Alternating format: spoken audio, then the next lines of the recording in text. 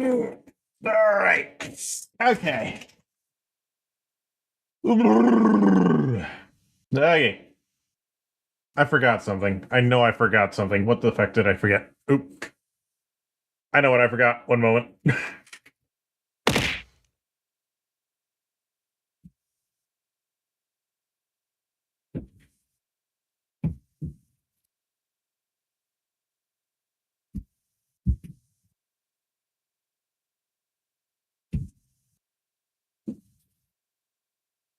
I really need to make like a checklist or something. Holy shit.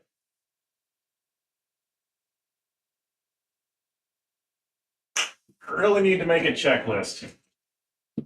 Then I'll forget the checklist because, of course, I will.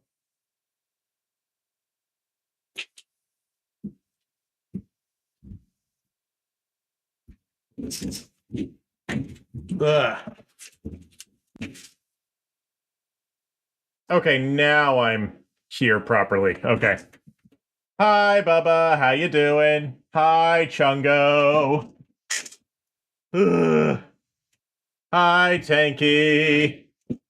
So, my plan for today is I'm going to play some more Mario Kart World. All right, Bubba. Enjoy your Dark Souls 2 stream. Yes, of course, the daily yeet. It must be done. So my plan for today is I'm going to play some more Mario Kart World. Just initially, I'll just do some more, a little bit more single player just to warm up. Like I'll do a couple cups. Then I will. Then I'll try the free play mode actually for a bit because I haven't done that yet. And then after that, I think I'll open up a online lobby and do some net play. Because you know, that's fun. I like playing with friends. I like playing video games with friends. So yeah, I will definitely be doing. So that's the plan for tonight. That's the plan for tonight. That said, that's only a plan. It's entirely possible it will deviate from that plan, but that's the plan for right now. Yes. Shit.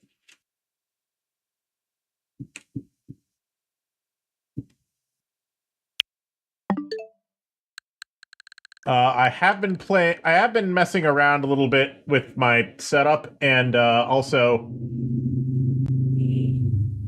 I have been messing around with my setup a bit, and also just playing offline a bit for the last few days. White mode? I like Tanky, I like light mode. Fight me. I like light mode. Oh, also, something funny happened. Something funny. Ow! Damn it. Also, something funny happened, actually, the other day while I was messing around with my settings. I have no idea what I did. I have no idea what happened, but you did say... that's true, I did say fight me. Okay. A true tragedy to let... Okay, I have no idea what I did differently. I have absolutely no idea what I did differently, but... when I moved some wires around, the option for 1440p suddenly appeared after I moved some wires around. I have no idea what I did differently. I have absolutely no idea what I did differently. As far as I know, everything's plugged in exactly the same way it was. But suddenly this option started working. Suddenly this option became available. So I'm using it now. I don't know why that option suddenly became available. I did not change anything. I just moved some wires around. So the thing about that, Tanky, is that HDMI cords don't actually tell the devices that are plugged into them what their bandwidth is. HDMI cords have no mechanism for telling the devices what their bandwidth is. That's not part of the HDMI spec. It's just it's just a copper wire.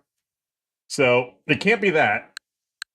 That said, at this point, I am kind of scared to touch anything because I am nervous that I will anger the gods and it will go back to what it was doing before.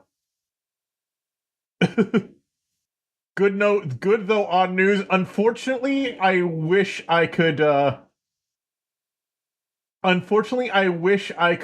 tell you what was happening, but I don't know.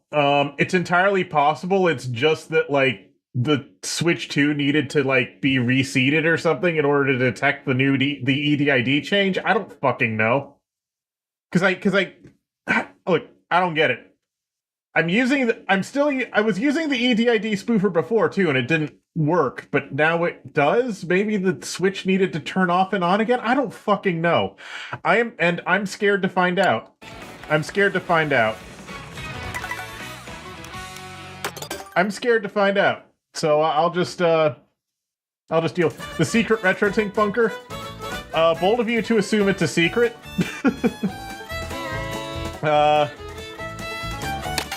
Like, I think everyone just kind of knows that there is I think everyone just kind of knows at this point that there's, like... Okay, maybe not knows, but suspects that there is a secret, club where, we share... Where theoretically, we plan things in secret, but in actuality we just shitposted each other.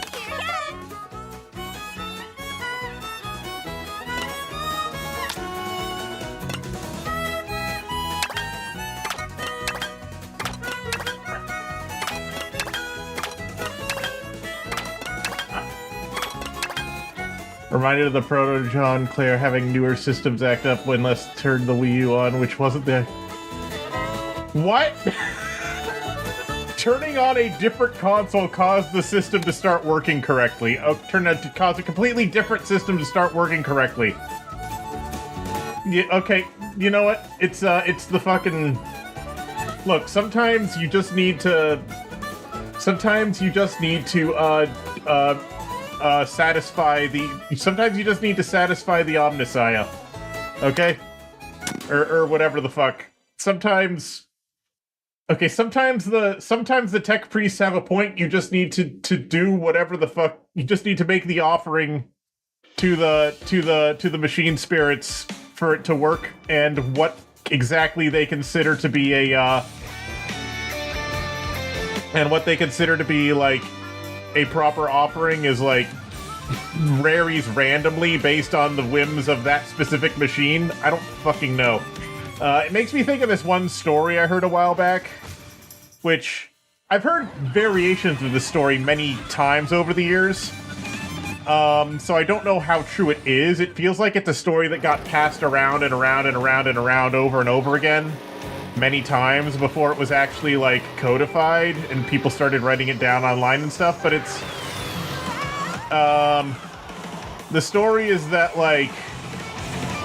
It's basically that some guys, as a joke, like, sacrificed a live chicken to, one of the guns on their ship or something.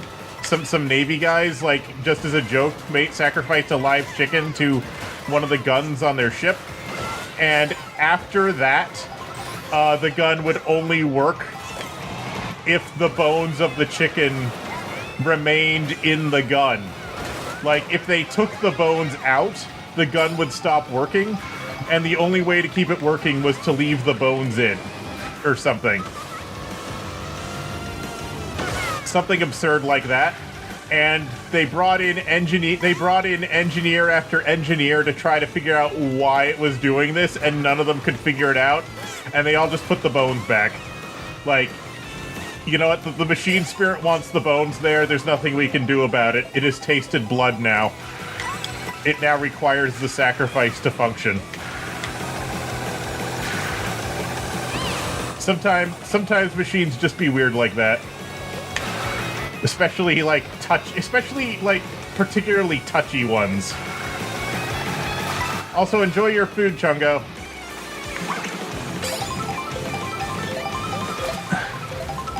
Alright, enjoy making dinner, Tanky.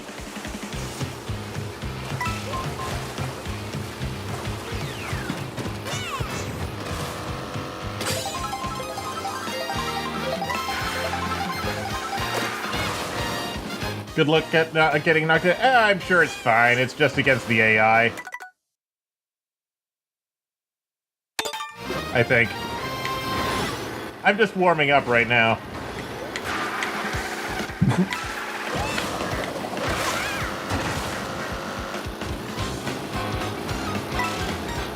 I gotta say, though, I do really like this game.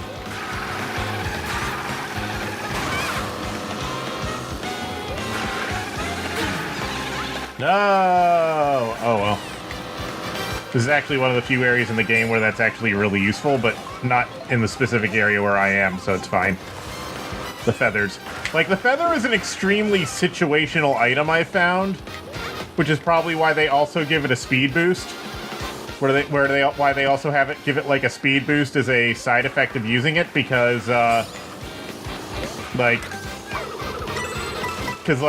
by itself, just being able to jump is extremely situational, and there's huge chunks of this game where that doesn't really do anything useful at all. So that's probably why it also just gives you a little boost. Oh no.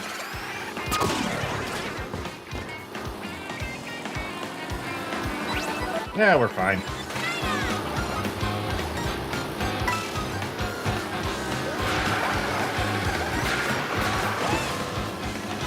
No, I gotta wonder, like, these guys who are, like, just standing on the back of their cars and, like, throwing shit.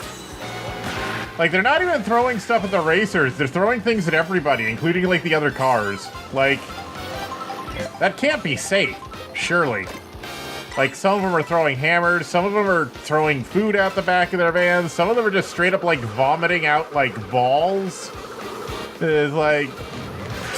I kind of wonder what the Highway Safety Authority in the Mushroom Kingdom looks like, that they're allowed to just do this.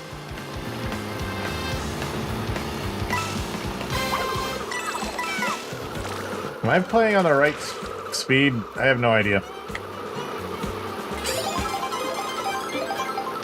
I forget if I remembered to set this to 100cc. I don't know.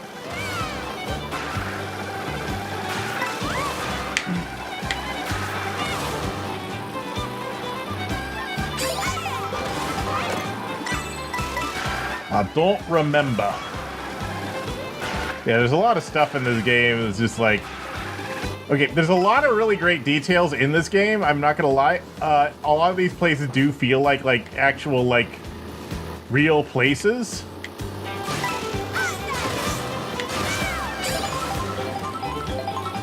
They did a really good job with that. just good attention to detail to just fill the areas with things that you'd actually like, things that you'd expect to actually be there in order to make them like actually like feel like coherent places, as opposed to just like themed areas. You know, when it comes to making a race course, well, when it comes to making a video game in general,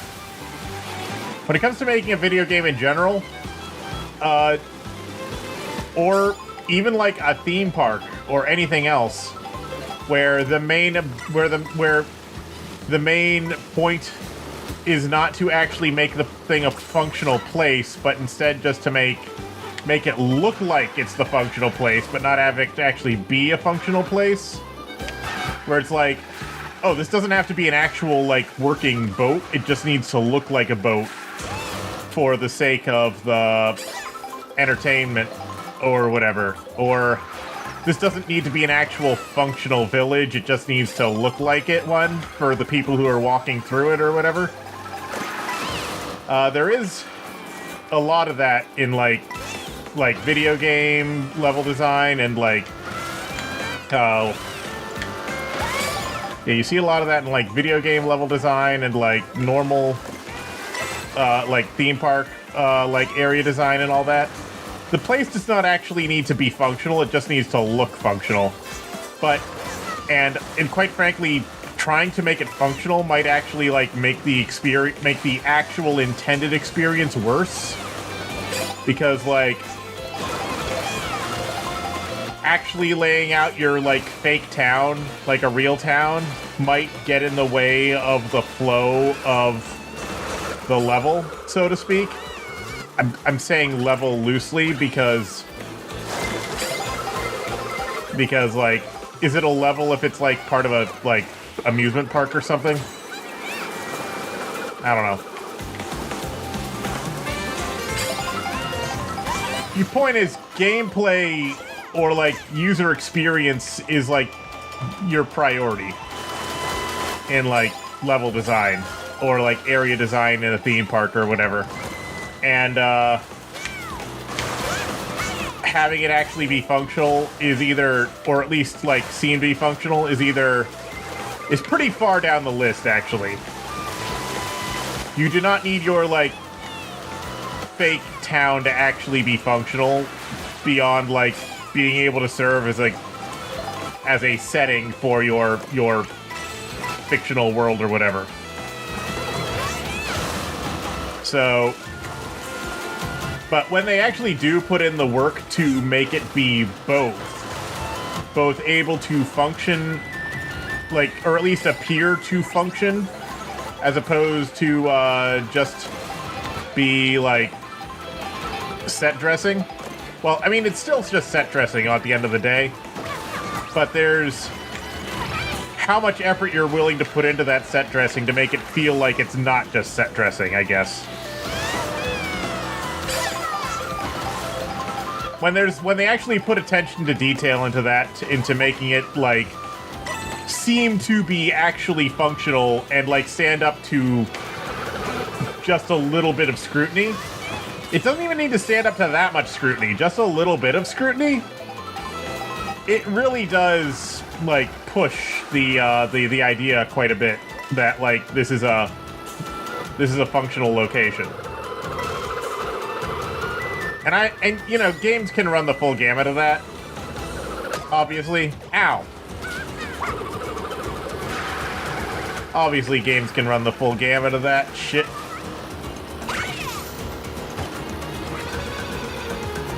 No.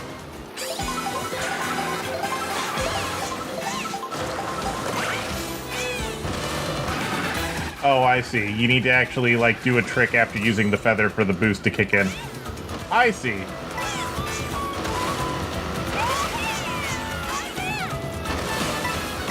I see.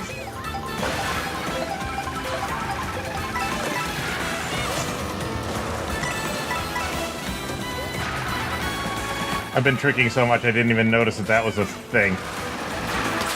Alright. Yeah, like, some of these areas definitely have more effort put into them than others in terms of, like, making them feel real in this game. Like, they do a pretty good job in the city, but a lot of these other places are, like, will not stand up to scrutiny at all. Obviously. So, you know, they put some work in. They didn't put... But they don't have to actually put in that much work. You just have to put in enough work, I guess. So they did do enough, I guess. They did put in enough, I suppose.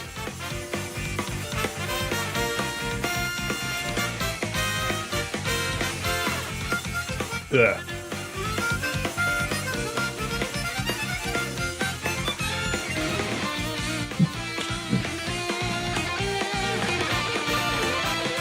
Yeah, they put in more work than most do. Like, some games really go over the top with it. Like, what was it? GoldenEye, actually, like, GoldenEye on the N64, they actually kind of overdid it, where they actually designed the buildings as functional buildings first, and then figured out the level objectives later. And that actually can be to the game's detriment, because you end up with a bunch of, like, completely unused space in the level that doesn't fucking do anything. You know what I mean? So it's like, you can't over-focus on making it functional. The gameplay still needs to take priority. Well, gameplay, quote-unquote, because this also applies to things that are not video games, like amusement parks, or like walking simulators, which may or may not count as video games. I don't know. Like if I were to go to Canopy, they have an area that's called that's modeled off of an older New England port town, where they have like all their water themed stuff. It's like modeled after like colonial Boston or whatever. And it's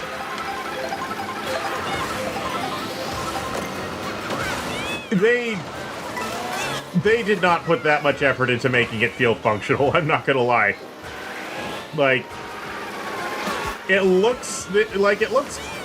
kind of like buildings at first glance, until you realize that they are tiny, and most of them are fucking empty, or just like, I mean, they're just like a step above billboards, basically.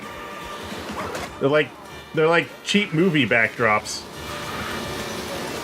I guess.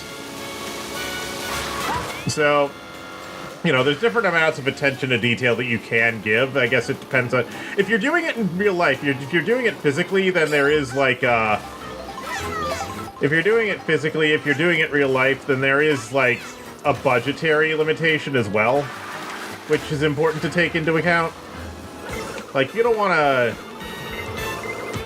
to be wasting a ton of money on like building like set dressing that isn't actually functional if you're doing this IRL, obviously.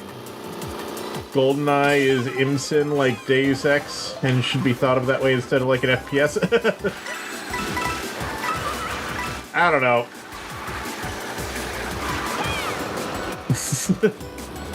I don't know. Honestly, I didn't like GoldenEye that much. Is that bad? I didn't really like GoldenEye that much. Like, it's a classic first-person shooter, but it kinda sucks. Like, by modern standards, it kinda sucks.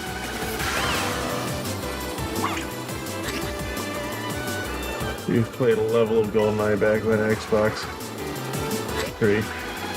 Okay. Yeah. I don't know. I never really liked first-person shooter games anyway. They were just never my vibe. And then GoldenEye is, like, not even one of the great ones, in my opinion. Like, I'm sure it was revolutionary for its time and everything, but I wasn't interested in first-person shooters when it came out, and and by modern first-person shooter standards, it's very clunky. And actually, even at the time, people complained that it was clunky, apparently.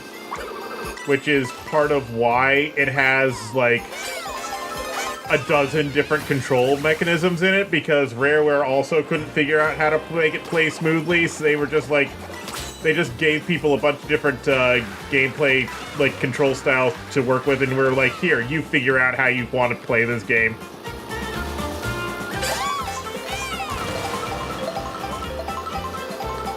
Which, yeah, fair enough. They were trying to figure stuff out. You do enjoy Turok? I don't think I've played Turok either. Like I said, I'm not a first-person shooter guy.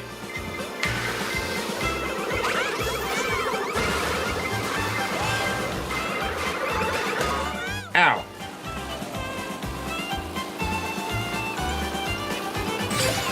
Like, I don't hate first-person shooters as a concept, but most of them just do not appeal to me, like, at all.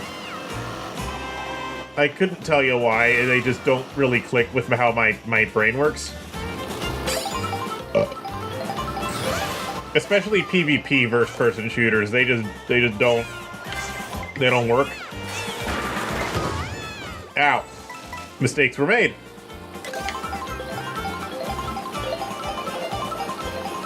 I killed that poor Bob-omb driver. He was just going down the road, just minding his own business, and I ran into him and he died horribly. Oh no.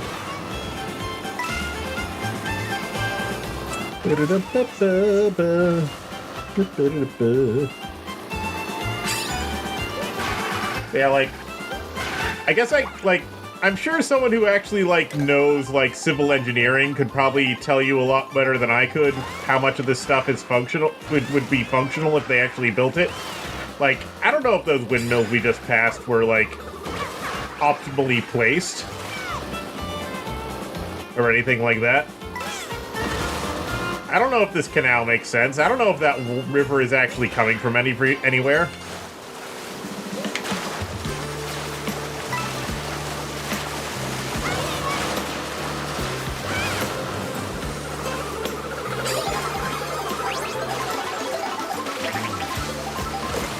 I don't know if this city layout makes any fucking sense. But, you know, they do a good enough job to, like, give you the illusion, I guess. Unless you, like, specifically go out of your way to try and... Unless you, like, specifically go out of your way to, like, follow routes and so on, I guess. Be like, hey, where does this road go? And then you find out the road goes in circles or leads nowhere or something.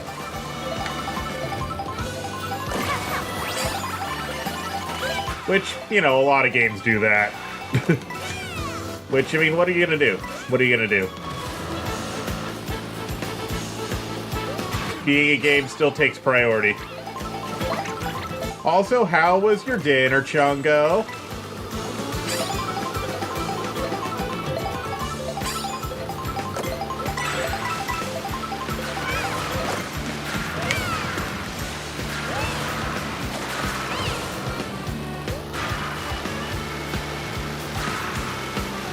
There are definitely places here where I feel like that should have a lighthouse. But, I don't know, I'm not an expert on lighthouses. Or, like, optimal placement of lighthouses.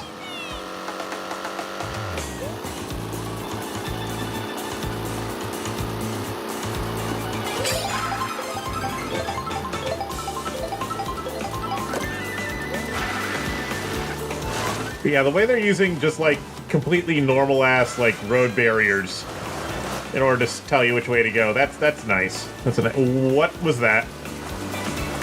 The fuck is that that's just, like, loading in the background? Why are there clouds just loading in the background? I guess it's the dynamic weather system.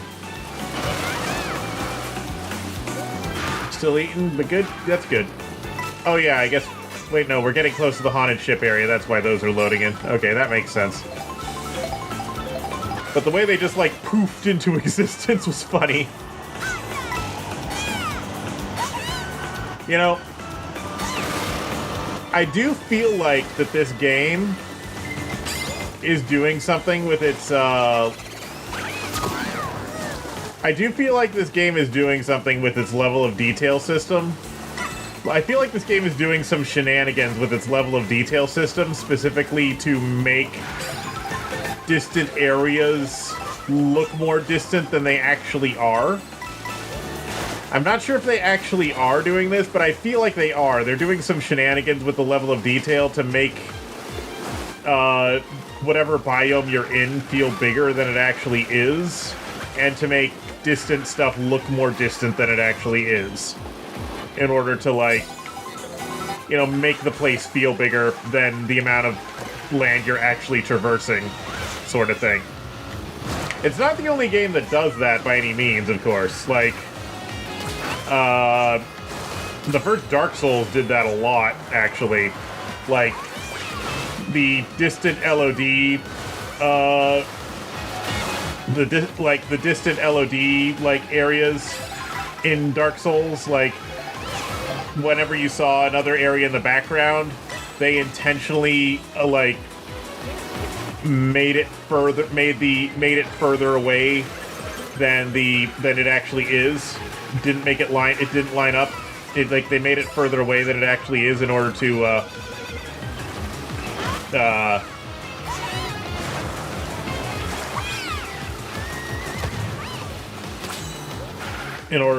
make the area feel bigger, make it feel like you'd traveled further than you actually had. And actually, Wind Waker did shenanigans like that, actually. They were simpler shenanigans because Wind Waker didn't actually need that much. But the thing about Legend of Zelda Wind Waker is the Great Sea in Wind Waker isn't actually all that big. So what they actually do, because the Great Sea isn't actually that big because they didn't want to make it that tedious to... It's already tedious enough to cross the Great Sea in Wind Waker. They didn't want to make it more tedious. And also they wanted to make sure you couldn't, like, miss things. So what they do is in Wind Waker's Great Sea, the sea is divided up into tiles, and each tile has one island in it. Has one, like, major island or feature or whatever in it. And, each tile is actually pretty small. And the islands and major features and things in those tiles actually take up most of the tile, spatially speaking. But they give it the illusion that the sea is actually a lot bigger than it is, and that the islands are a lot further apart than they really are by just messing around with the LODs, so that when something is far away, it looks smaller. Yeah, it's still large, but it's not to scale, but it is nowhere near to the scale that it looks like it is. They do a lot of shenanigans in the LOD system to make things look like they're further away than they actually are. But then once you actually get close to them, they go back to their actual, like, normal size. So it's like, when they're far away, they look further away, but then when you actually get close to them, they actually, like, the scale goes back to normal. They do that, yeah. I feel like this game is doing something similar, but on a much more subtle level with its LODs, just to make the biomes look bigger and the mountains look bigger and everything look bigger and further away than it actually is. Because the amount of distance you're actually traveling is not actually all that big in this game, is actually not all that high in this game. But it looks like it's far, but things look like they're far away, but they're really not.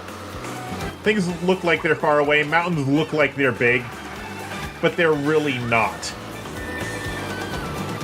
Because actually making your carts move, because if they... I don't know exactly what they're doing, but I can tell that they're doing it just by the way things are, like... I can tell that they're fudging the scale somehow, just from the way things are moving.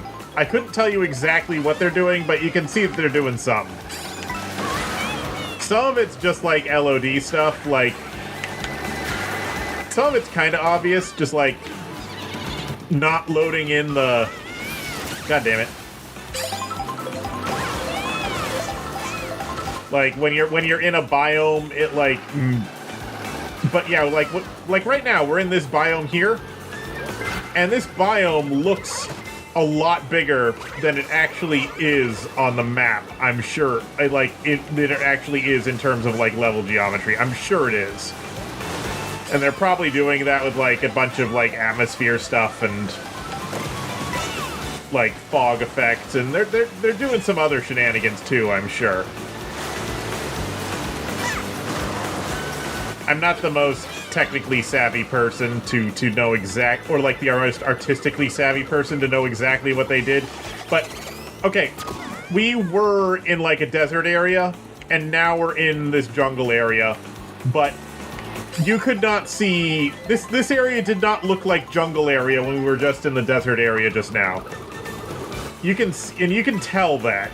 Like, you can visibly see that when we transition between different biomes, it's doing some shenanigans in order to make it look like the biome stretches out a lot further than it actually does. And I don't dislike that at all. That's a good thing to be doing. It gives it the makes things like feel bigger and look bigger and all that stuff. But you can tell they're doing it just from... I don't know exactly how they're doing it, but you can tell they're doing it. And it's cool. I like that. And a lot of games actually do something similar. They have different ways they're doing it, but, you know.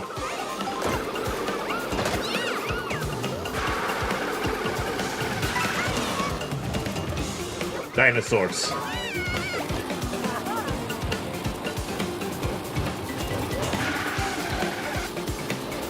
Dinosaurs.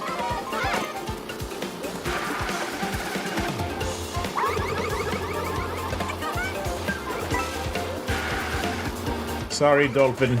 Sorry, Yoshi. Not sorry, actually. That Yoshi had a top hat. That was neat.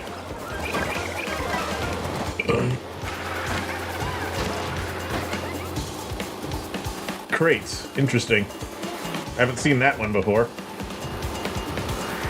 Haven't seen that car before.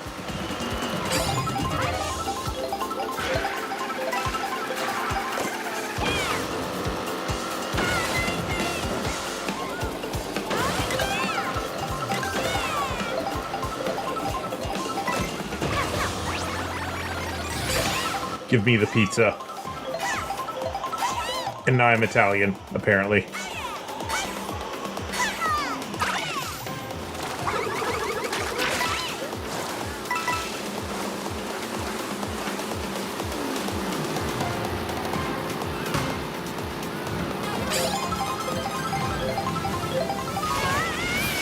Ow.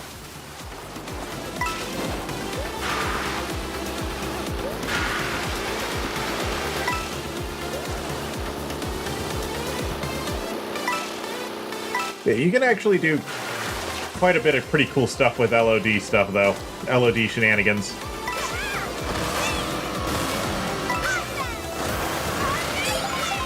Because, like...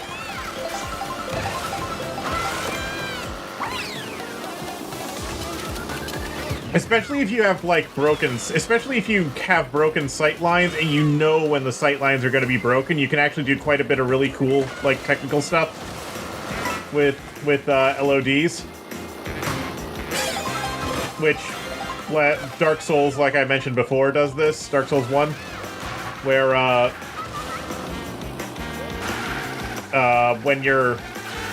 whenever you, like, break line of sight with another area of the map, and then you can see it from another area, they will mess around with the LODs so that, in order to make that area look further away than it actually was, in order to just make the game feel like it takes place in a larger area. Because Dark Souls 1's map is actually very small and compact and curled in on itself. But it doesn't feel like it is. It just is. So in order to make it feel larger than it is, they do shenanigans like that, where whenever they break the sight lines, and whenever a sight line with an area is broken, they will change the model of it in order to make it look further away or closer, or whatever effect, or bigger, or whatever effect they want, in order to make things look different depending on which angle you're looking at them from.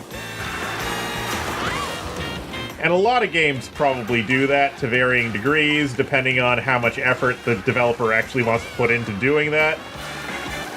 Because I'm sure a lot of developers just do not have the time and energy to be doing that sort of shenaniganery. Like, that's a level of, like, artistic intent that I'm sure a lot of developers just do not have the time and resources to really focus on. Especially if they just do not have time in general.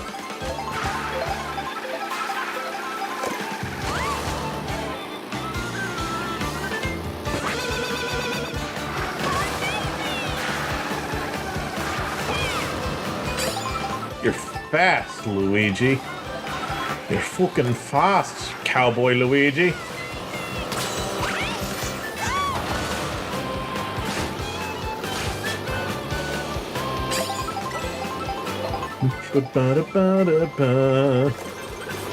This almost sounds like the dinosaur, or something. I have no idea what this song is actually supposed to be, but I know what it sounds like in my heart.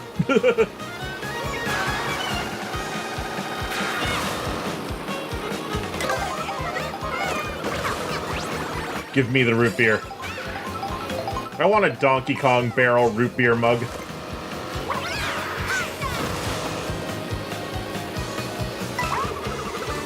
No!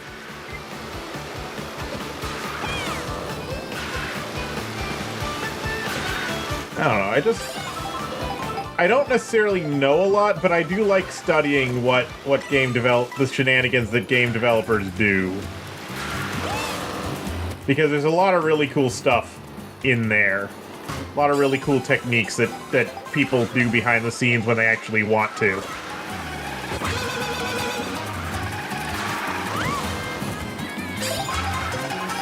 Or when they have time to do it and really focus on the presentation. When they're not, like, so time crunched that they don't even have the resources to think about that. Luigi, you fuck.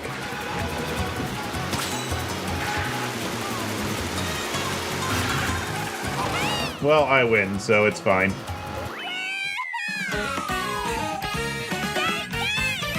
I don't think I got any stars for that, but I won. I did very poorly on the intermediate checkpoints.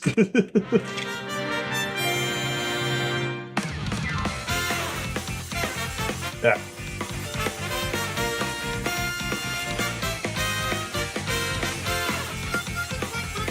Do I have Dolphin? I don't know if I have Dolphin unlocked.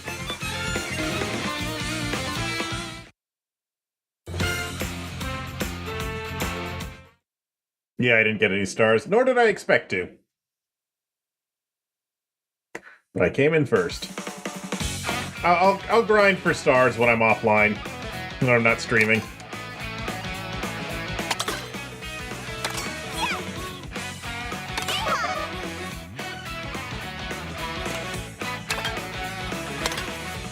Yeah, I'll grind for stars when I'm not streaming. If you're not a dolphin riding a dolphin, are you even karting? That's a good question, Tenky. How's your food going? Making a nice dinner? Making a delicious dinner of Tenky proportions?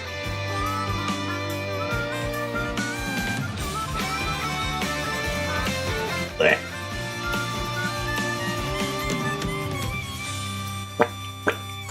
Just finished putting your hod pod together. Okay, cool beans. When it's sitting thicken. Yeah. Yeah, a lot of stuff needs time to thicken to eat.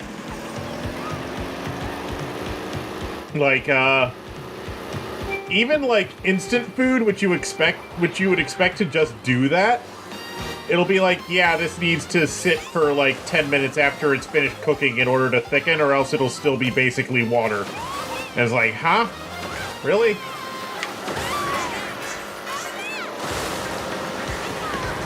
It's like, why does this microwave, like a lot of, like, even like crappy, like, microwave TV dinners will be like, yeah, no, this needs to sit for 10 minutes. Not because it needs to cool down, it does need to cool down, but the actual reason it needs to set for 10 minutes after cooking is because it will still be extremely watery for the next 10 minutes for reasons. And it's like, I mean, okay, weird, but you're the boss. Although also I find they often underestimate how much time it actually takes to do that, in my experience. Ugh, whatever. Stroganoff, pasta, and mushroom sauce plus sausage. Brown, given Italian spices is glitchy. Yeah. Oh, that sounds good. That sounds good, Tanky. That sounds good. What if I can hit this, this boost right here? Nope. Maybe I can, but I just didn't, like, aggressively twist enough. I don't know. That sounds good, apart from the mushrooms, because, I can't stand mushrooms, but other than that, that sounds good. I don't know why, but mushrooms just taste like void to me. I don't know why mushrooms taste like void to me, but they just do. They taste like an absence of flavor. Like an aggressive absence of flavor, and I have no fucking idea why. I don't think that's normal.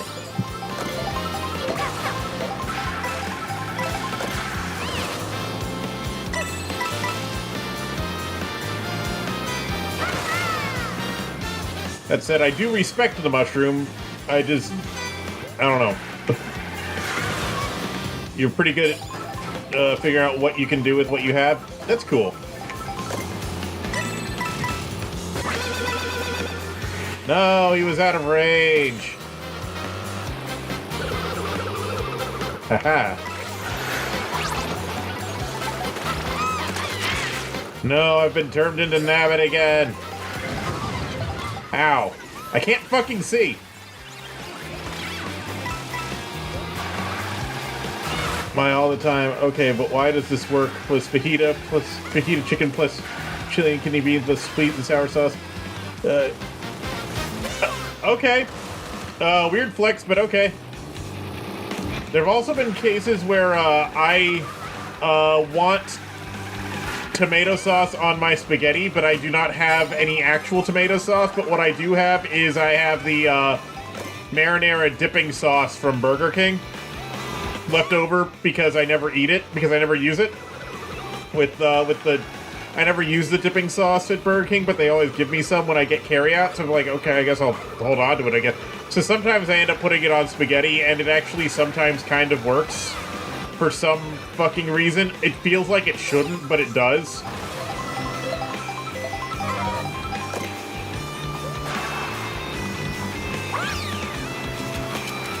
That didn't go well.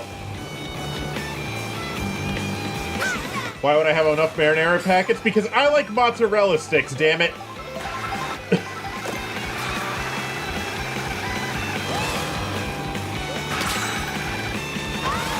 Is that a crime?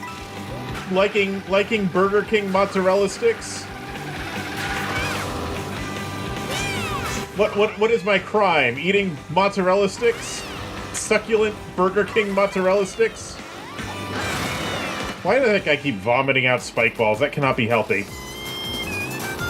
Okay, apparently enjoying Burger King mozzarella sticks is a crime. Good to know. I'm gonna keep doing it anyway.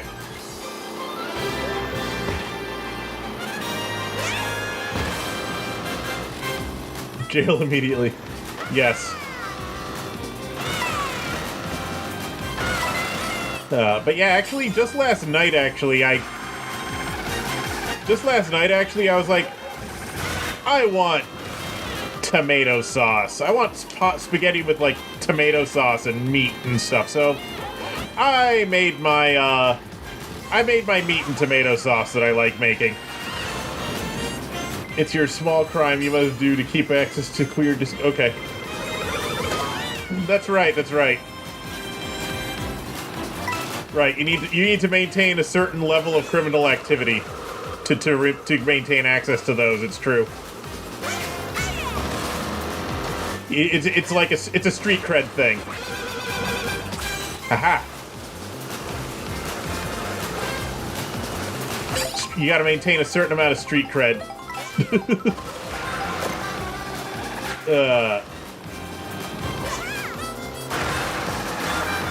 Yeah.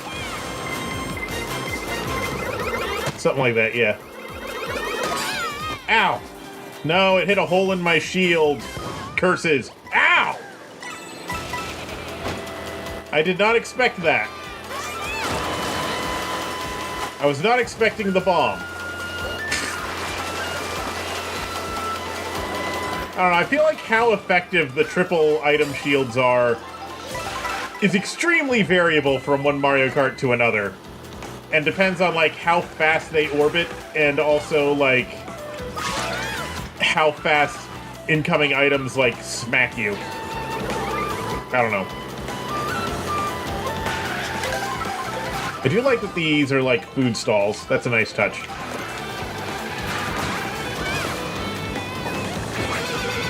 Oh yeah, one thing I have noticed in playing this game that I think is pretty cool. One thing I have noticed while playing this game that I think is pretty cool is that they have a cooldown on like item hits in order to prevent you from getting like aggressively Mario Karted. So like if you get hit by an item, you get actual invincibility frames for actually a pretty decent amount of time. So if someone just starts spamming items at you, only the first one hurts. The rest of them don't. For a while, anyway.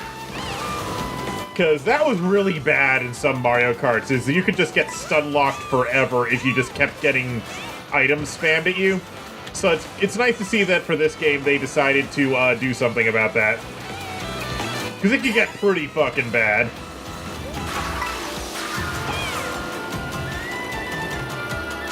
Everyone, I'm sure, is aware of that one specific Mario Karting video where someone goes from first place to last place because they just get repeatedly spammed with everything while they're in the Donkey Kong level from the GameCube. I don't even know if it was the game. I think it was Mario Kart Wii.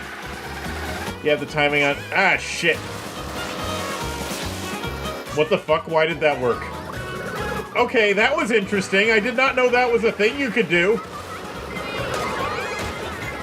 You had the timing of shell recounted to it art in 8. Triple red shell before you change it. Okay. They aren't moving for. Oh dear. Tanky is evil confirmed. Got it.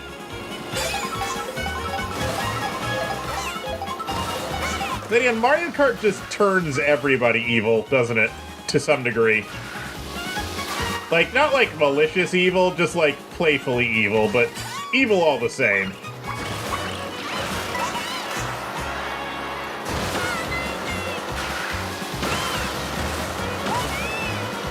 No! I need to do that again. Friend too fast, had to know how to shut him down. Fair enough. People got really good at Mario Kart sometimes. To the point where sometimes you couldn't even tell if someone was cheating or if they were just a lot better than you in some of the Mario Karts.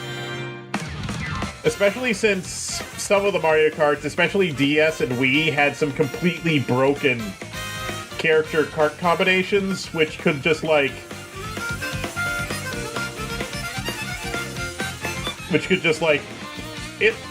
It could be really, on DS especially, it could be really hard to tell if someone was actually cheating or if they were just really fucking good. That last part of the snowmail level lets you see a lot? Okay. I'm gonna try it again. Gonna try it again.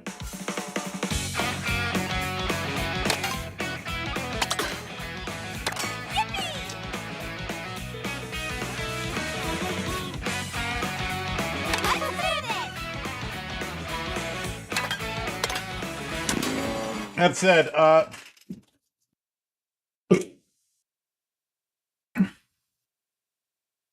I mean, DS is probably still my favorite Mario Kart in terms of, like, kart handling, though. I always use the fucking vacuum cleaner cart in DS because it's like, yeah, a lot of its stats are bad, but it has really good speed and acceleration, and that's what I care about. It's like the old meme of playing Pokemon and... It's like the old meme of playing Pokemon, and it's just like, this is an offensive move only household. We don't use stat changing moves here unless the stat is reducing your opponent's HP to 0. Like, that was me in terms of that was like me on Mario Kart DS. And it's like, no, the only stats that matter are speed and acceleration. As long as those two numbers are high, nothing else matters.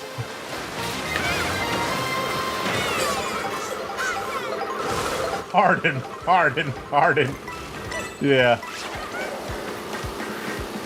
That said, I was not very good at Mario Kart DS. Partly because I was completely ignorant as to things like hidden stats and other things that just, like, produce completely broken, like, combinations. Like, apparently putting, like, a lightweight character in certain carts would allow them to just, like, speed around the course so fucking fast that you couldn't even tell what they did. Like, that the game couldn't even keep track of them. Friends saw you streaming Champions and were appalled at your lack of strat besides hit hard, then hit him again, but also that it worked until higher tiers. Yeah. I don't know, it's like playing Yu-Gi-Oh! And it's also kind of like playing Yu-Gi-Oh! And just going for monsters with high attack stats and defense stats, rather than the way you're actually supposed to play Yu-Gi-Oh!, which is to have a lot of really fucking weird effect monsters that do weird shit to each other and to your opponent, rather than just straight dealing damage.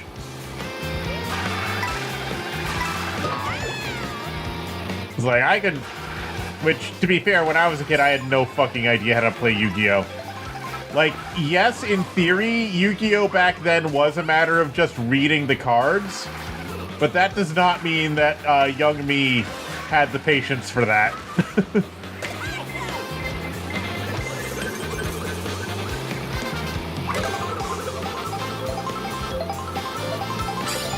And yeah, just spamming... just spamming high attack stats does actually work sometimes.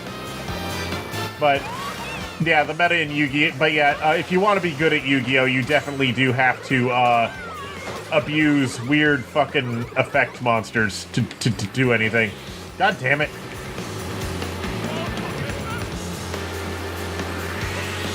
And that's like the high tiers at least. They even had multiple episodes of the Yu-Gi-Oh! Anime that were even...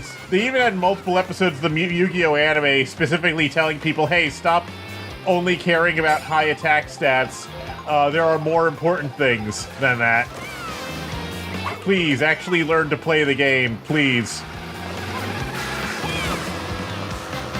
Please stop thinking Blue Eyes White Dragon is a good card. It's really not. Effect monsters are way more efficient in terms of, like, beating the shit out of people, as long as you know how to use them. I hope my opponent only knows Harden. Yeah. The Pokemon anime also had an episode about that, actually, didn't it? Because, yeah,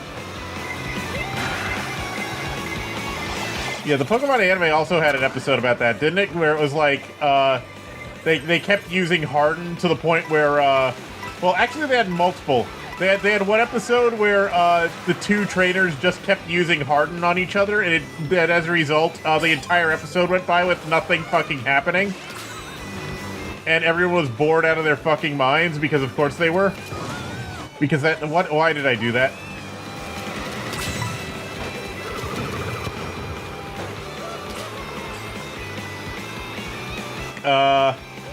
But also there was another one where Harden actually saved the day because it protected the fucking Metapod from being, like, crunched in half. What else was I talking about?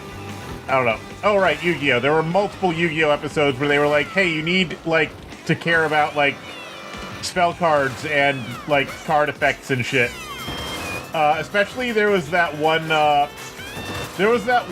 arc of Yu-Gi-Oh! GX where, there was that one bit in Yu-Gi-Oh! GX where one of the rival characters, the one who is an asshole who dresses in all black, the one who's, like, supposedly, like, he was supposed to be, like, the new Kaiba character because he's, like, rich and only respects strength and shit.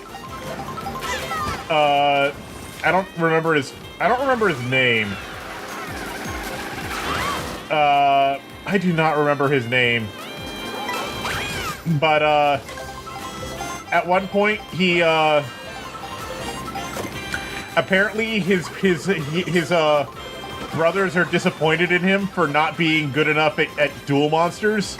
So, they say that unless he can win a duel using only low-rank, monsters, they will disinherit him from the family fortune. So he's like, how the fuck am I supposed to make a valid deck out of low-tier monsters? So then he gets, for some reason gets thrown into a pit in the ground. He gets thrown into a weird pit in the ground, which is full of, all of the low-tier monster cards that everyone had ever thrown away for being low-tier shit. But it turns out all of them actually have weird fucked up effects. And, he communes with the spirits of the cards. He communes with the spirits of the cards, and, they help him build a really powerful deck out of completely, like, cards that are, like, 3 stars or lower. And, just completely broken-ass effect monsters. And, he is able to use this to defeat his brothers in a duel, which gives him access to the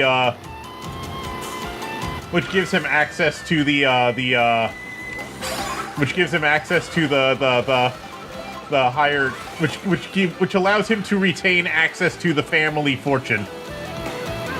I don't know, Yu-Gi-Oh! GX was fucking weird. Yu-Gi-Oh! GX was fucking weird. There was also the whole story arc where, the school gets invaded by, like, an evil spirit that starts possessing people and turning them into Southern Baptists.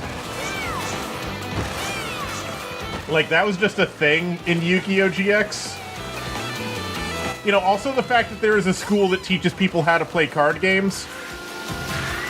And also that the low-rank house, for some reason, because they're divided into houses based on, like, for some reason in Yu-Gi-Oh! GX, lore-wise, the characters are divided into houses based on their skill level. And, like, so you have the high-rank house, which is blue, and the medium-rank house, which is yellow, and the low-rank house, which is red. And for some reason, the low-rank house, the red house, only has, like, maybe a dozen people in it out of, like, the thousands of students. And also for some reason, all of the best duelists are in the red house, even though the red house is specifically reserved for people who are bad at card games. Because Yu-Gi-Oh logic, where the main character must be the underdog, even though they are also the most skilled duelist there. So what they do is they put all of the protagonists and all of the main characters are put in the red house for people who can't duel, even though they are the best duelists in the school. Because anime logic and underdog logic. How did I get fourth again? Let's try that again.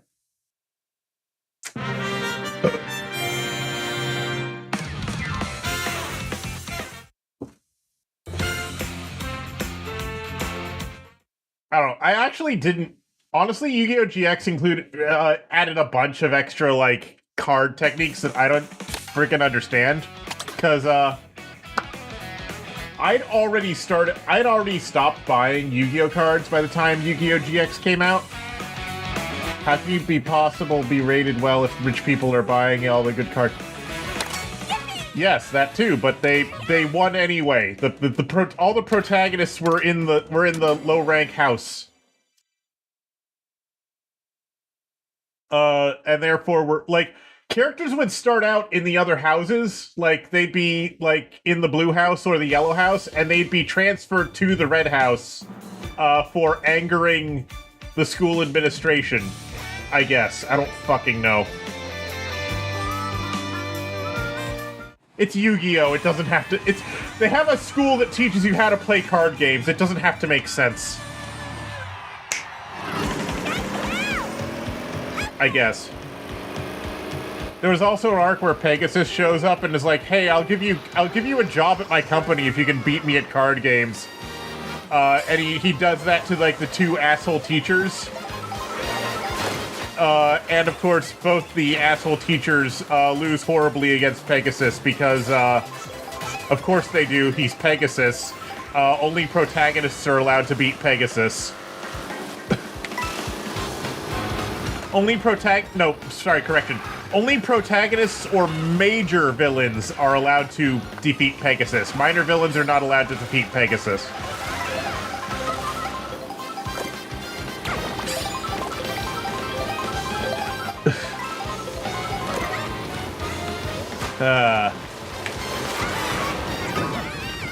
Which is actually doubly funny because when you think it, because actually I'm pretty sure Pegasus is fucking dead in the manga.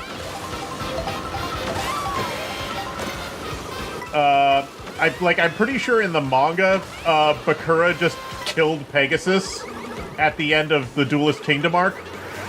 But then in the anime, they keep him alive. Sort of. They sort of keep him alive. He doesn't actually show up again for the rest of the anime, but they imply that he's alive. And then in GX, he's just completely okay apart from missing an eye.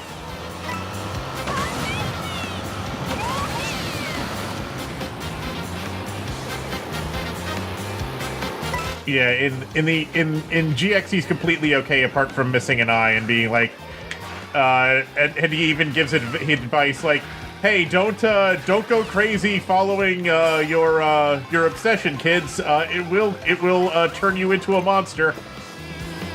And it's true.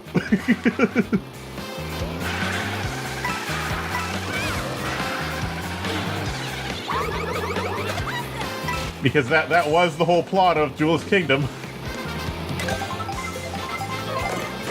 Actually, Duelist Kingdom is just funny in general when you look at the differences between the manga and the anime versions of the story arc. One big difference between the manga and anime versions of Duelist Kingdom, actually, is what exactly happened to Yugi's grandpa. Because in the manga version of Duelist Kingdom... Well, in the anime version of Duelist Kingdom, the version that everyone knows... I'm a monster right now with how far into retro scaling I've gotten. Yeah. Well, yeah, that's happened to me too, Chungo. There's nothing that can be done about that. But you haven't actually, like, hurt anybody over it as far as I'm aware, so you're fine.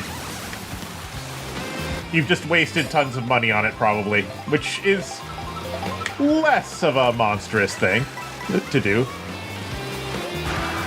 what was I saying? Oh yeah, in the manga version of Duelist Kingdom, 6 scalars and you're looking at another, oh no. So in the anime version of Duelist Kingdom, the version that everyone's familiar with, Pegasus just takes Yugi's grandpa's soul and he keeps him captive in the... He keeps him captive in a card in his castle type shit. In the manga version of Duelist Kingdom, however, Yugi's grandpa's soul is trapped in the mini VHS tape that they had actually gotten in the mail from Pegasus. And as such, Yugi is able to talk to him throughout the entire story arc because they just bring a little camcorder with them that takes mini VHS tapes. And whenever they put that tape in the camcorder, they're able to just freely talk to Yugi's grandpa. So him actually being an active part of the story, him actually being an active part of a narrative rather than the damsel in distress character throughout Duelist Kingdom is actually a pretty significant difference between the manga and the anime, story-wise. Ugh. The anime, that said, I'm not sure which version of the story I honestly prefer between the manga and the anime version of Duel Monsters. The anime and the manga version of Yu-Gi-Oh! They are very different from each other. They are very different from each other in a lot of ways. In many ways, the anime is much better fleshed out, especially in things like the card game rules are a lot better fleshed out. Well, okay, they're not better fleshed out at first, but by the time you get to, because, okay, both of them are fucking bullshit in Duelist Kingdom. They're bullshit in different ways, but the rules are still bullshit in both of them. But by the time you get to the Battle City arc, the anime actually becomes a lot more coherent than the manga is. Partly because by the time Battle City arc starts in the anime, they had actually, started publishing the real-world card game, and therefore, they actually had rules, rather than the mangaka just making the rules up as he goes along. They still did make up the rules as they went along, but they at least had, a base to work off of. You know what I mean? Wow, I did not know I had this much to say about fucking Yu-Gi-Oh! Of all things. I did not realize I had opinions on Yu-Gi-Oh! A show which, I have not watched in years, and which I collected the cards of for an even shorter amount of time, because, okay, my Yu-Gi-Oh! Cards are... I have not collected Yu-Gi-Oh! Cards in so long. My Yu-Gi-Oh! Cards are so old that they had not yet changed the name, they had not yet changed Magic Card to Spell Card. All of my Spell cards are still called Magic Cards, rather than Spell Cards. That's how old my deck is. That's how old all my cards are. Card games save the world, they're important? Yes, I guess. The anime did do a bunch of weird stuff in its filler arcs as well, though, because, a lot of the filler arcs in the Yu-Gi-Oh! Duel Monsters anime ended up being fleshed out further in, the sequel animes, like GX and stuff. So, in the original manga, Duel Monsters specifically originates from ancient Egypt. It is Egyptian magic that they're using. Ooh. I hope you have fun with that, then. You've not watched a Yu-Gi-Oh! Episode, so it's been a long time? Yeah. But yeah, then the anime adds a bunch of filler arcs involving, Yugi... No, there is not a filler arc where Yugi learns to drive, unfortunately. But the anime adds a filler arc where where fucking Atlantean monsters show up, and then another filler arc where some French dude tries to bankrupt Kaiba for some reason. I don't know, the filler arcs in Duel Monsters got really fucking confusing, not gonna lie. They weren't very good. They were mostly they had a few cool moments, like they had a few cool ideas in them, but for the most part they were just confusing and bad. And annoying. Although, oh yeah, there was also the one where there were also multiple arcs where characters get digitized. No, you fuck! Waluigi, why? Waluigi, you asshole! Yeah, there were multiple arcs where the characters get trapped in virtual worlds for some reason as well. I don't know why that was a thing. I can only assume that The Matrix had come out recently, and everyone was all hyped about virtual world being trapped in a virtual world. So every series ever wanted to do that. Hi, voice in the crowd. How you doing? I'm just warming up with some single player right now, and after I do a bit more of that, I'm probably going to switch to online. I'm probably going to open I will open an online lobby for screwing around. Ugh. I am going to try online later today. I can't tell you exactly when it'll start, but it will start soonish. I'll probably do a little bit more single player first. That said, I have to BRB real quick. I'm gonna BRB for just a minute.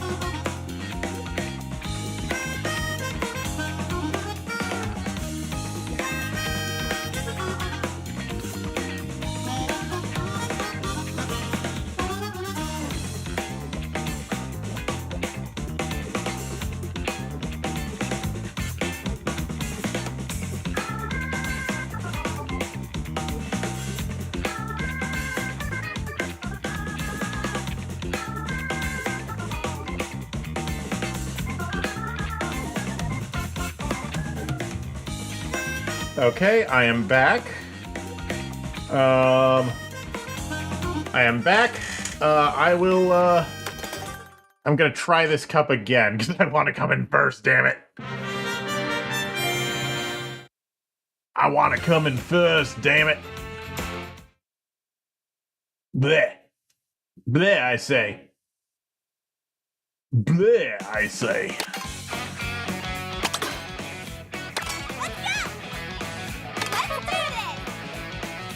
Actually, I completely forget if I have a Switch Online account. I think I do. If I have a Switch 1 online account, does that transfer over to the Switch 2? I don't even know. Because if I pay for online on Switch 1, does that automatically transfer over to Switch 2? I don't even fucking know. It's all tied to one Nintendo account? Okay. I think I have an active subscription. I don't remember. I think I do because I'm allowed to play, like, the SNES Classics and shit. I only have, like, the base one. I don't have the... It is the same account, though. I only have the base one. I don't have the fancy one that includes N64 games. Because, it just did not make economic sense to me when I saw the pricing on that. Because at the time, all you got for, like, Because, like, it didn't make any sense, because they wanted, like, triple the price, and all you get is, like... What you get for paying triple the price doesn't make any fucking sense. Chungo, I just have a real N64. Chungo, I just have a real N64. I don't need the NSO version of the N64. I still have my real N64. It's right next to me.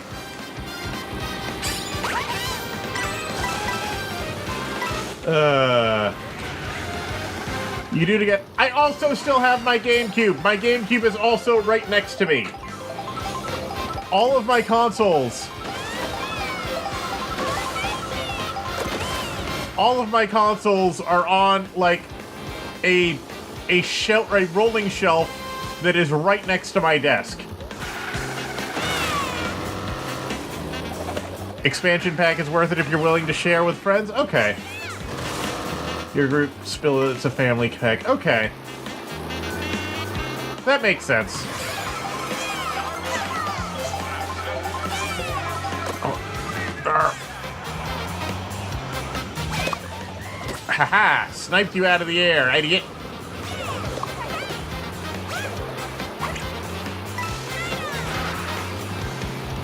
GBA would probably be the one to have actual interest. Yeah, I guess.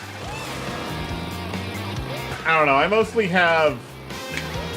I have a Game Boy player, but... I don't know, I don't actually have that many GBA games now that I think about it. Like, I have the Sonic Advance trilogy. I have Mario Kart Super Circuit. I have some absolute dog shit games that I bought through fucking the Scholastic Book Fair back in the day. Remember the Scholastic Book Fair? I have a bunch of GBA games I got through that I thought would be cool, but when I actually got them, they were dog shit. You know, normal stuff.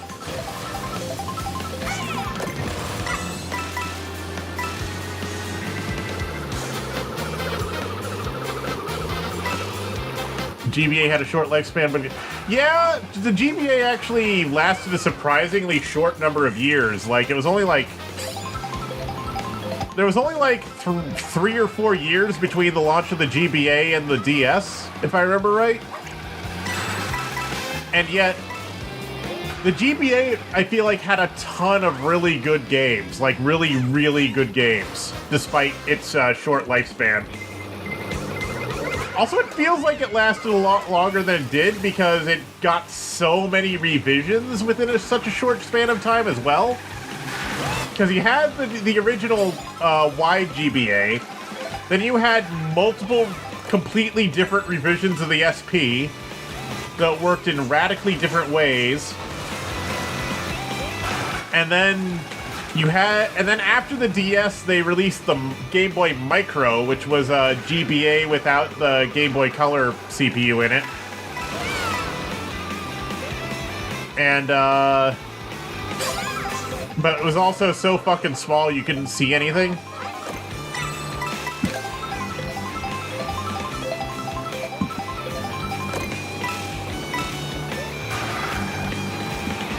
(2001 to 2005), yeah, that makes sense. Why did I jump over the item boxes? Item economy is everything in Mario Kart. GBA, SP, SP backlit, micro, yeah. Yeah, because the original GBA SP was the frontlit version, and then it was succeeded by the backlit version, yeah. Or something like that. Also, another funny thing about the GBA is that different revisions apparently had completely different, like, color response for their screens. Like, they had completely different, like, color primaries and gamma curves and stuff. And as a result, a game might look completely different. As a result, a game might have completely different color scheme depending on which version of the GBA you were playing it on. And some games even, like, to the point where some GBA games even had, like, different color palettes for different versions of the Game Boy Advance. Some of them had, like, an option in the menu to change the color palette, and others had, like, others would try to automatically detect which version of the Game Boy they were running on, I think, in order to automatically change their color palette. Because also the Game Boy Player also had a different color palette than any of the GBA revisions as well. Because, once again, different kind of screen. And then they look different again if you ran them on the DS, because the DS also had a different screen panel entirely than any of the GBAs.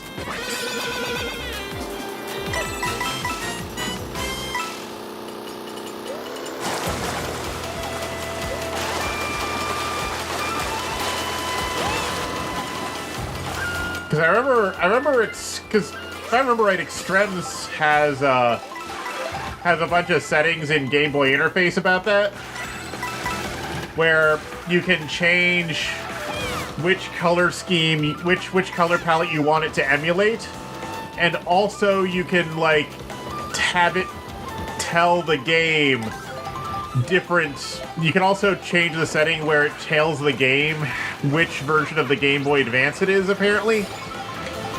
Something like that. I don't know, I don't use Game Boy Interface, but I remember reading something about that, where you can have it tell the Game Boy Advance different things about which hardware revision it's running on, and then you can also have it emulate different Game Boy Advance revision screens in order to give it a different color palette and stuff. And some games look better or worse depending on which one you have, which one you're doing. It's a whole thing.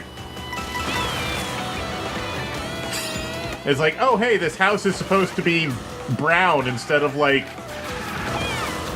a weird vomit green color. Who could have guessed?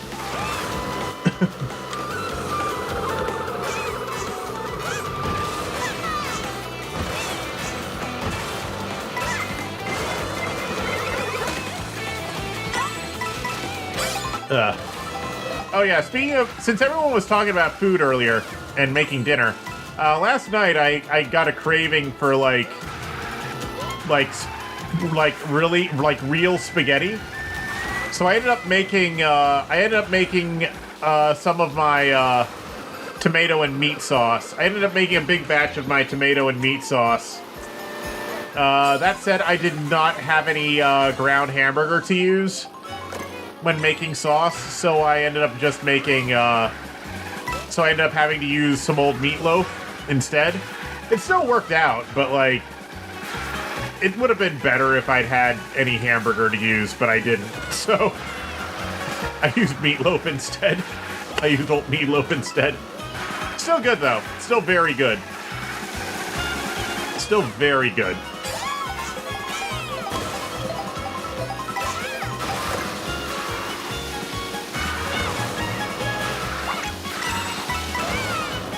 Ugh.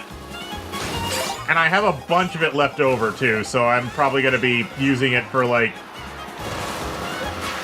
I'm going to have to make spaghetti again at some point, just so I can use the rest of it before it goes bad, actually. There we go. There we go. Whoop.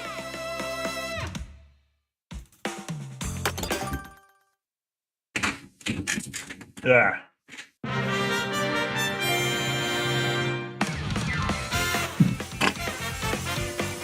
Ugh, there we go. Yeah, I like this game. It's not as The graphics are not quite as Nintendo hire this man as Mario Kart 8. Like, the game is not trying to look as realistic as Mario Kart 8 does. It's more stylized. It is actually more detailed than Mario Kart 8 if you look closely, but that detail's a lot more subtle than it is in Mario Kart 8, weirdly enough. You know what I mean? Like, there is more detail, but it's almost like if you break the image down into like frequency bands, is like this game has strong low frequencies and strong high frequencies, but like medium frequencies. Whereas like Mario Kart 8 had more emphasis on the medium frequencies. I don't know if that makes any sense. There's a lot of fine detail, but not a lot of like medium detail, I guess is what I mean. There's a lot of fine detail, but not a lot of medium detail in the world. Whereas Mario Kart 8 had more like medium detail. 8 focused well on what needed to be detailed, that's true. But also 8 went for a more realistic look than this game did as well. More realistic graphical look, that is. Like, unless you know what to look for, unless you actually know what to look for, 8 and World actually look very similar. And in fact, at first glance, I think 8 actually looks more detailed than World does at first glance. But once you actually look at the details, you'll see that World actually does look better or more detailed. It's just subtle about it. It's more detailed, but it's subtle about being more detailed, if that makes any sense.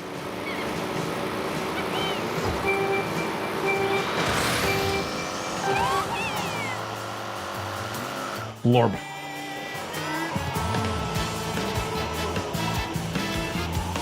Yee. Like, you can see it in, like, Daisy's hair has a bunch of, like, Daisy's hair has a normal map in it. Does it need to? Not really. It's just kind of a subtle touch, but it is there. It is there. It's subtle, but it's there. But I feel like most of the Switch 2's additional processing power actually went towards the open world stuff. Like, just making the world really fucking big. Rather than towards increasing the level of detail of the stuff that's around here. Because in Mario Kart 8, they didn't have to worry about that much. In Mario Kart 8, they didn't have to worry about that, but because each course is its own self-contained little area. Whereas in this game, you have to render not just the course you're on, but also a bunch of the surrounding environment, which also needs to be full detail areas. Though that said, they're not actually rendering them in full detail. Obviously, there's a level of detail systems that you don't have to do that. And all those other words. All those other video game words. Yes. Lub.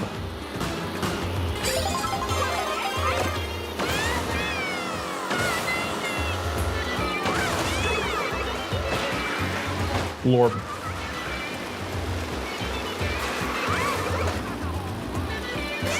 I think after this cup, I'll try some open world stuff. I'll try some of the free roam stuff. Well, I say cup, but it's more like a single race. After this knockout tour, I'll try some of the free roam stuff. I reckon.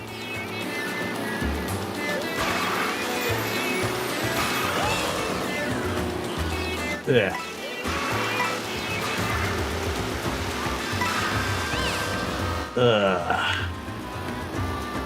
That said, I am still really mad about this fucking...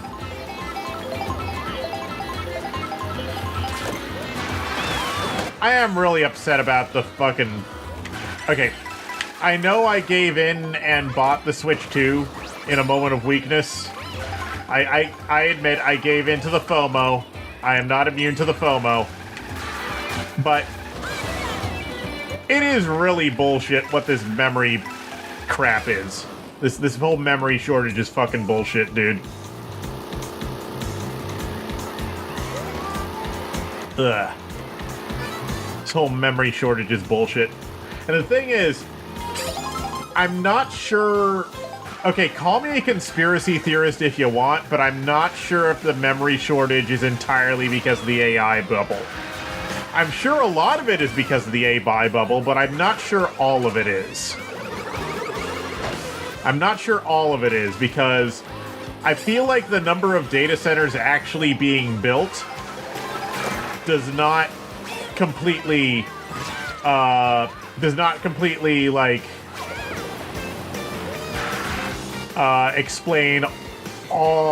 completely explain how big the memory shortage is. If that makes sense. I feel like the amount of memory that's disappeared from the market is more than what it can be explained by how many data centers are being built. Find out what they don't want you to know at InfoFox. No! No. Not to be confused with, please do not confuse us with Fox News. We do not take sponsorship from weirdos who make pillows.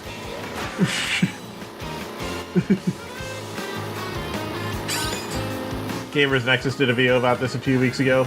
Kind of memory is less profitable than consumer memory and has been for a while. Well, I don't know. I feel like... I don't know.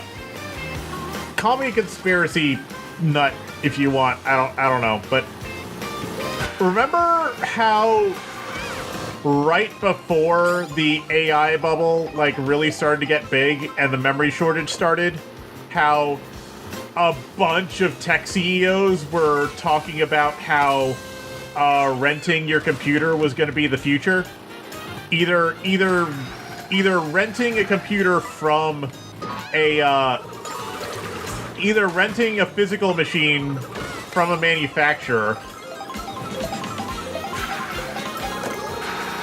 either renting a physical machine from a computer pre-built maker, or actually having your computer, quote unquote, just be a virtual machine running on a server somewhere, and you just stream it to your house. And how a bunch of like computer companies and tech CEOs and stuff were talking about how this new rental business model was going to be the future.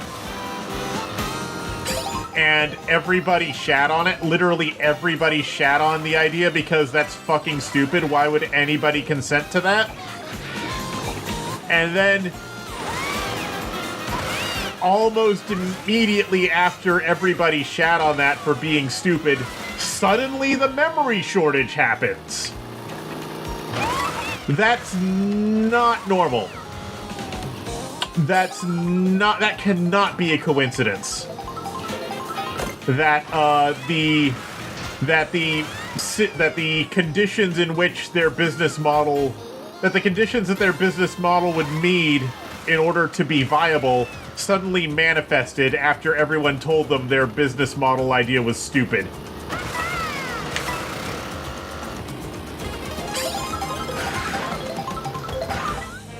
Oops. Yeah, that cannot be a coincidence that it just... It cannot be a coincidence that suddenly everybody that the exact combination of it cannot be a coincidence that the exact combination of circumstances necessary to make that viable suddenly manifested completely coincidentally from a completely unrelated market pressure immediately after everyone was saying, oh, that's never going to work because nobody would willingly rent a computer for far more money than they could just buy one for. So, I have to assume I cannot. I am not willing be. They still won't willingly be renting it, no, but they might be forced. They'll be forced to. Exactly, that's the idea. That's what I mean. They just completely coincidentally, the market conditions which would force people into a rental model just happened to manifest. After they realized that people wouldn't do it willingly. As soon as they realized people wouldn't do it willingly, as soon as companies and CEOs and stuff realized that people would not willingly consent to that, suddenly the market crap manifests that would... The market forces manifest that would force them to do it. That's not normal. That cannot be a coincidence. Call me a conspiracy theorist if you want to. I might be. But that's not normal. That's not normal. I'm sure the AI boom is still partly to blame, but I feel like some memory is being deliberately hoarded in order to keep it out of the hands of normal people. Very much compared to movie streaming, where it looks much more profitable than it is, but they makes it immediately. Yeah. Yeah, the latency issue is significant, and also the bandwidth issue is significant. Like, if you live in Silicon Valley, not even just Silicon Valley, but if you live in the specific parts of Silicon Valley that have good internet, then you might be able to, then yeah, probably the latency isn't too bad and the bandwidth isn't too bad, but if you live where I live, where fucking I live, then the math does not add up. I am way too far away from where any reasonable company would host a data center that could, like, just run a bunch of like desktop computer instances on. Or actually, I think most people actually just live too far away. Don't forget many ISPs still having data caps. Yes! All your streaming PC will burn that alive. Yes. Yes, they will. Google had Google Fiber. In fact, I think that I would not be surprised if one of the reasons why, yeah. I feel like the different sections of the tech industry are actually fighting each other over this too, because I feel like different parts of the tech industry are fighting over this too, because like the big cloud service providers and shit have this dream that requires infinite bandwidth and zero latency everywhere. And the internet providers either cannot provide that or are unwilling to provide that. Yeah, Google Fiber was one of the fiber services. I remember that the rollout of that being a struggle because they could not convince... There was a whole bunch of bullshit involving, like, either sharing of fiber lines or companies owning the poles that the fiber was attached to, or exclusivity contracts, and there was all sorts of crap involving that. But yeah, we're gonna make our own internet that solves all the problems, beaming it from space. We'll call it Farlink. Space internet isn't necessarily that good of a solution either.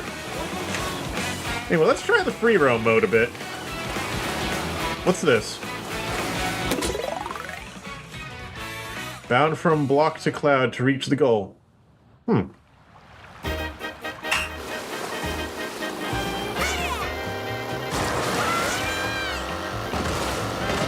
For one thing, space internet also has latency issues. Shit. Space internet, if anything... Like, space internet at best, like satellite internet, even like low-orbit satellite internet, you're gonna have more latency than than good fiber internet. Assuming that the fiber takes a sane route and isn't formatted like a fucking spiral for some unhinged reason, which it often is. How do I actually land on top of that rather than smashing my face into it?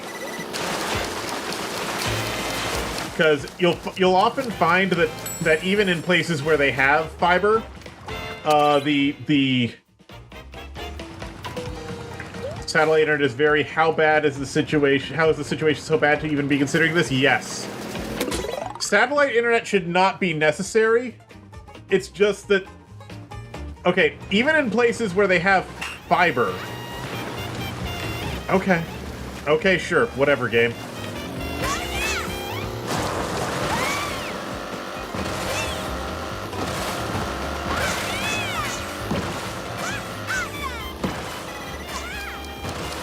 Even in places where they have fiber. Even in places where they have fiber, often the fiber is laid out in such a confusing pattern. Like, they lay it out as like a giant fucking spiral. So that even if you're like right next to a place, so even if you're like right next to a server or something, you end up with like dozens of milliseconds of latency because the fiber takes a really, really, really convoluted path that is like the opposite of a logical path because when the ISP was laying the lines out, they just did it however was cheapest, which usually involved just connect it to the last node we connected. Or just connect it to the nearest node that's already there over and over again, which eventually resulted in this weird fucking convoluted zigzag spiral piece of bullshit. I don't know. The plane will be destroyed? Yes. I don't know, it's fucking bullshit is what it is, but honestly, as much as I hate to admit it, the ISPs refusing to cooperate might actually be what saves us from some of the other bullshit that's happening. What's going on in the bottom right? What do you mean? Me. I'm going on in the bottom right.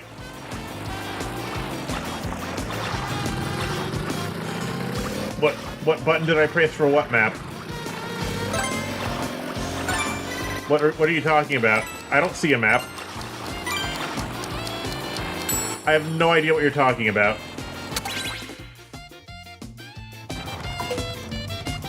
Oh, that. I have no idea. That just popped up completely on its own. I have no idea what that is. It popped up completely on its own. As soon as I reset the mission, that just appeared.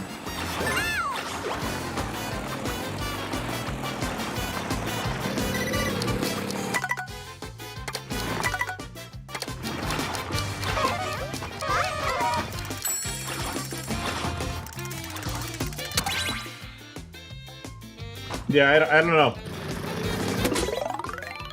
Like, I remember seeing that map show up in the trailers. I don't know how to activate it.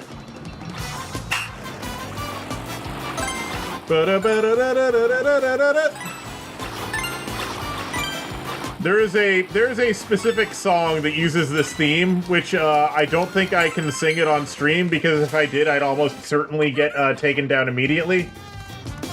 But you probably know what song I'm talking about. I'm driving and I'm screaming and I'm...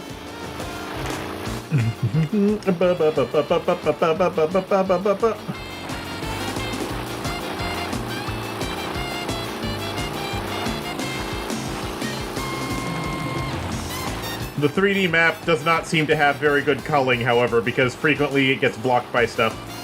So there's four things really worth knowing in free roam: P-switches, question mark tiles, peach medallions, and big coin piles. Okay. Big coin piles, I'm assuming, are just hidden in random-ass fucking places, just like they were in Mario Odyssey.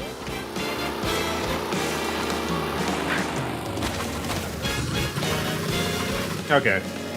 What's this? Tackle the tricky path up the mountain. So it can be 10 to 100 coins. Okay.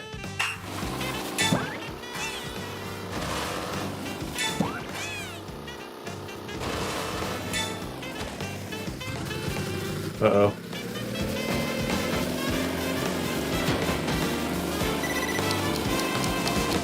Oh no.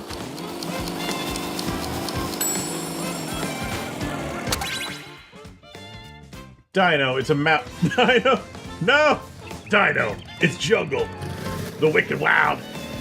I'm gonna be honest, Dino Jungle is like the only stage in Sonic and the Secret Rings where I do not like the song, and also I kinda don't like how it looks.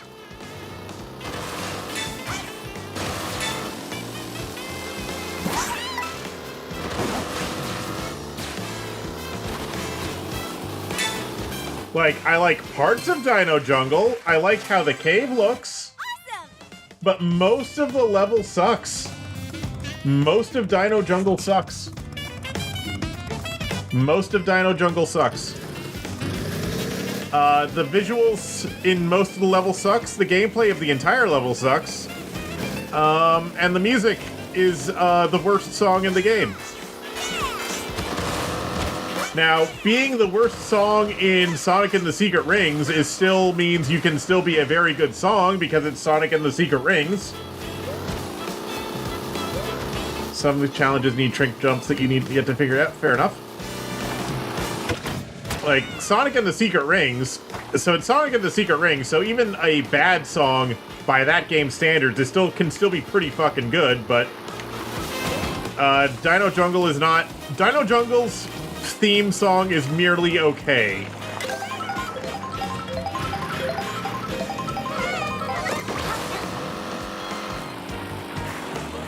Ooh. What have we here? Take a flying tour through the dome and beyond. Okay.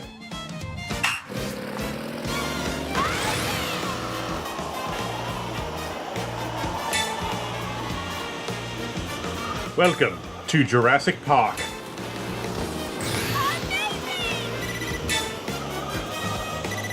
No!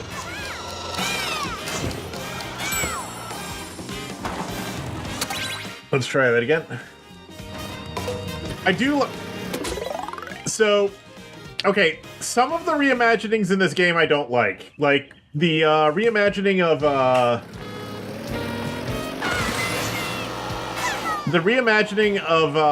of Choco Mountain, I very strongly dislike. But this reimagining, where they turned the course into basically Jurassic Park, I like it. I like it. I like how they turned this level into Jurassic Park. I like this reimagining.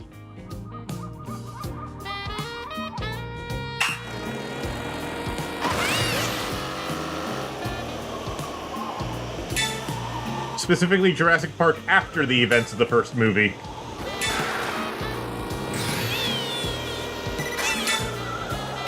Jurassic Kart, yes. Yes, exactly. No! Almost.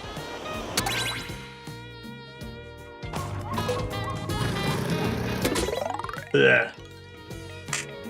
But yeah. Anyway, my point is, I'm pretty sure that the memory shortage is at least partially manufactured. It has to be. Blah.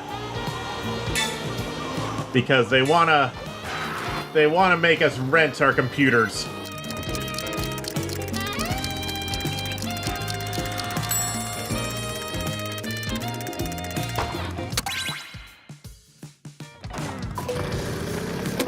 They want to make us rent everything if they can get away with it.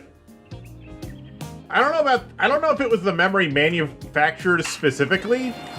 Like, I don't know if it was specifically Samsung, Hynix, and Micron who did it, but somebody's doing it. Might not be the manufacturers, although the manufacturers are likely in on it. But I don't think it was them necessarily exactly. Okay, I did it. I hit the goal. I hit the ring. No, I did not hit the ring. Shit. Then again, Micron was very fast to just completely close their, Micron was alarmingly fast to just completely close off their consumer division and completely stop making consumer memory after the bubble hit. Like, suspiciously so, almost.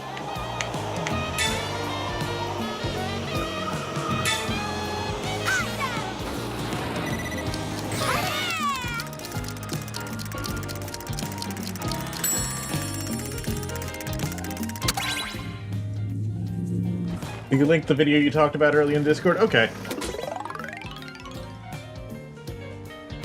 We'll pay you 5 times what you made last year to sell us everything is a very compelling argument. Yes, it is, unfortunately, and a lot of people would probably go for it. Especially if, it also comes with the implication of, if you don't, we will, break your fucking knees. You know what I mean?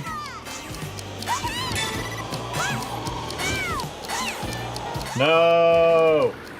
Oh, hey, you can land on this tower.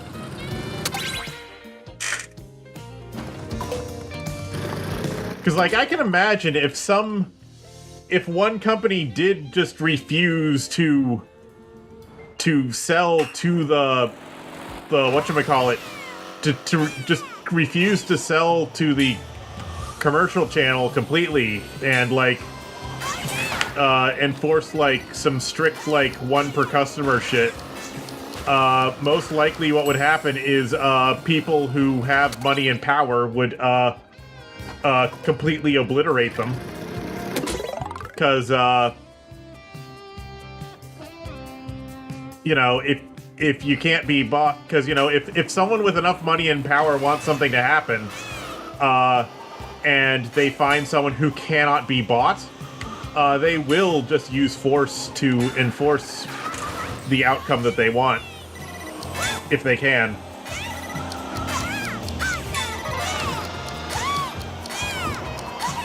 No! Eh. That said, when someone does have the power to fight back, that creates interesting standoffs, to say the least. Tricks are causing a loss of altitude? Okay. Well, sometimes you do need to do the tricks in order to change your angle. No! Now I'm too high.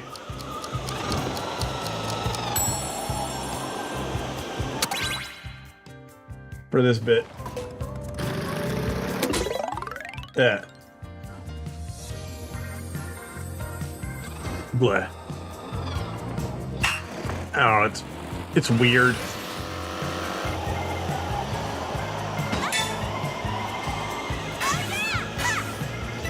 No!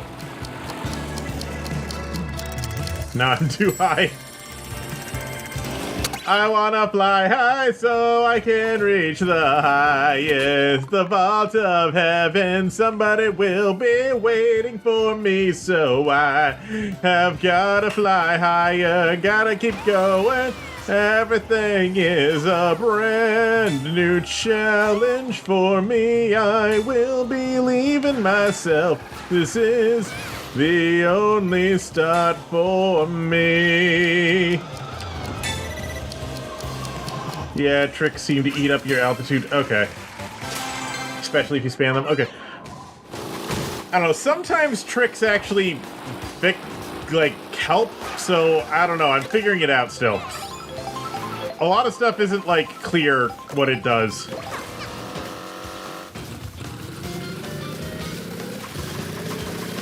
Anyway, what does this do? Trust their backs to get you there. Okay. The song was the secret ingredient all along. The secret ingredient was Tails' theme.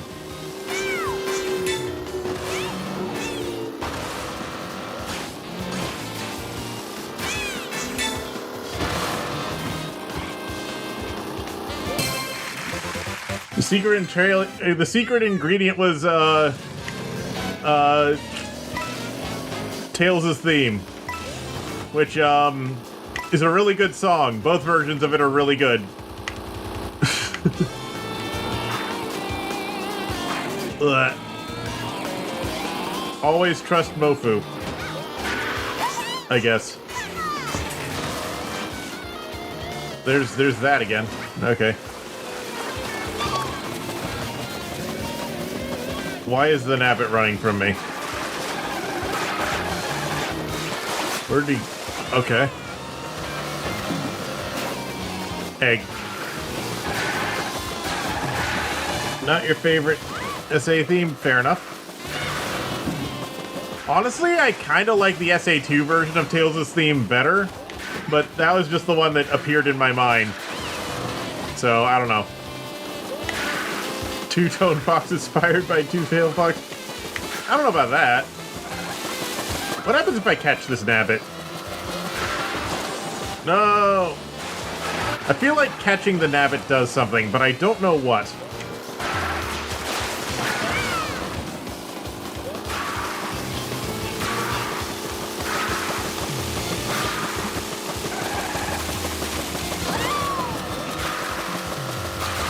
No! I went the wrong way.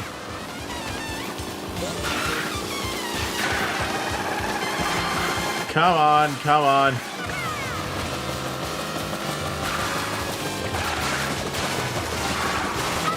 No.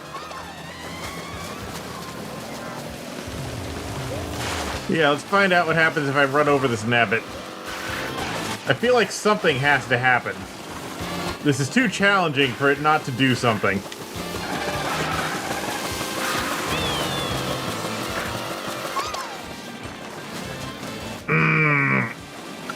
I can't turn tight enough.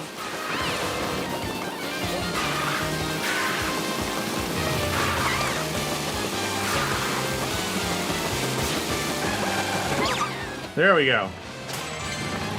You caught nabbit. I got 5 coins for doing that.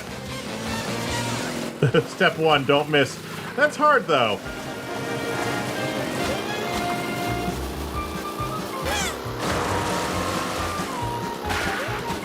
It's like I got a message saying you caught nabbit. I don't know what that means. Oh, I got a sticker? Cool.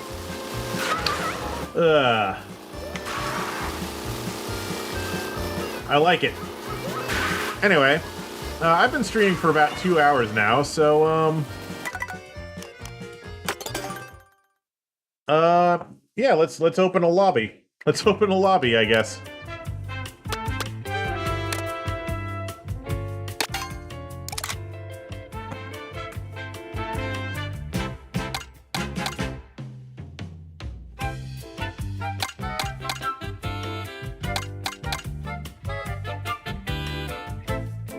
Oh dear, let you get your Switch. Okay.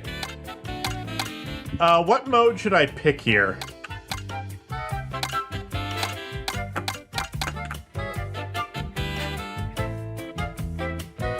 What mode should I pick here? Anyway, I'm gonna...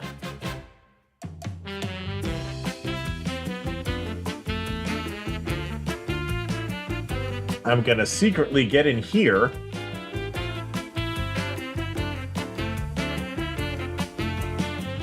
And then, I don't know if I actually turn that on or not.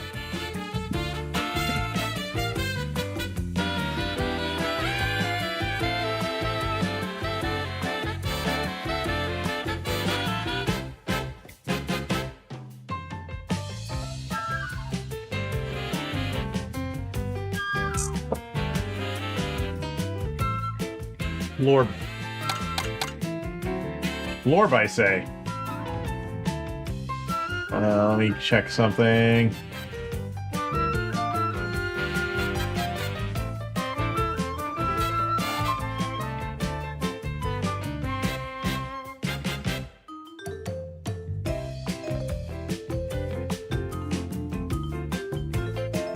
Oh. Excuse me.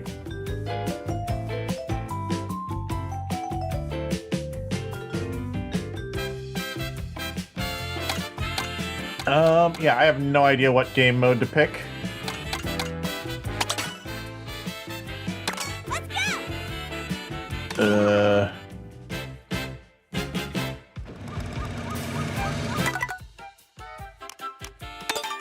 Okay, I think I had to go to friends mode. I don't know.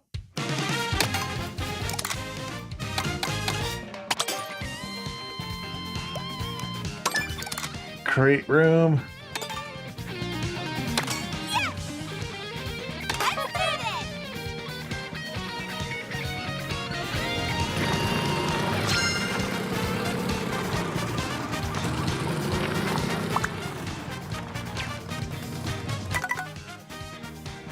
A wand is already here.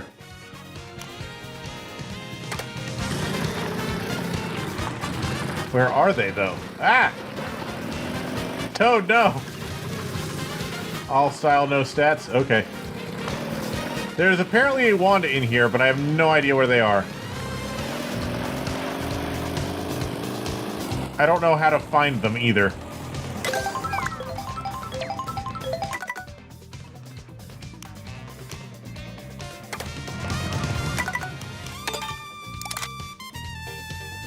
QSS 4YG.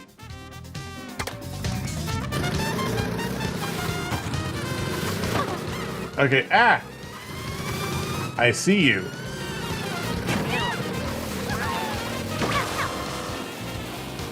I see somebody.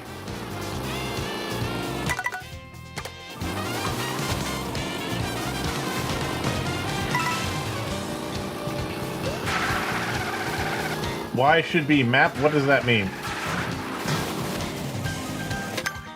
Oh.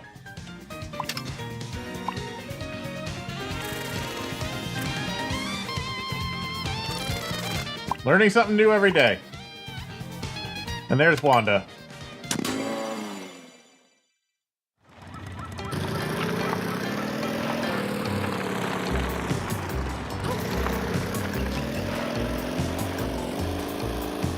I see. No! Wanda, why? Why are you doing these things?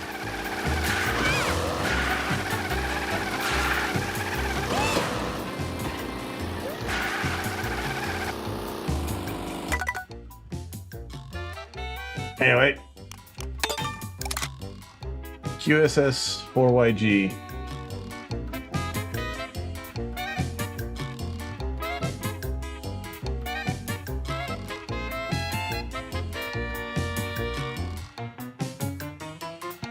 Anyway, yes, we are in the... I am in the voice chat in my Discord server. Telling stories, so you'll be in a sec? Okay.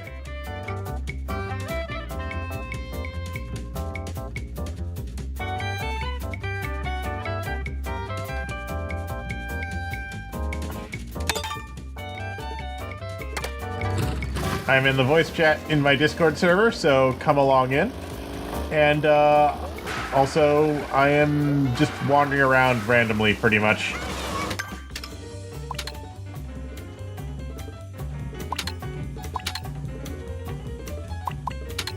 Oh, can you not go to Rainbow Road through here?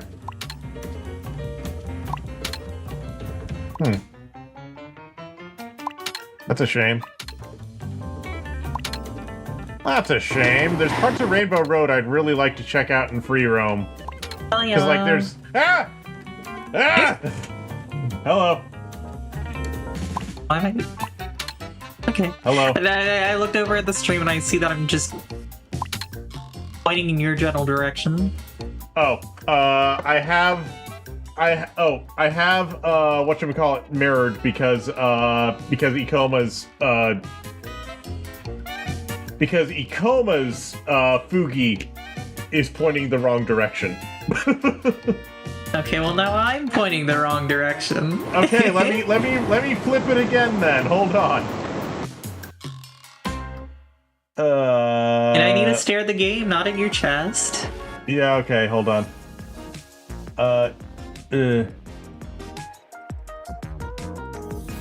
also need to redo my avatar. I keep saying I'll do that, and I never will.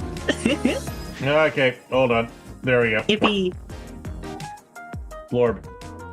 Lord. Yes. Where am I going? Shit. This is a game that it's just nice to, like, roam around in. Yeah, I see that. But, I'm sad that there's, apparently no, that apparently you cannot go to Rainbow Road in free roam mode. Yep. Because, there are definitely parts of Rainbow Road I want to take a look at, because there's, like, like, okay, when you look off to the side in Rainbow Road, especially in the water area, you can see, like, there's roads and stuff off to the right side of the river in Rainbow Road. And you can't get to them while you're racing. And I want to go there. I need to explore. I want to explore those out-of-bounds parts of Rainbow Road, dang it. And you never will. No! Then what's the point? I don't know, maybe there'll be a content update one day. Because they've apparently...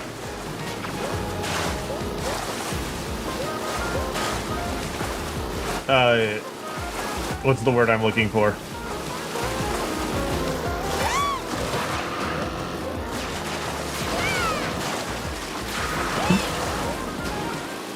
They updated the game? Or? Yeah, they apparently did update the game at one point in order to add two more cups to the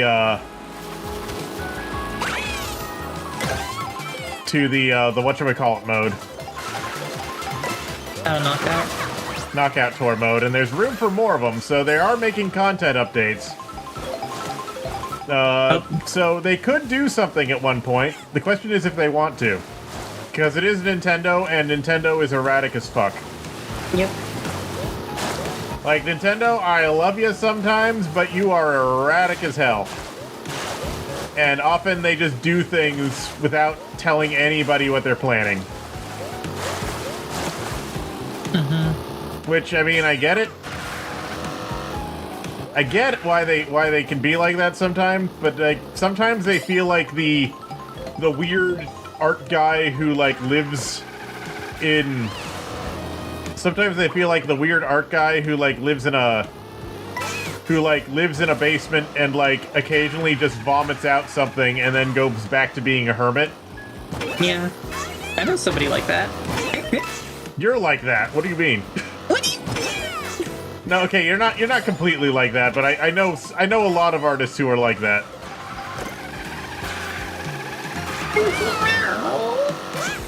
Meow. Cats also do that, to be fair. Cats will socialize only on their own terms and never anything else. Lord.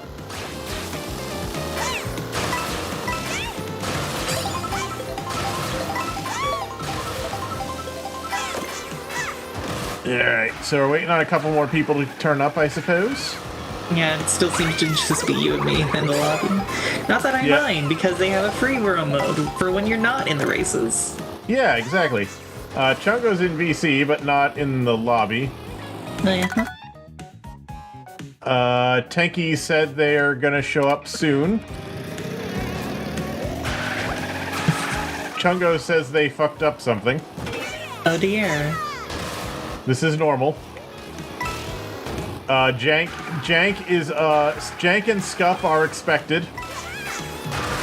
Of course. Yes. There will be at least one disconnect this in an entire Netplay session. Only one? I said at least one. Okay. That's more like it.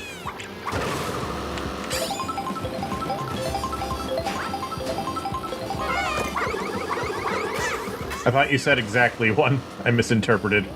I misheard.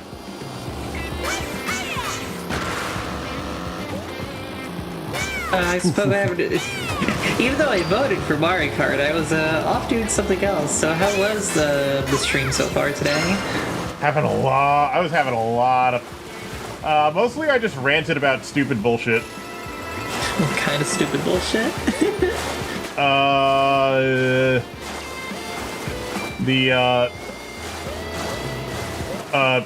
Food, tomato sauce, I think the memory shortage is partially fabricated.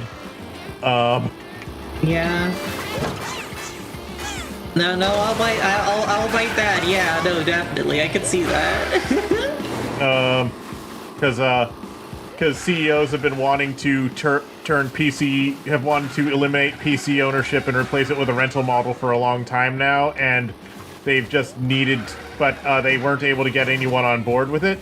They weren't able to get any consumers willingly on board with it, so they've been, so they needed to fabricate a shortage in order to force people to engage with the world in the way that they want to.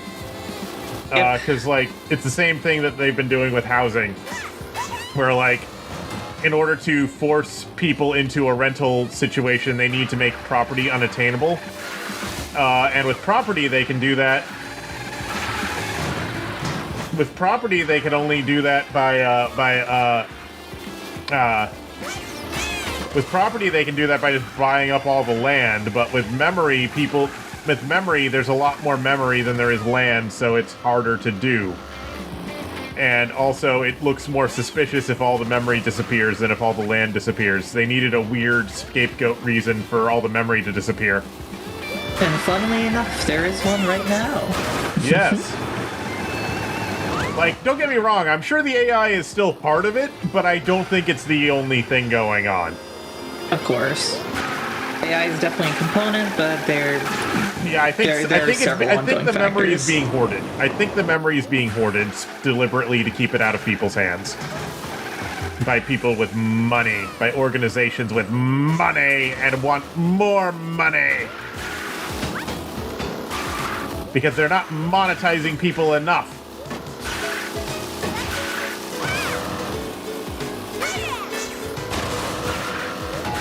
And yes, Chungo, Wanda is Rosalina. Yep. A Tenki has also appeared in the lobby, I see. I typically play, Daisy, but I see that Mizox is Daisy, and it's like, okay. I mean, I also like to play either Daisy or Rosalina. I think Daisy is a better character, but I like how Rosalina looks better, more. Hello. Is that weird? Icky! It's me! An Ikoma has manifested. Get him. Hello! Alright, time to rotate, time to flip Icky 180 degrees on the W-axis. We have to decide whether Icky is facing the right way or Wanda is facing the right way. Either way. I'll leave it how it is. Just have us, like, randomly, like, turn to the left or right. Well, right now, well...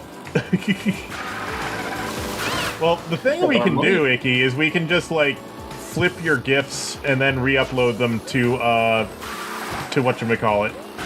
Yeah, but that takes work. Make you Icky size and then move Icky to the left. So, I'm not actually controlling the size of anything, Chungo. It's all being done by, being done using Fugi Tech. Yep, here, I can post it in the server real quick.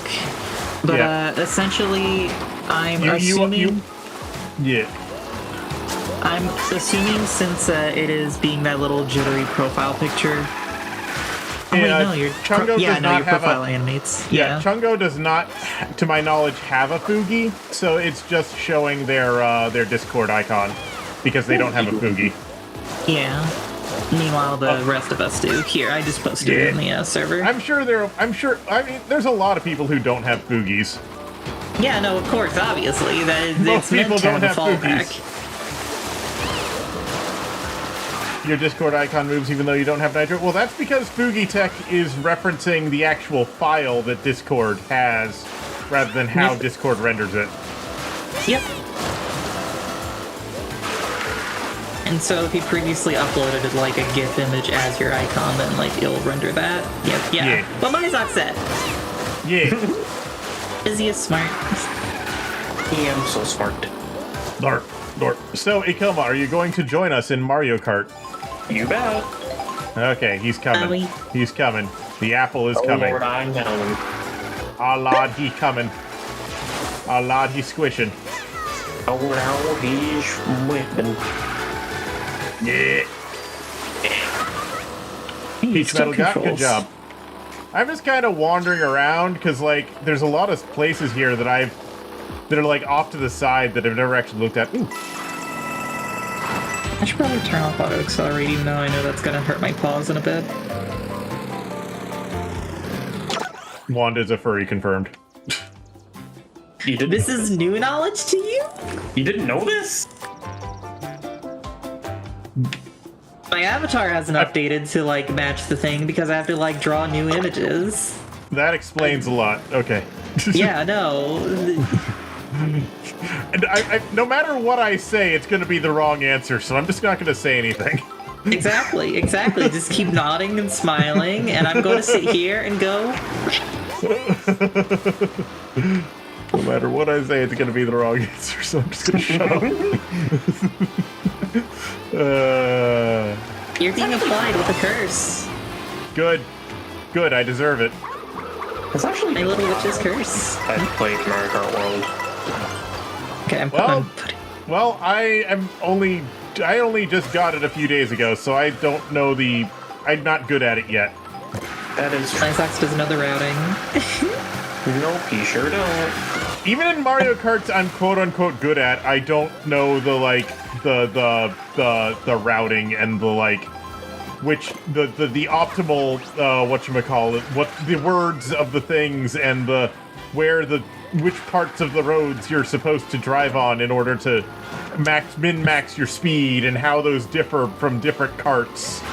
And racing lines, that's the word I was looking for, racing lines. I am not the kind of person who memorizes racing lines because I am not a metagamer. No, you're a Mizu gamer. Exactly. No, you gotta start cart maxing. Real.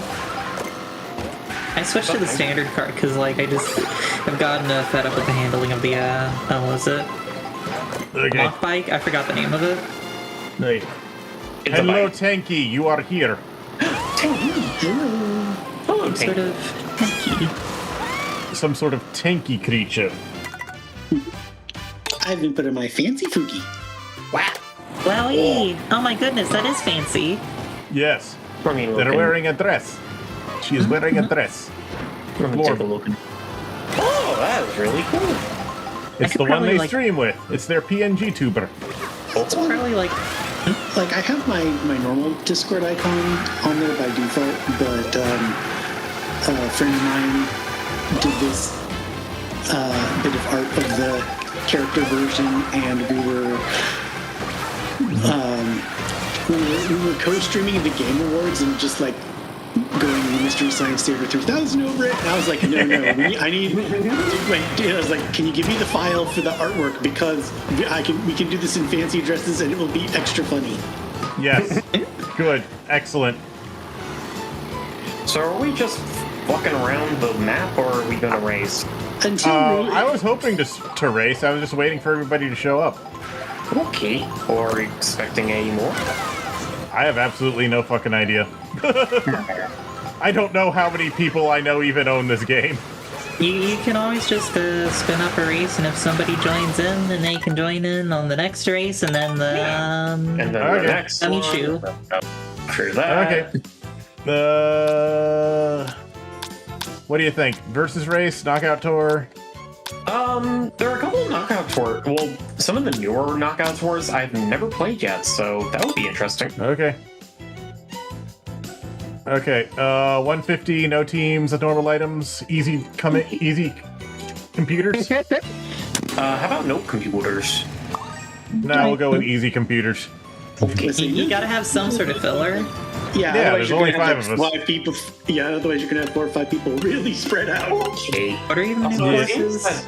wait, they're going to be adding more knockout tours too? Huh. So, drill and Drill and Boomerang Flower were added later. yeah, and there's question marks I see. for adding more, I guess. I hope they add new cups and courses. I don't know how they're going to add courses per se, because quite frankly, adding new courses seems like it would be difficult. I mean, the world map has a lot of water. Just saying. Yeah. That's true. They could absolutely add another. They could absolutely there. add some like islands and shit. Or like I was saying the other night, it's like do Mario Kart World underground, and then it's like it's all subterranean levels, and they get a whole second map. It could be like connected to fucking Donkey Kong Bonanza. Well, like That's it. I'm sending you to Donkey Kong Bonanza. Okay. I actually bought Bonanza, but I haven't started playing it yet. Oh, you're gonna fucking love it. My friend Cole is obsessed with it. It's great. I know the memes of calling it it Deep Dong Galactic because you can play it like Deep Rock Galactic if you want to. I haven't heard anybody say that, but I agree completely. Question mark? It's a voxel-based digging game. What do you want? I gotcha there. Blurb. Blorbo. Hanky, get back here! Get him! Get him! Oh, get yeah, him! get back here. Get him! Eat my bomb. You push out. Okay. Ow. I don't even know who's in front anymore. Okay, it's Stinky now.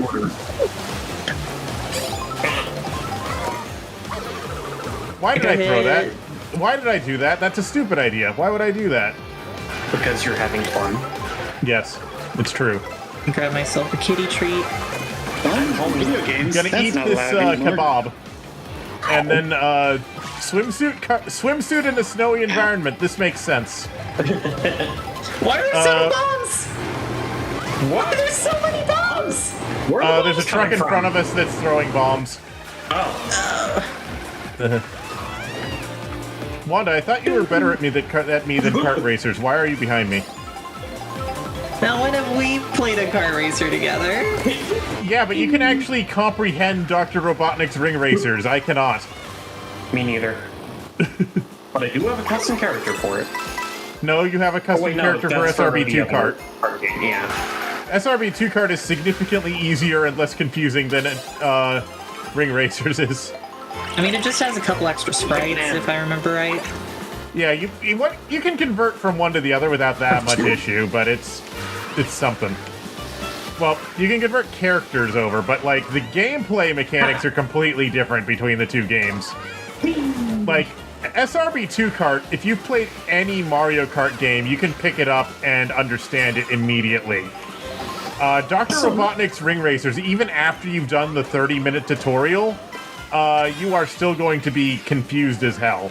There's still new mechanics like the fact that they teach you how to rig the things like wave dashing. I'm a showman. Yeah, it's fucking confusing. Because every game has to have wave dashing, I think. Ring Racers is just overstimulating might be not quite the right word, but overwhelming, because there's like dozens of different mechanics you need to mechanics you need to think about at the same time while playing Ring Racers, and it's like holy shit. Haha! Ah!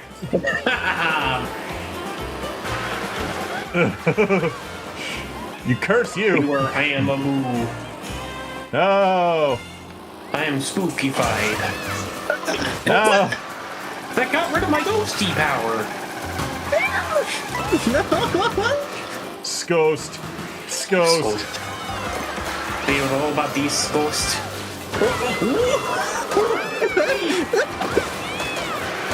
Ah! Me with those shells! Do it! Do it! Vengeance shall be mine for some unspecified infraction. Pinky is in the lead. Get her. No, wait, no, she's not in the lead. I'm chasing Chungo.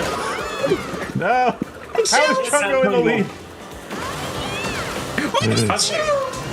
Did you know that you could jump on cars? Oh yeah. This sounds right. Ow! This is correct and factual information. My reaction to that information is I'm getting Mario Karted.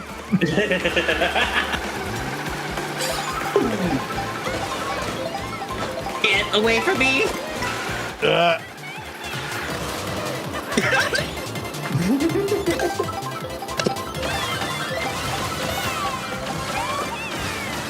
You're right, I am just a fucking gremlin when I'm on stream. Yes. This is not a bad thing. Anyway, throwing a wrench at Icky. No! Yes. Squish the Wanda. Car and then I got hit by the shell. Squish the Wanda. Face the Wanda. Wait, what? Face the Wanda. Actual seeking items or boosts. Oh no, they brought the iron crate platforms from fucking Ow! Mario Kart 4. Oh, good idea, Wanda. You know Do what? that. You know what dragging a bomb reminds me of in this game? Okay, you know that meme where a bicyclist says something about how we can both lose, and then they strap a fucking they strap a propane tank to the back of their bicycle. When they're talking about how bicycling on the road is not safe, and their response is just, we can both lose. I have never seen this meme, but it sounds great. Yes. Sets you on fire and sets you on fire and sets you on fire. It sets you on fire. Yes.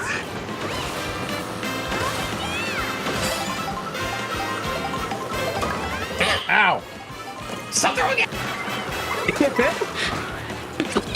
I believe Wanda would have. How do you have 50 freaking super wards? Because that's like half of what I'm getting in second for some reason. Back! There's no way! I'm seeing items I've quite literally never seen before in single player mode. Maybe Because I'm actually being challenged slightly. Ouch. How's Jungle so far ahead? That is a wonderful question, and I'm scared. better usage of items, teching off of walls, one of the above. Taking over everything.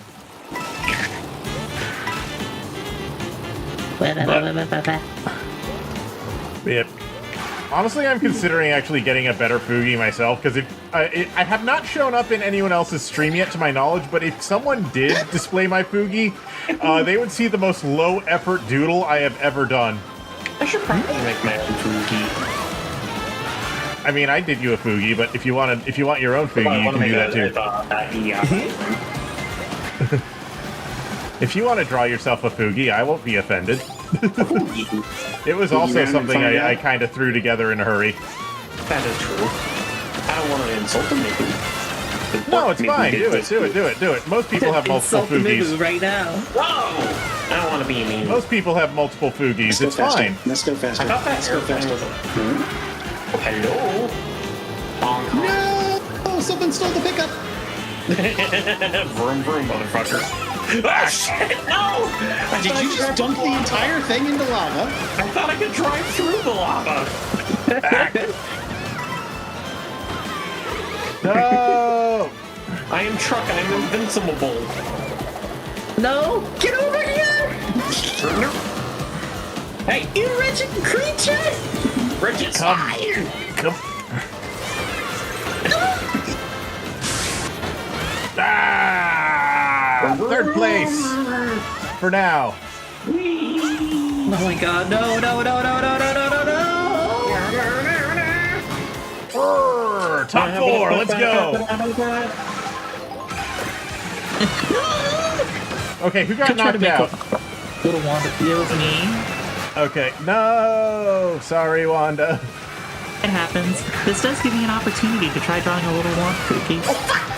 Yes, I got flaming. as Although I opposed should to your probably... like pseudo CGI Fugi, which is that actually 3D rendered, or did you like draw it to Yeah, look it's 3D rendered. I like actually did that. And Okay, then, cool. Like, rendered I it wasn't as a sure little if you PNG. like did like pseudo 3D actually a drawing thing, because I know some people who like that look and do it that way because it's actually surprisingly hard to make 3D graphics look like that. Oh, fuck no! Oh, gross! I can make it my Discord avatar. Yeah, that's the default.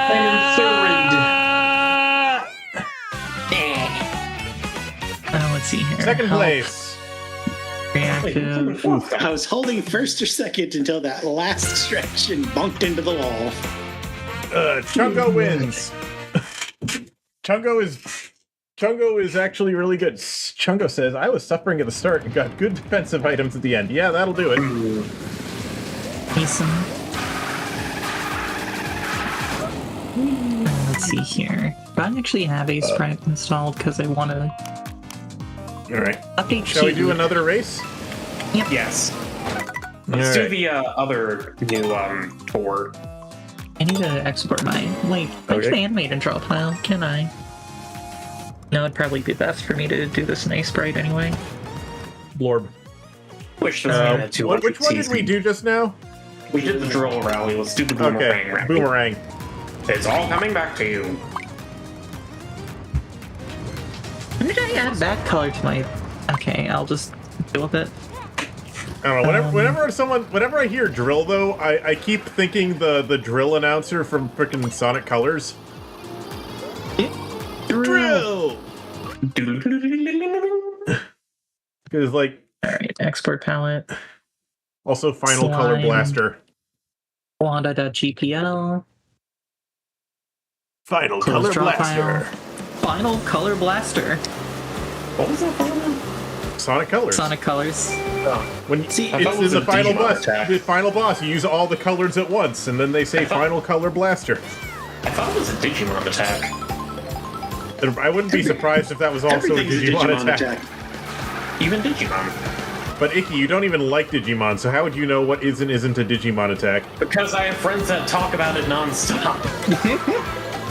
like Lemon? Who went through no, she doesn't talk about it all the time, but she went through a phase where she definitely did. I have high school friends that talk about Digimon. Fair. Mushroom. I feel like boomerang. Honestly, I feel like at this point, Watts probably talks to Lemon more than I do. He keeps commissioning her. Yeah. And the artwork she does is really good. Well, yeah, it's Lemon. What do you want? Oh, that's not the way I'm supposed to go. Getting confused by the road layouts. Beep beep. Remember to pay attention to all traffic signs. Obey all traffic laws, except for the ones that are not fun. Yes. Remember to drive over the banana peel. The moment, the frame, I had an advantage. Oh. I get zapped. Whoosh. Ah! I got horned. Honk, honk. Why did I do that? Why did I do that? Why did I go out of my way to do that? Why did you go out of your way to do that? Your instincts betrayed you is what happened. Oh no, oh no, oh no, oh no, oh no, oh no, oh no, oh no, oh no. Oh no. Something that very frequently happens in Mario Kart is your instincts will betray you, unfortunately. An action from which there will be no recovery. Yes. Like that. Or that. Swoosh. Oh. Nope.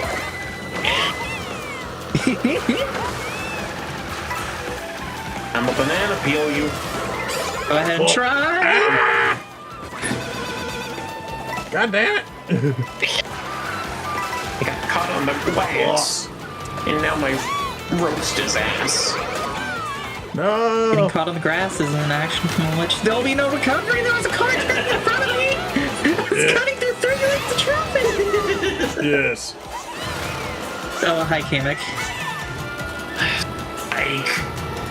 He likes Spike. I mean, I'm sure some people like Spike. I don't. He's just a little guy. He's just a Yeah, little and guy. he took up a slot in Mario Party 10, a game that just I a have little not guy. played. Maybe you got one. Apparently, we're very having Spike for He's just a little guy. He's a little annoying frog man. Oh, Icky, I'm sorry. No, you're not. Someone Get back knocked here, me off Chongo. that vine. It's my And I crown. am You mad. can't have it. No! I'm a pretty princess. Ah! He's a princess. It's I got never knew. thunder and lightning. Ooh, it's frightening. Very, very frightening to me. I thought he was just an apple. I could be men. I could be more than Thunder just and apple. lightning, very, very frightening.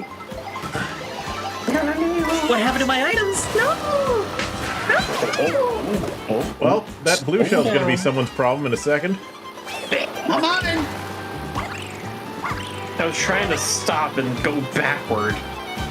Why would you Why are want to you do going that? backwards when the only direction is for? Oh, So I that's see. my niche would attack one of you.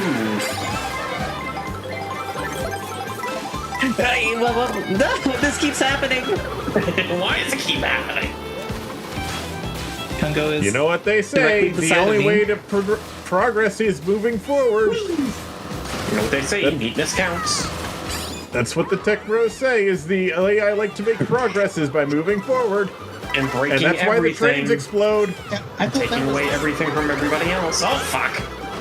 I thought that was the move fast and break things. That Oh, is well. what tech bros do. Yes. That's why the trains explode, like I said. Boom! No, get out of here! Blarp. Wait, who My God, you really everybody you get Pinky? Chungo, you wretched little thing. Let your little shrew. What is a chungo? A miserable pile of Mario Kart. Everything is Mario Kart. That fried shell jumped on my head. Tells As me it to eat should. my veggies. Someone cuts into a box copy of Madden 27 Mario Kart. Yay! A friend Mario and I Kart were, is the only game still being made. a friend and I were like digging through Goodwill and like digging through the VHS section, and she found like freaking what was it, like a box copy of like Austin Powers or something. And then like she actually looked inside and it was just freaking Fern Gully. No! Okay. I actually do have, like, I think Austin Powers might be the oldest DVD I own. Really? It's like a really old DVD, and it's a double-sided DVD, actually. It's got the widescreen version on one side, and you flip it over, and it's got the full-screen version on the other. Because apparently that was briefly a thing that companies did. Also, the DVD box is like... Also, the DVD box is like half paper. In the weirdest way. Like, the back of the box is plastic, but the front of the box is a paper thing that folds in half, and it's just, like, held on with a little plastic clip. But the way, like, DVD boxes were made that way, 3DO boxes were made that way. That was, like, a thing in the 90s. And it disappeared in the 2000s, because why the fuck were you making boxes that way? That's stupid. Yeah. The boxes have to be made for something.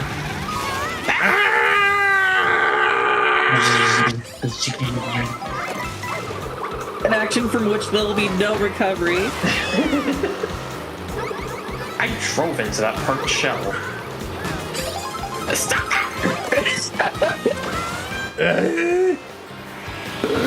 I will not be beaten by Shy Guy! I'm a baby.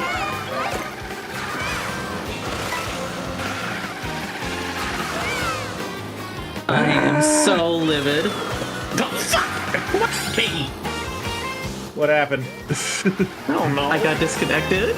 No! What? Ow! I didn't do it.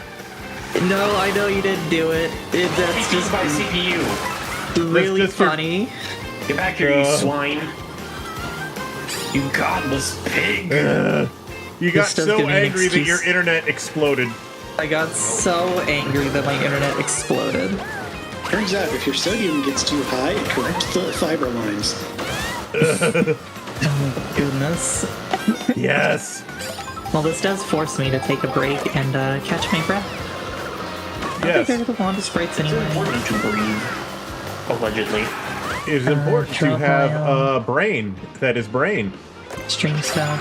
One of the Brain in greats. Spain is neatly on the plane. Oh shit! Yes. No! That's about Right there! 800 Aha. pixels fall, so maybe 600 by. Motherfucker! Maybe I should do 800 Did, by did 600. one of those hammers actually hit you? No! I got Okay. hit by the bust of a fucking CPU! Oh no. What was it? A pallet pop? It said they lost a CPU. I said, but was it Mecha Wanda?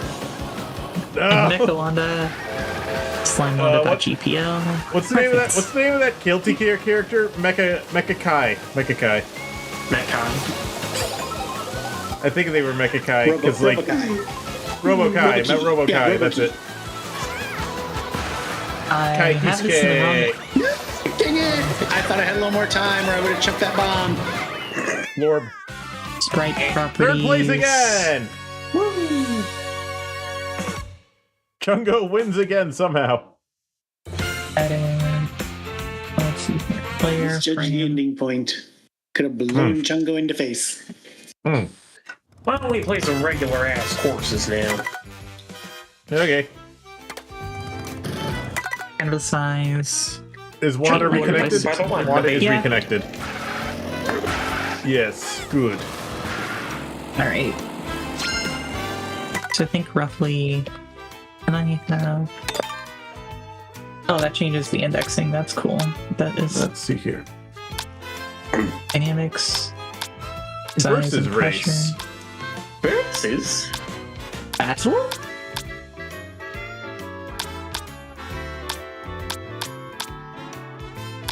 What's the difference between everyone and room only? I think it might just be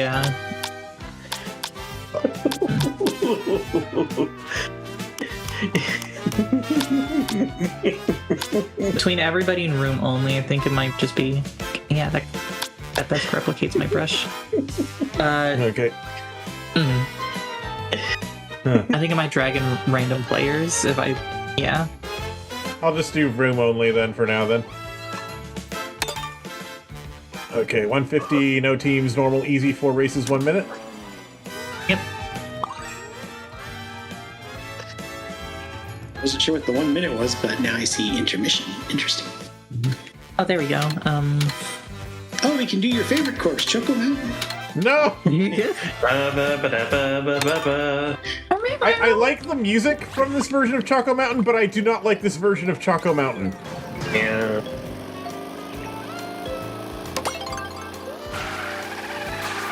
By the way, my boy sent you a funny. You have sent me a thing. Is this what you were giggling about maniacally a few seconds ago? Yes. Who are we I'll have to giggling look at it later. I hate how you can't just choose a course to race on for 3 laps. That you have to choose one with an intermission. I mean, I understand what they were going for, but yeah. I wish you were at least given the option, though. Yeah. Because apparently you actually did have the option when the game launched and then they got rid of it. Sort of. I best say What you could do force- is that if you chose random, it would pick a course at random. It wouldn't choose the intermission. Oh, okay. I see. Yeah, Nintendo. I want my bag they of seem to be food. going all in on this new system rather than traditional race course, traditional like laps for this Mario Kart. And I gotta be which I like it. I prefer don't- the focus on the I don't courses. mind it actually. I kind of like it, but I much prefer understand. focus on But the- I would like it if they actually had the option to do Yeah, traditional that's the as well. thing. It's like though. I understand what them doing is the focus, but I do wish it was still an option if a group chooses to play it. Yeah. Yeah. It is strange that it's not, considering how easy it would be to implement that, though. Because the animators are gonna have to animate all this fire. I mean, The system is Nintendo entirely in is place still for it. always It's going just- to be Nintendo, and Nintendo is, like I said, the weird hermit who does what they want and nobody can tell them otherwise. they like to act as if they're the only say in what is actually fun. Well, they not better necessarily or in what is for fun, but they want to be the only say in how you interact with their games specifically. Yeah. If you want an option that the developers don't think that you should have, you will not get it.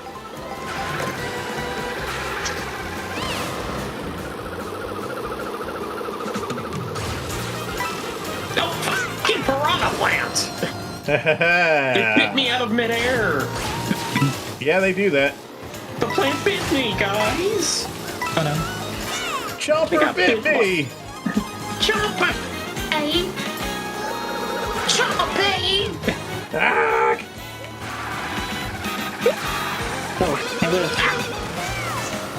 Miss, That you one did was that me. on purpose. I did do that on purpose, yes. Yes, cool. An item. Thank you for the item.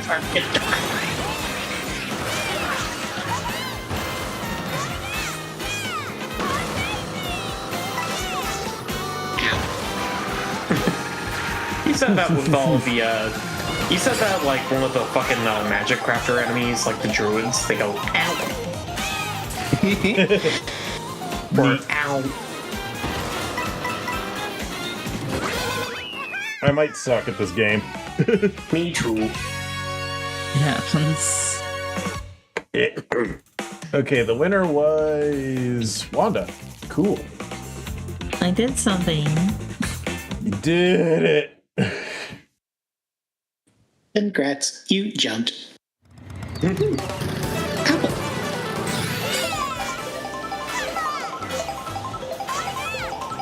Until the next race, 58, 57, 56. Why it's raining.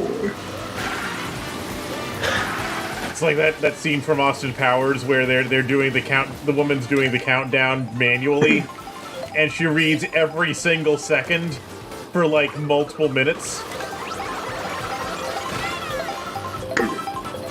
And it's just maddening for that whole chunk of the film to listen to, which is the joke, of course.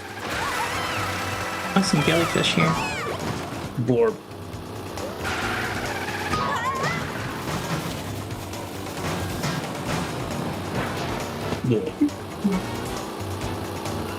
I think I'll just do like one more race and then hop off. I think I'm tired. Eeky. I'm a very Kill might get to EP that fast? It's surprising. Well, it's like I tried waking up at a certain time this morning, but then like I didn't.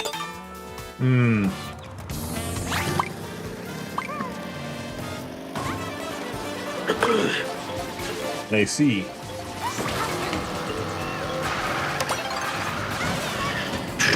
There's a plus button that says change in the vote menu. I didn't press it to figure out what it does. Why are we going to Choco Mountain? I thought you Because- loved Choco Mountain. Who did No! this? No! I didn't vote for this. I didn't vote for this either. Democracy. No! No, it's a raffletocracy. It's It's RNG-cracy. It's random-cracy. raffletocracy. Chocolate.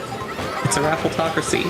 Wasn't there one of those Raffletocracy. countries in the Mediterranean where they chose their leaders via lottery? Huh? Like 2,000 years ago or something, they chose their leaders via lottery in order to prevent coalitions from forming. I don't know. I'm trying to remember, and my brain is wanting to say that like that was part of how the Sumerians did like the count of the city. Like The city they had region they had council. elections to narrow it down, but then the actual like winner was chosen via RNG.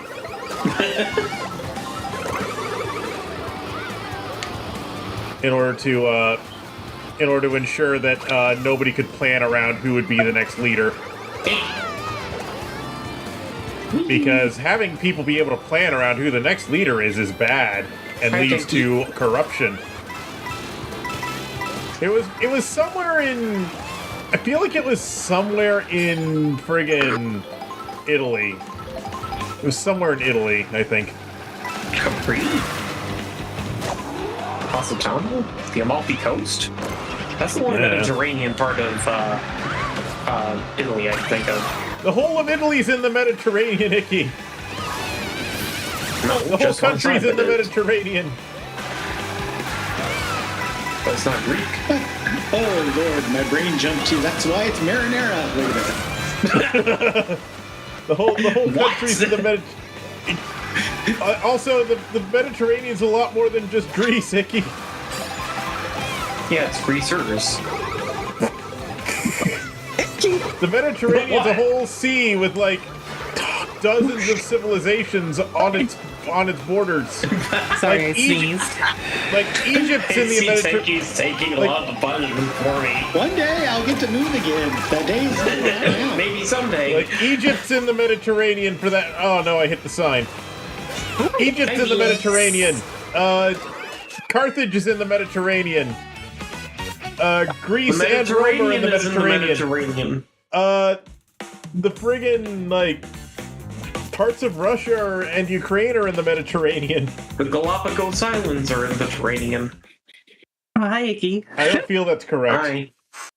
You and I Wait, are both in what? first How- place. How? What I happened? guess you tied down to the second. Huh? I would like a fucking rancid replay of that. I forget what the. We both have the same exact score, and we both like placed in equal spots compared to each other. I can try to clip that after the stream if you want.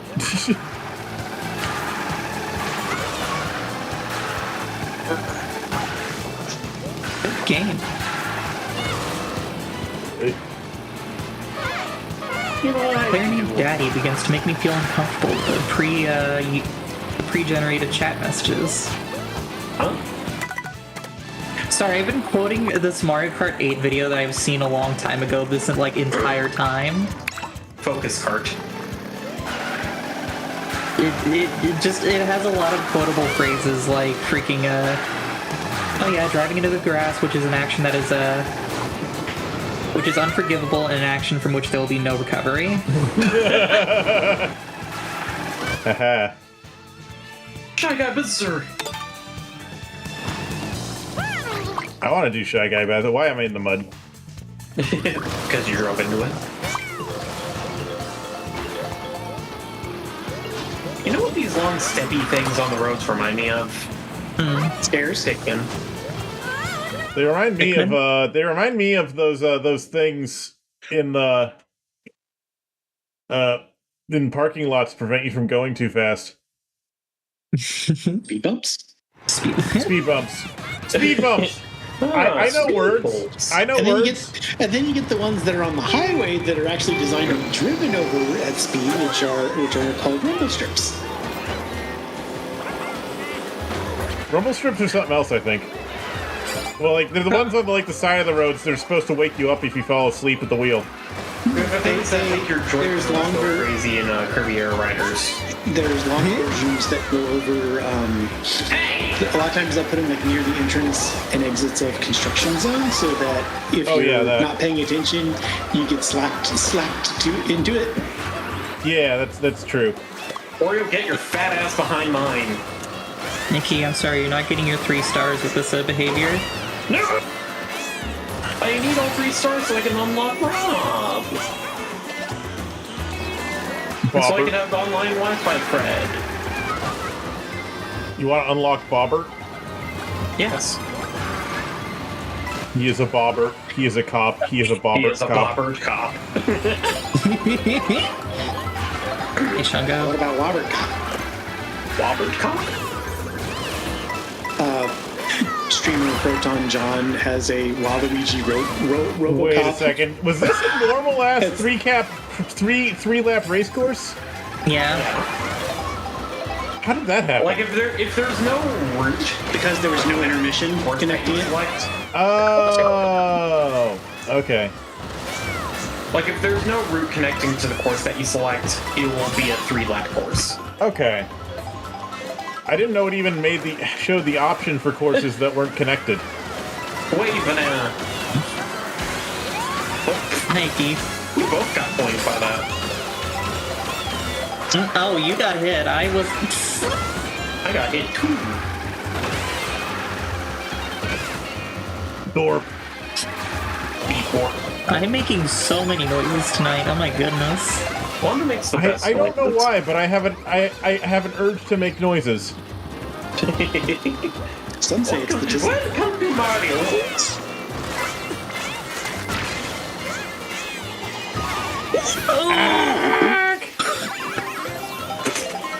Mario Kart!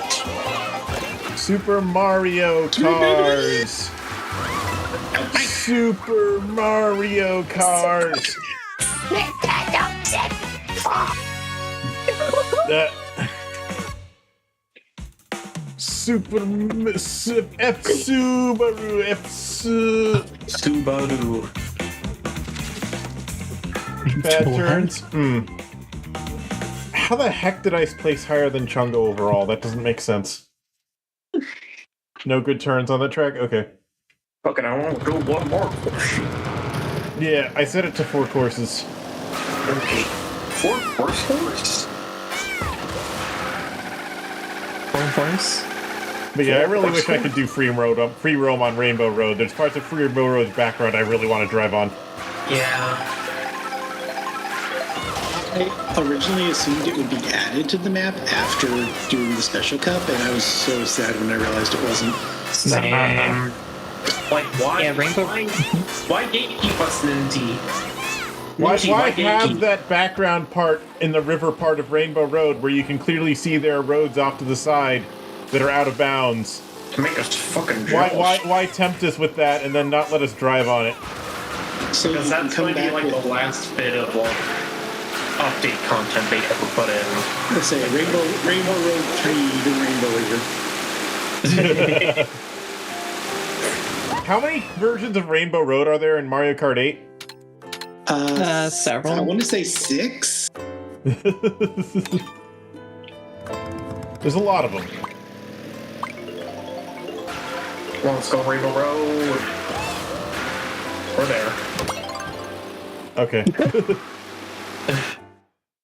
Let's go to Inferior Stadium. Let's go to miniaturized Wario Stadium. Mini Warriors. Vicky, I'm putting you in Nintendo 64 Wario Stadium right now. Good. Do it. Do it. Make him suffer.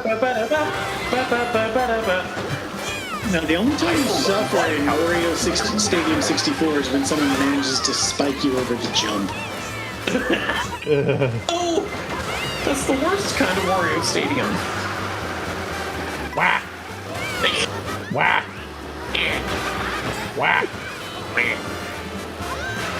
We're too busy fighting each other to even realize that we missed it. We missed Lord it, of Mercy. Yeah.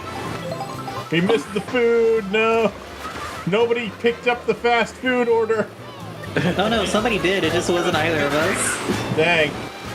You know, something about the food in this game, it just makes me think, like, okay, actually, I'll have to look again, but I feel like they have an animation of shoving the entire fucking bag of food in their mouth.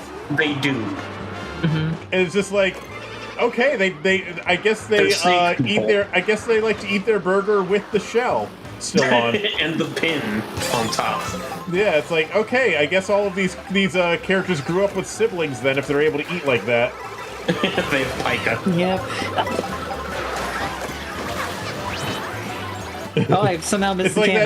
can. It's like that one video of this woman's on a game show, and the objective is to eat a cotton candy as rapidly as possible.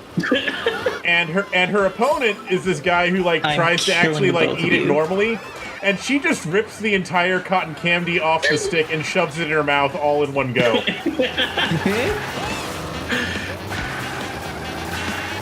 Would It's Wanda like, eat holy all the shit, cotton I didn't candy even in know. one go? Like, you can I barely tried even to. see her do it. She just does it so fast. Like, Fast. fast. Fast. Fast. Moving around at the speed of fast. Fast. My shoes! It's the sound you make when you inhale the sugar all at once. It's kind of making weird. Doing too I'm much lightheaded. sugar I laughed too hard at that. Holy shit. Oh no, I'm going to die? Ugh. Oh fuck! No! There. Can't look behind me. I have to keep going. You No, get a red shell. someone hit me. You get a red shell. No! If I can't win, I can cause chaos. Yeah. No! No, not one with a turn. No, wait, no, you still made it. I hate Ah! you. So useless. I got bananaed. Go banana. I didn't see the banana until it was too late.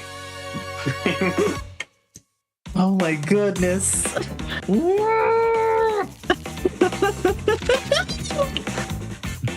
Ah! I don't know how I did that. Well, you still did better than me, Chungo. The streamer is clearly the worst person here. Congratulations, stream. Good job, streamer. Nice race. You put in a good attempt. Would you like to continue? You have selected no. Okay.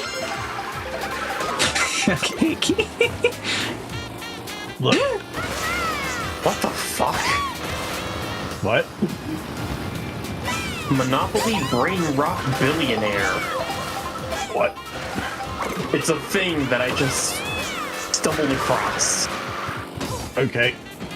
This is real. Is it as real as Texas Instruments brand calculators still costing just as much now as they did 20 years ago? I'm looking at this. Oh, and you see, I'm that's horrified. the memory issue. What memory? The 5 kilobytes of memory that haven't changed since the 60s.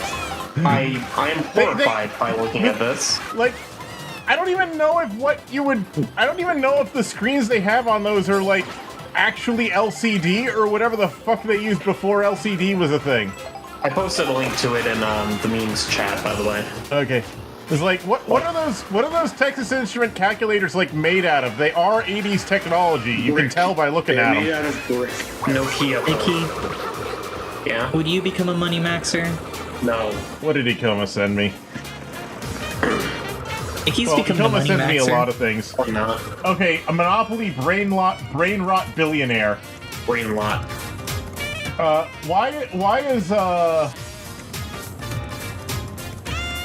Why is it called chat?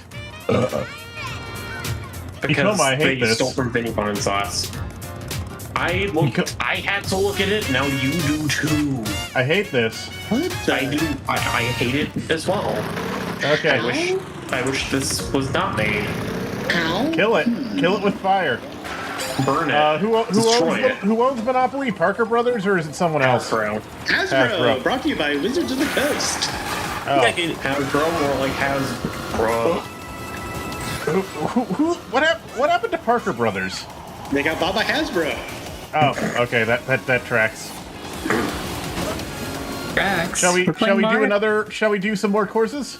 Yes. I know Icky. I'd be happy to. I know Icky said he was going to snooze. He apparently is energized now. Yes. There's this He has Sage medallion. apparently and I'm trying been to figure out how to read energized by amusement. Yes, and I'm going to keep picking Rainbow Road because that is a cool looking course. Okay. How do you keep getting the option for Rainbow Road? Is the real question. You can press the plus button Yeah. to And you pick can pick any choose arbitrary whatever course, course. yeah. Oh my god. Along with whatever variant of that course you want. Which There's means you variant don't have options? to play any of the routes. for each of the intermissions. You, Okay. I did not realize that was a thing. We have to try now you for the know. course. But this is the first, And knowing is time half I've the actually battle. played online. So Nice. Well, now Something you about have. playing the game just on online. the General single player. I was gonna see something earlier. I forgot. E for more. I forgot. Out of your ear. Oh, Clearly. speaking of Vinny Vine Sauce, freaking a game I helped play tested apparently got played by Vinny. I did not see the stream though. What game? Oh, what game? Beat Weaver. Cool. Weaver? It was rather nifty. Just hearing that, like, oh, yeah, he played it. But the funny thing was that it's a rhythm game, and he like Red Box is like one, like there's a Red Box song in it. So like, go figure, he plays it. Hey, Redbox is a neat band that Vinny is in. Yes, he And is. and Mike used to be in before he quit for some reason. I'm kind of sad that Vinny didn't have a panel Long Island retro video game expo. Long this Island year. RetroCon. Yes.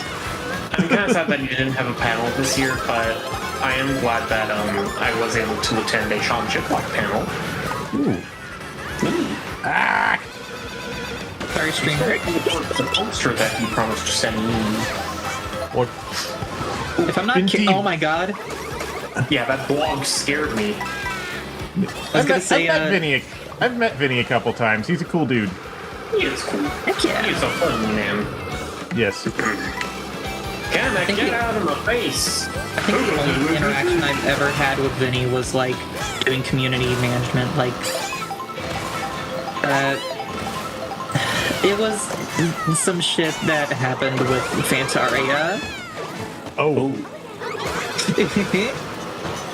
Essentially, all the mods and I, after like the absolute train wreck that was the Fantaria Kickstarter, like Vinny streaming the demo, we all just sat around and deliberated, and it's like, hey, should we like try to like say something? And like we just kind of went rogue on a fan tab and like just sent like a message to Vinny, which we probably shouldn't have. No. Hey, you see your game? I mean, he probably doesn't mind that much, but you know, you still shouldn't be doing that. Yeah, no, like this was like what, almost a decade ago. I know better now. in the Yeah. before times. Lord. Before the AI boom, before COVID, before the financial recession, what do you want to go with as your before times at this point? Before I knew this apple and this Mibu.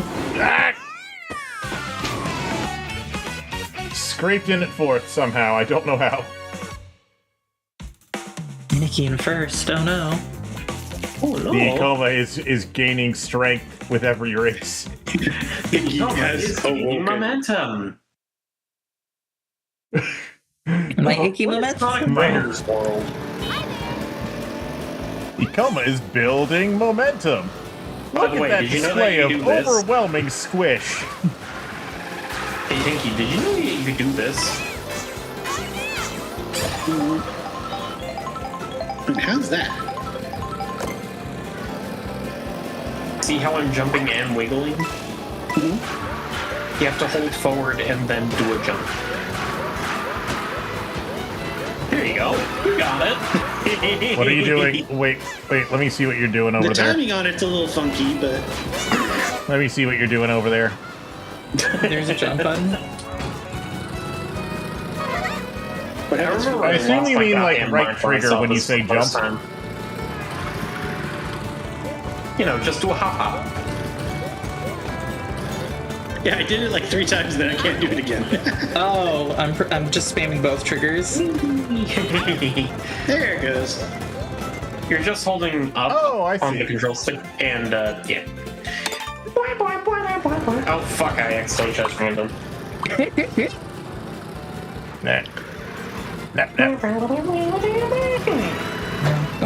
Yeah, it's a game for a double tap, essentially.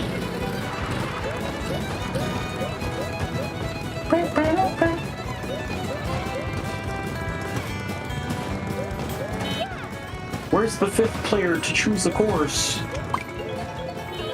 They picked Boo, which is where we're going, it seems. Here we go. Ooh, beast. Absolute Boo Boo Cinema. Cinema. Absolute Cinnaboo. We're going to the 90s MGM logo. Remember me, Zox, don't go right at the exit. I know. You were so mad. I was like trying to go in the out or out the in road. Ah! The music of this wasn't- course reminds me a lot of Wizard of Oz. I said this on stream the other day, and I also showed it on stream the other day, but it reminds me of a specific old version of the MGM logo, the animated version. Yeah. The roller coaster version of the MGM logo. Oh fuck! No. Yes, it was me. I got me. I got shellacked. It was me, Barry. It was me all along. I created the AI memory crisis just to keep you from buying a laptop and sending your kid to school. No!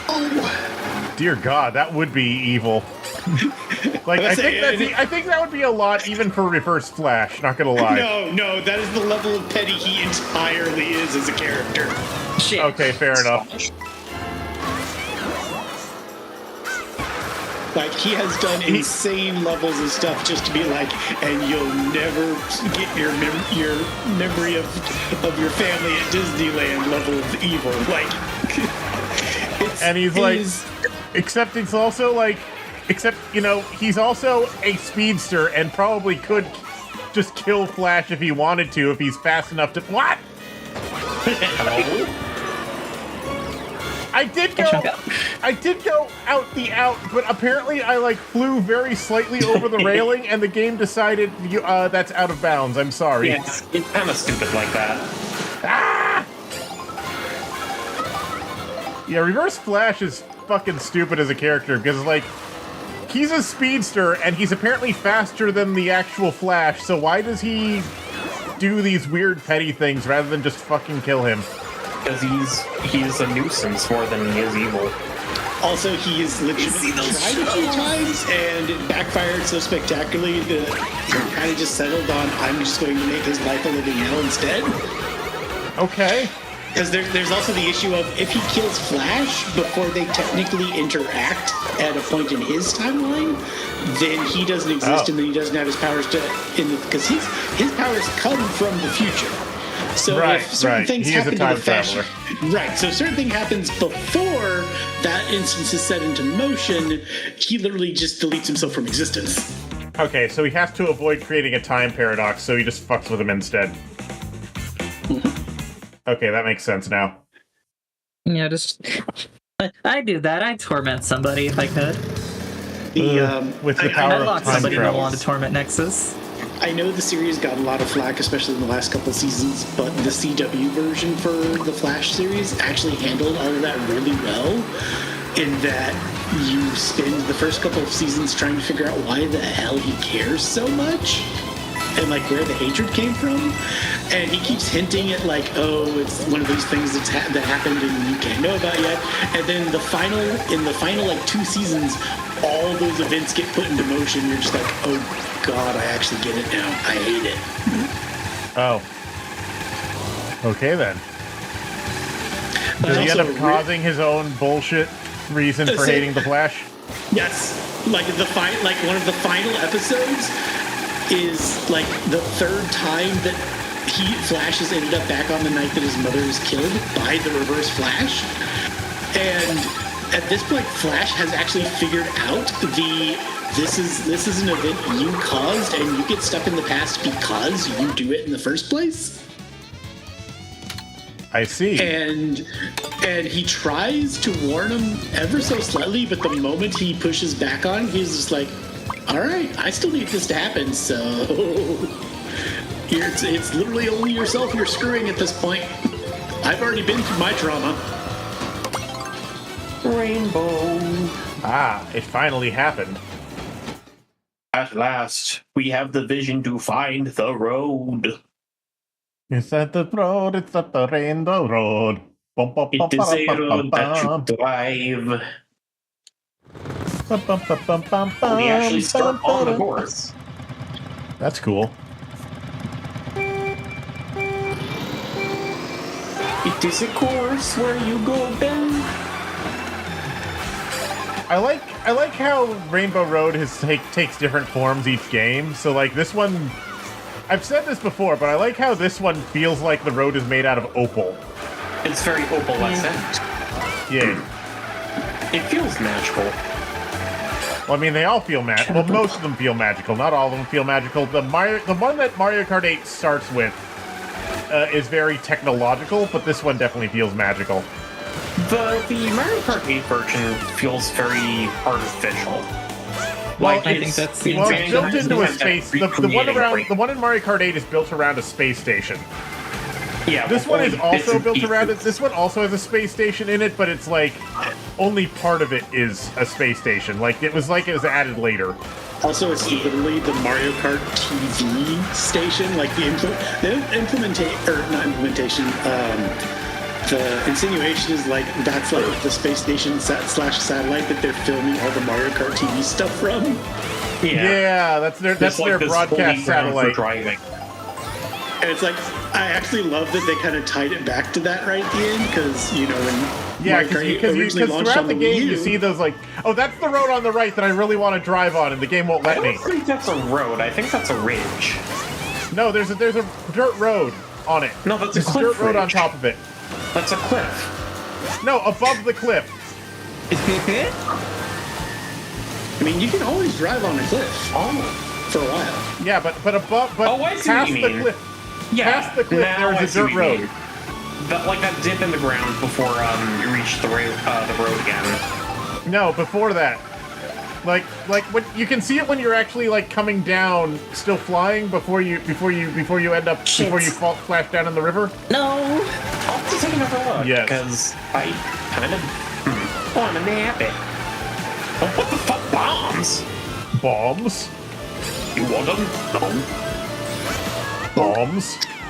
I love Bombs. how fucking gargantuan this map is. It is fucking massive. It's the Donkey Kong satellite. Yes, it's This map actually gives me a bit of vertigo. This map gives me like this map is like on the one hand this map is very much a callback to Mario Kart 8. It's but also, it's also a callback to the a- Game & Watch. It's a callback to Mario Kart 8, but it also gives me big Mario Galaxy vibes, specifically. Because Mario Galaxy also had a lot of levels that were built just like this. Yeah. Also, did you notice that when you're on this part of the road that you're constantly going at boosted speed? Yep. Yes. It's kind of like an That's because I did this race earlier That tonight. also is like a Mario Kart 8-esque thing. I love this moment where you're just looking at the planet from We are upside down. upside down. Inside Out? Also, we can see the whole map from here. Like in Cloud Cuckoo Land. And No, there's the you- choo-choo. Who did that? Who did that? I get to hex you the same way I personally have been hexed. You monster. This course makes me... The music for this course makes me feel really happy. Especially this part of the track. I just love watching the train go around, and it's got all the people All the NPCs, Yeah. All the friends you made along the way. like the fucking T-Rex and the Mecha Donkey Kong and all them. Space Kong. Also, the toads are fucking gargantuan. Yes. Toads are home. They're disproportionately huge. Much bigger than us, yes. Why is there just a bonsai tree on the train? Why is A there giant bonsai tree train on one of the train cars. I see a pirate ship. Weird thing I don't see called out very often. I love that a lot of the sound effects in this one, like they added the little word balloons too. Tanky! Yeah, like the boom. You can't prove that it was me. I was invisible. I mean, what? You were not invisible. I saw you. You can't prove that he wasn't invisible.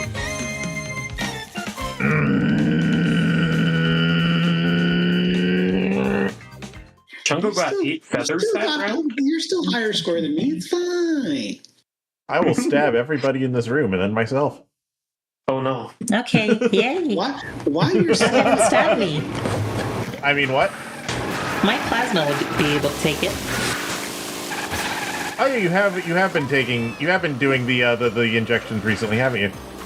Yep, I literally did injection. Had my first non-guided injection earlier today, and I only had one little panic attack during it. Nice. What kind of injection? Estradiol. Hey,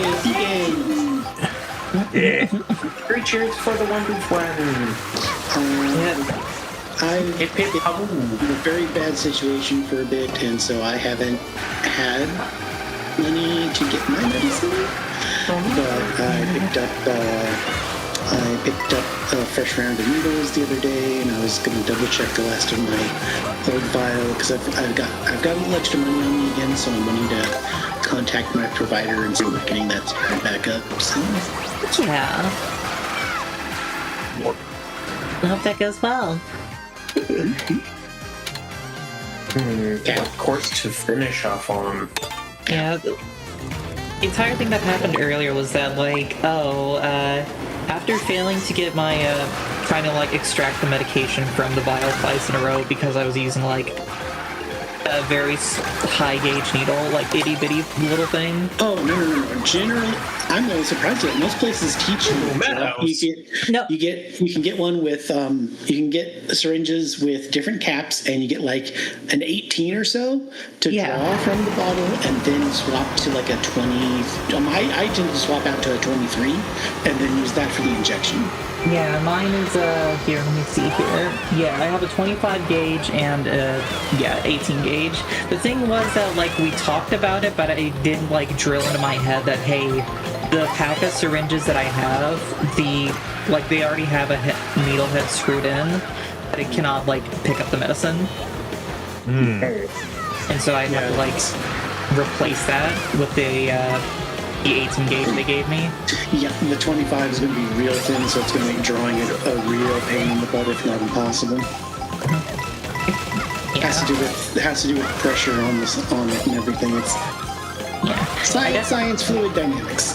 Science fluid dynamics. Well, the thing was that, like, I knew that I didn't have to draw it with these. They're also color coordinated for me.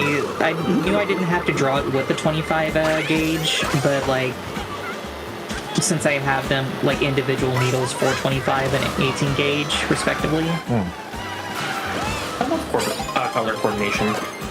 Yeah, Anyway, I discovered it was funny because I've never noticed it before, and then after I was doing my injections, I realized that like when I was at the hospital or other doctors' offices, I'd be like, oh yeah, I know what size needle that is because of the color. That's disturbing. What color needles do you have? For most of the companies do standardize the colors, so I'm going to For good throw reason. a shoe at you, maybe. Come at me if you can calculate the arc correctly to get the shoe to travel hundreds of miles. Go for it. Yeah, The shoe will most likely burn up on re-entry if you get the arc right. Unless the shoe were made of like lead. intercontinental ballistic shoe, Intercontinental Yes. ballistic shoe. also known as the very high heel. So Cookie Run Kingdom's got its update. Well, I guess it's a good time for me to hop off for the night. Okay, have a good night, Icky. Oh, there's coins behind these milk This crates. apple. What? I said pets this apple. What's this? Such a good apple. But yeah, after trying and failing twice with the default needle, and then realizing, oh, I'm supposed to switch to the 18 gauge, and then like switch to the 18 gauge first. After that, it's like, okay, cool, I have the medication, everything is prepped just like the way it should. Oh, I'm supposed to rotate spots, and according to the guide, like, okay, well, I can do like my belly again, or I could probably do like, oh, it says here like doing it on the thigh is fine. And I say this to the person I'm in a I personally modulate between left thigh, right thigh. Yeah. Are you taking intramuscular or subcutaneous? That's the neat part about thigh is even if I miss it, if I miss one, it becomes the other. Oh, yeah. So that's what happened, was that I poked myself with a little needle, and it hurt immediately, and I'm like, oh, it's not supposed to hurt, so, like, I don't put any medication, I pull it out, and it's like, oh, now it's just sore. For a little while. The first 2 times I did it, I had no trouble whatsoever. Third time, I nicked a vein, and so when I pulled out, it sat there and spurted for a few seconds, and I was sitting there panicking, going, "Oh no!" Okay. And then, and then very much it was just like, just put a little pressure on it with it. Like now, when I do the poke, I grab a Kleenex and have that in my hand so that I can just put a little pressure on it right away, and then it's fine. Yeah, okay, good. Because, no, it spurted a little bit, and that's what I think happened, even though that is exceedingly unlikely. But anyway, like, literally then I tried my belly and I'm like, oh, this is painless. Okay, I think I just literally just hit something wrong. And then I had a panic attack about it, the idea of hitting something wrong. It took a lot of advice from other people and calming down. And a friend who was very terrible at bedside manners, apparently. Yeah, to me, it's actually one of my moments where I can be like, okay, think about how important this must be to me as someone who has been terrified of needles their entire life. I've learned how to put up with them, but I still hate them. And it's still important enough to me that I'm willing to do this to myself every week. Yep, precisely. Well, like, ever since COVID, I've kind of grown, like, more and more, like, ambivalent, is that the word, on needles? Like, literally when I went in to get my, like, for a gal who, like, when she was itty-bitty, literally kicked and cried and screamed every time she get a shot, like, oh, I go in for my COVID, and, like, it was just nothing. It felt like it was nothing, and, like, I'm like, well, what the fuck? Well, that can change a lot depending on the injection type and everything else too. I remember with COVID, what hurt was not the shot; it was the aftermath. The everything after. Yeah, I'm just talking about the COVID vaccine left me like completely debilitated for multiple days. Yeah, I didn't have any trouble myself other than being a little tired. So, but I still, because I heard so many other friends that have been like, no, not clearing my ass for a few days, it's like, I'm going to plan on doing my injection when I have a few days and not to worry about anything, just in case. Yeah. Yep. It well, the thing is, though, it only had that effect on me when I got the second shot. The first shot didn't do anything, so it's like, huh. I don't know. Immune system reaction was weird, and with the second shot, it decided your muscles are going to hate you for 2 days. Did you mix and match types, or? Nope. It was Moderna both times. All right. One more race. I'm green for another race. Cool. Not We sure are about down in anybody else, Icky. though. Yeah, we're down in Icky. That's fine, though.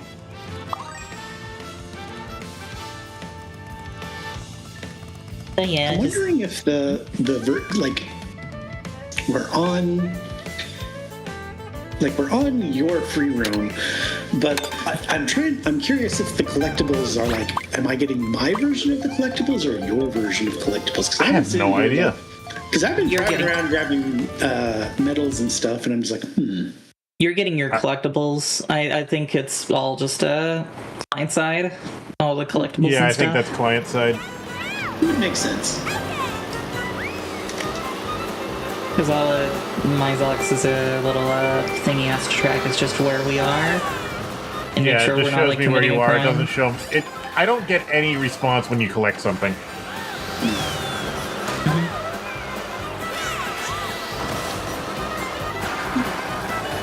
What?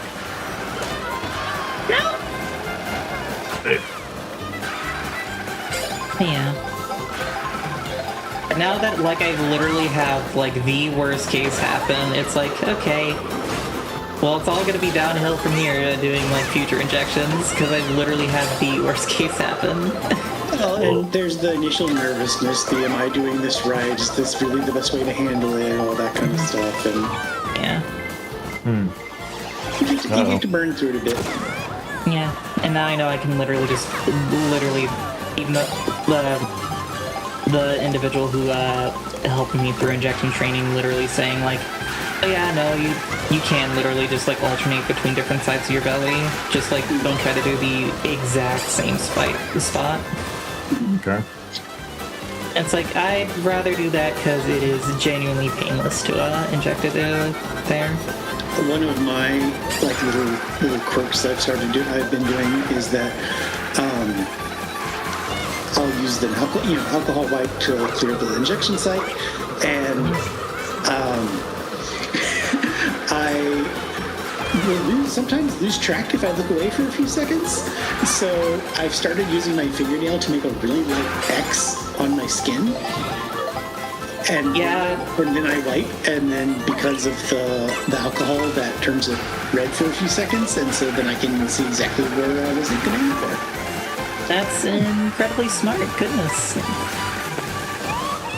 Is it a little silly and overcomplicated? Maybe. Yes. Does it solve the issue of, oh, I looked up at my computer and I don't remember where the spot I was going to use was? Because I'm always mortified, like, well, I disinfected this spot, but if I'm off by a bit,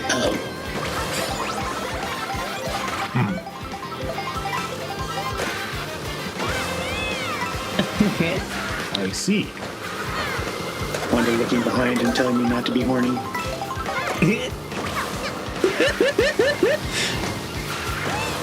Don't be horny. I'm not sure why Wanda would ever say something like that. Wanda would never say something. The first couple races, we kept going side by side, and I'd have a super horn and go bonk. Oh, that kind of horny. I was getting up behind her, and then a green shell went from her to my face, and I was like, okay. No, I've been navited. Which means bombs on the road. That's been happening a lot. Yes. Oh no, terrorism. Yeah. We don't negotiate with bombs. Bombs can talk, but we don't talk to them. Here, eat a red shell.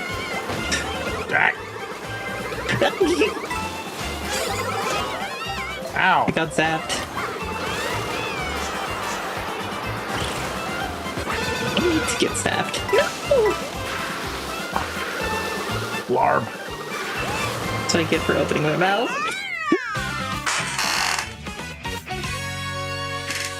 Clearly. There.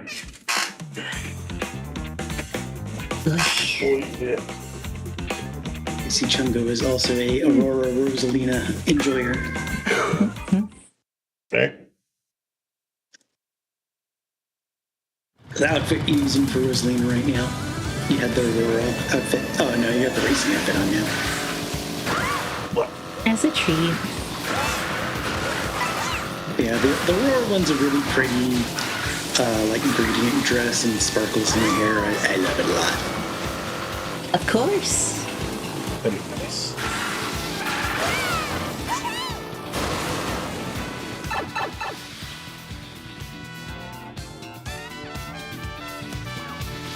I swear to one of these times I'm gonna get hit with like a green shell and then immediately slip into my freaking helper voice.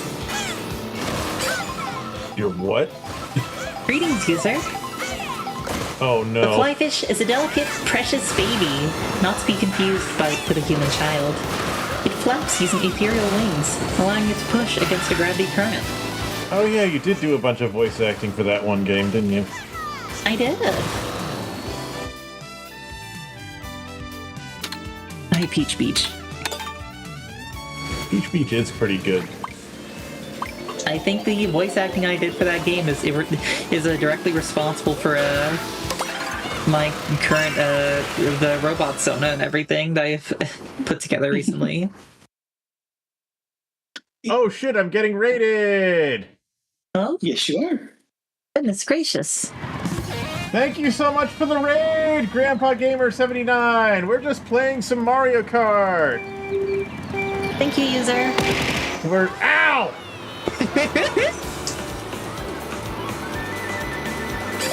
Thank you so Nothing much says for the hello like getting raid. stuff thrown at you. Ah! Playing some Mario Kart. Ow. I've only had this game for a few days, so I'm still very much learning it, meaning I am usually losing against my friends who have owned it for way longer. As is, what is the word I'm looking for? Tradition. See? My friends, I did not stay in first for very long. Ah! my friends are typically mean when it comes to Mario Kart, so that might explain a few things. I mean, Mario Kart kind of encourages you to be mean. That's kind of how the game works. It is. You gotta bully people. Yes. And you gotta do Just cool started tricks today? that Cool. put you on the wall. So, Grandpa That was Gamer, actually- did you also buy the Switch 2 purely because the price was about to go up and you figured it was now or never? I mean, I've also seen a lot of people going, I bought it because Fire Emblem is making me horny. I mean, it's Fire Emblem. What do you want? Isn't it always? Yeah, you did. Yeah, I Strategy figured. RPGs? Yeah, because like, okay, when I bought the Switch 2, well, okay, so when I saw the price was going to go up, I was like, okay, fine, I guess I'll get the thing. And I had initially intended to get the bundle version, because, you know, save $30 if you get the bundle, but, I waited too long, because apparently everyone else, thought exactly the same thing at the same time as I did, because, the bundle, sold out everywhere before I had the chance to buy it. The bundle was gone, yeah. Like, if I had acted a week earlier, I could have gotten the bundle, but I didn't. So it happened. So, unfortunately, had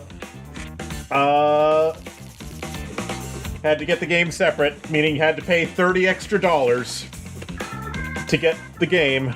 But at least Bundle is bundle. at least it meant I could get it physical. At least it meant I could get it physical, which, means something, I guess. It means you have more storage on your system and you don't yet have to buy a really ridiculously expensive memory SD card. because of the AI bullshit. Yeah, Yep. the SD cards, which are really expensive because they have a PCI Express interface rather than whatever SD cards used to use. I don't know. Which don't get me wrong, it is great, but It is really fast, but like, it's very much this was not the right time to make that shift. Not that they could have known that at the time of development. no. How would Nintendo have known that? And like, it makes sense that they would want an SD card. It would make sense. Your wife and I each got you one with Mario Kart and Splatoon Raiders. Makes sense to me. Makes sense. Makes complete sense to me. The Splatoon Raider. Splatoon Raiders. Yeah, I've heard a lot of good things about Splatoon Raiders recently. The only other game I've bought so far, though, for Switch 2 was Bonanza, because I've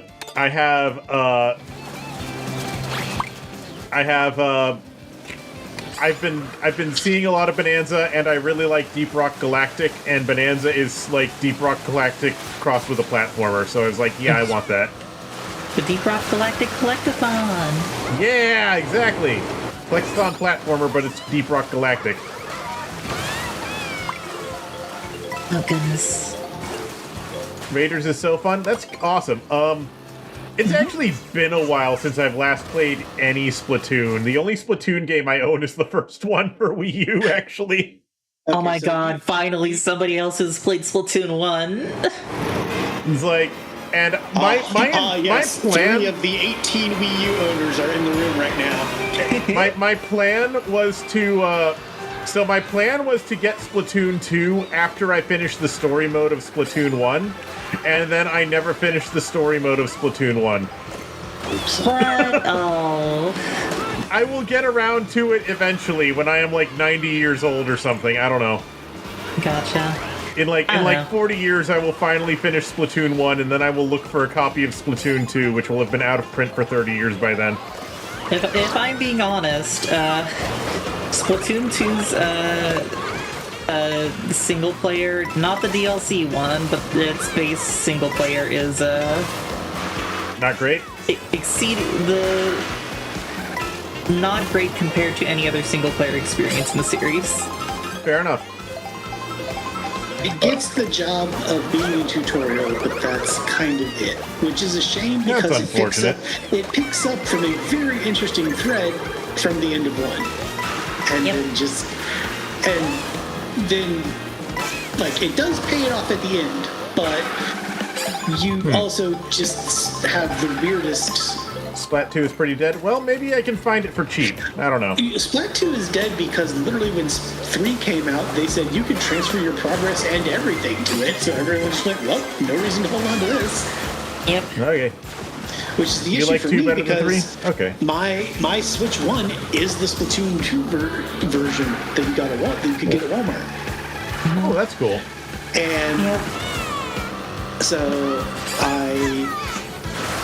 I wanted to get Splatoon 3, but I was broke at the time. And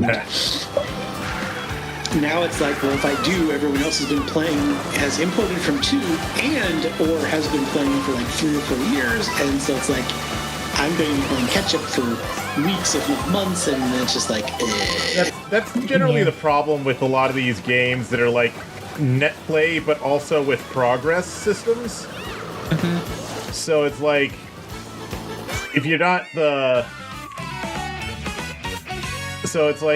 you're not playing the game as it was originally whatchamacallited, miss some of the maps. Wait, Splatoon 3, I thought Splatoon 3 got all of 2's maps added to it over time. No. interesting. So I didn't realize some of the maps got left behind. in fact, at the start, it was all brand new maps, if I remember right, and like definitely Pawful from 2 and a Pawful from 1 like have returned, but like 3's map design is rough. I like how I Compared to can run something into pedestrians. Compared to something like Splatoon 2, a lot of the maps in 3 are literally just like choke point central corridors. I see. Overwatch style map design. Yeah. That's unfortunate. And as for the progress thing, like, I definitely get it, but on the other paw, like... Oh wait, no, I forgot the weapons have levels. You need levels to get what? Never mind, yeah. That's my That in an online game? Well, it's incredibly easy to get levels if you're just playing the game, but also, like, it's incredibly frustrating because, like, oh, I want to get, let's say, this certain kit, and this certain kit you need to In 2, I was very annoyed because I was a carbon roller main in 1. Yeah. And you had to get to like level, I think it was like 25 or 30 to get carbon roller in 2. And I was just like, I just want my favorite toy back. Yeah. That's unfortunate. Also weird. It's exceedingly strange for the kind of game Splatoon is. Like, I get it, slowly introduce weapons and stuff, but like... with all of these different weapon kits and slowly introduced, unless you get 3 or 4 years worth of updates, boot the game and suddenly get an hour-long spiel from Sheldon. Yeah. And even though they added a speed-up button, it only works sometimes. Oh no. Dolphins. That's the fun thing, is like, oh, it's like, hey, we added a quality of life feature. Look, you can like not look at the Splatcasts, but oops. Sorry, you gotta see it every time they talk about an update. And see, that's the thing that like kind of turns it into a bigger piece for me is like, I want to play Raiders, but Raiders is single player story focused, which I'm fine with. I love that I love the single player stuff in the other games in 1 too. But I also know that it takes place after 3, has a story connection, which means I want to play 3's story to have that figured out. And so then it's like, oh no, I'm gonna have to chase a bunch of this down. Yeah. And like in the grand scheme of things, it is very much a first world problem, grade material. But Yeah, it's not like, I mean, generally speaking, unless a developer is completely insane, have some good dinner, Grandpa Gaming. See ya. Blah, blah, blah. Yeah, unless a developer is completely insane, they will like give you the gist of what you need to know when you start the new game, just in case you did not play the previous game for one reason or another. I played I was just to say, and I do appreciate that, especially and that's one of the things Nintendo is especially good about. But it's just one of my personal flavors of neurospicy. Is I like to have all the story. I like getting into the weeds of that stuff. The Sunken Scrolls in 1 were such a fun thing for me to get, like, piecing the lore together and figuring out exactly how screwed all of previous civilization was along the way. Yeah. How screwed did humanity get that led to the rise of the squid people?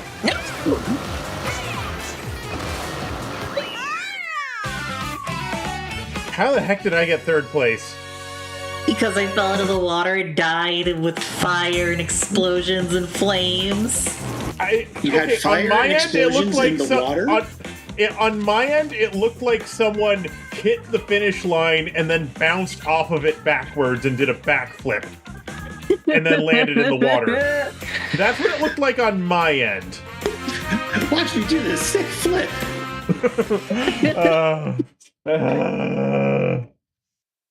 Like... Yeah, some of the things in 3 are cute, especially in Raiders is cute, especially if you have context of Splatoon 3, but also like I don't know, I'm the gal who is lucky enough to like be playing the series concurrently. Yeah, I don't know. Yeah.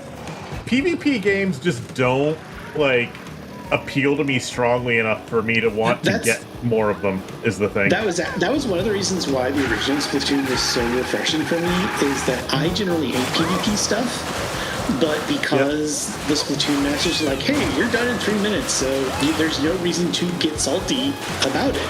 There just isn't. Yeah. Also, it's all about territory control rather than killing each other. Yeah. Well, Then again, a lot of FPS games are like that these days, though. Well, and also the territory control can be a lot easier if the enemy team can't get out of their base because they're just getting splattered back into it.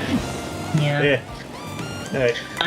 The issue is that in terms of leveling and stuff, you know what's more lucrative than Turf War? What? Anarchy. Chungo I mean, ranked modes. A Chungo has left. Oh, Chungo-less. No, we're Chungo. Chungo says BRB. Okay. All right. Want to do another one? I want to. I enjoy giving my paws something to do while I just idly chat about stuff. Yeah. Yeah, we'll do another set. By the way, Raiders, if any of you want to join in our game, can people who are not friends with me join this if they have the room code? If they have the room code, I think. Yes. Okay. I'm not sure what interface they use to input that room code into, but ideally, yes. Let me post the room code. It is QSS4YG.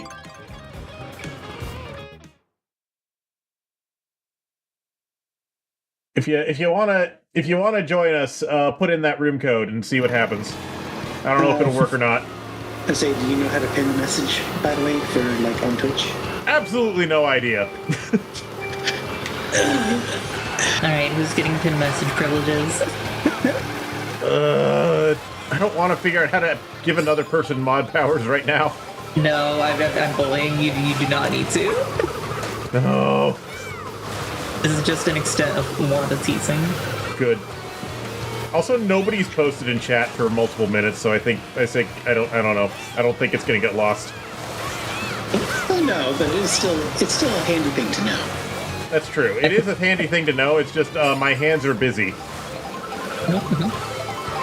My paws are busy with idle chit chat. My hands are busy playing Mario Kart and not dying. You need your hands. Speaking of which, I need my hands to what? You need your hands to talk. No, I need my hands to play Mario Wanda Kart. was saying her hands are busy because I do Just idle chit-chat. chatter, and it was just like, Maybe they talk with their hands. A lot of people do that. I was literally saying earlier that I want to like pick up ASL, just to like have that under my belt Oh, that would be because cool. of my family working in the disability community. It's cool. Well, for that, I just know a couple words because we constantly sign it to each other. Like the word for key is like extremely important in this house. I see. a keyword even. You have other Keyword. people in your household. You have people in your household who are deaf or hard of hearing. No, not in my household. It is more so just my mother works in the disability community, and like my brother does advocacy for disability stuff. All right. And so like, part of her training was kind of like picking up ASL just like as a little thing. All right. And it was like a few words have just kind of like become common gestures for us because like it's just Okay. easier to use our hands than like to speak sometimes. Fair enough. For example, like the word for key when we don't want to freaking mention opening the fridge or pantry in front of my brother. I see. Or back when we were trying to, somebody's like on the phone and we need to like figure out the key. Makes sense. That freaking whiffed me. Oh my goodness, that was scary. Back.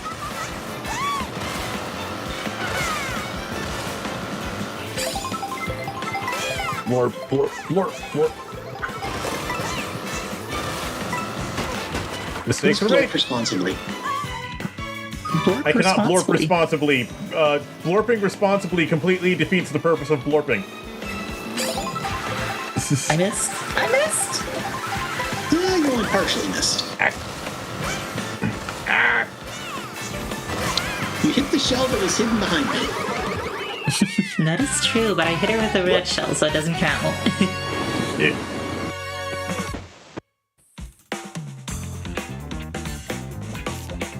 My goodness, where was I? Oh yeah, ASL. It'd be nice to pick it up. ASL, I hear key, refrigerators.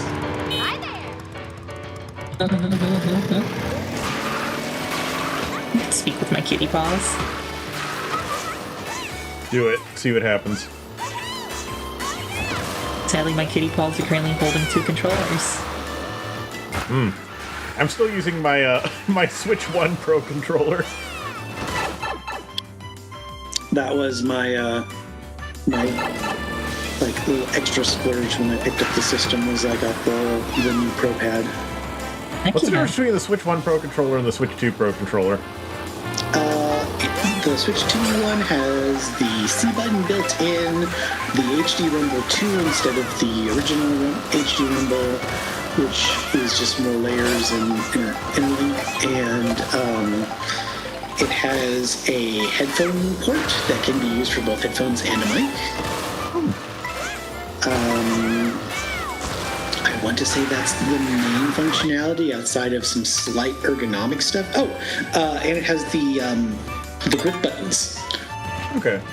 So like on the very back of the controller, because you know like at the top you have LR and ZL and ZR. Yeah.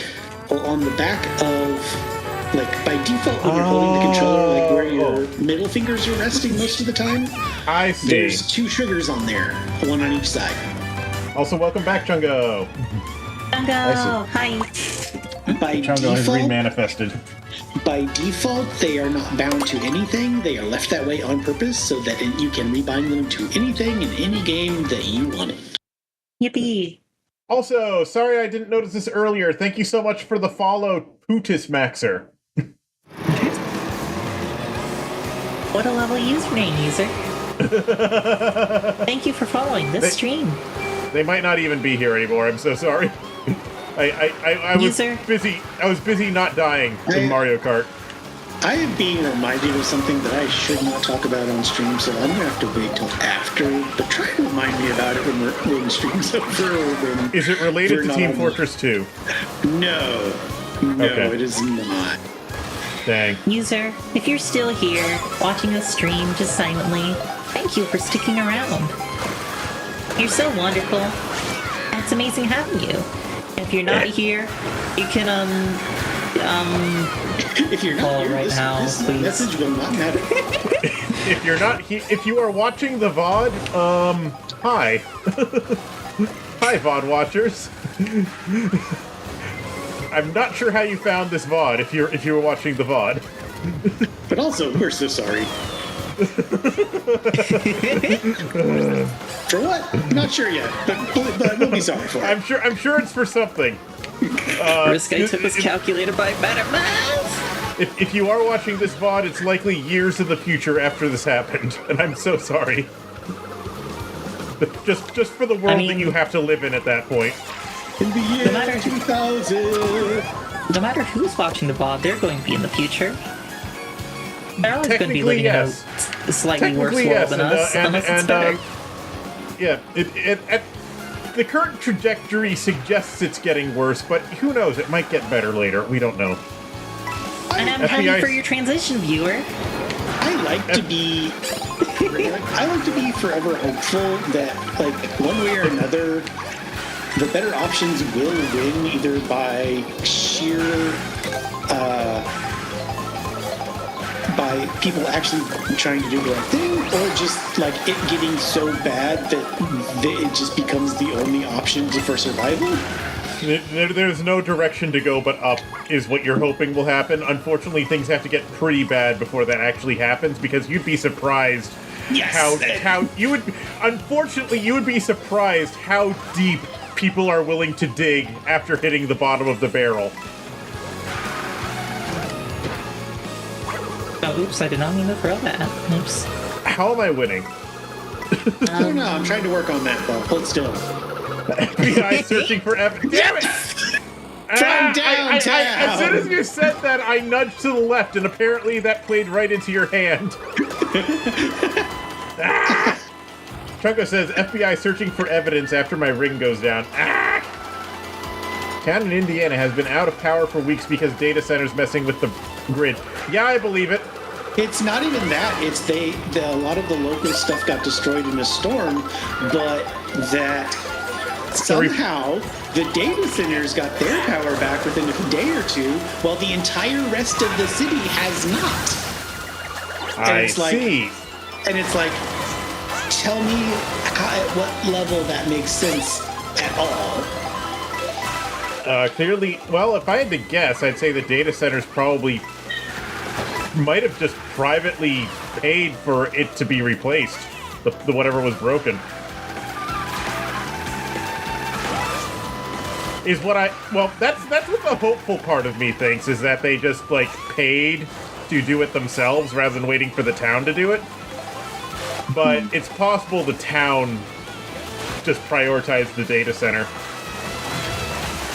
You're gonna keep saying it's because of the data centers? Yeah. I mean, also, it's just like a lot of that equipment is just that power equipment is just expensive to make, because like you cannot if a transformer blew, you cannot mass produce transformers. Every one of those things has to be built by hand. Cybertron says otherwise. Not the kind of you know what? Whatever. Try again, user. The coils, like those big transformer coils that are generally responsible for converting power between different voltages. Welcome back, Chungo. Yeah, those big power transformers. Or for Cybertron, follow Cybertron. What about that? What was that Transformers game that got removed from all platforms because the publisher decided they didn't want it anymore, but it was really fucking good? That's several of them. Like both Fall for Cybertron and War for Cybertron were done by Activision, and were two of the best games the franchise has ever had. You might be thinking specifically of Devastation, the one that Platinum Games did. That was like it's like a cell shaded brawler that is G1 style. Yes, I think that was it. I own that game. Yeah, again, also published by Activision. Yet, when Activision decided not to renew the license, it went poof. And the thing that pisses me off so much, like I understand licenses can change hands, but the thing that pisses me off so much is when Microsoft decided to buy Activision. They had actually had an entire conversation as part of the deal where people were like, so does this mean that even though Activision wasn't willing to pay to renew the license, would you all be willing to do it?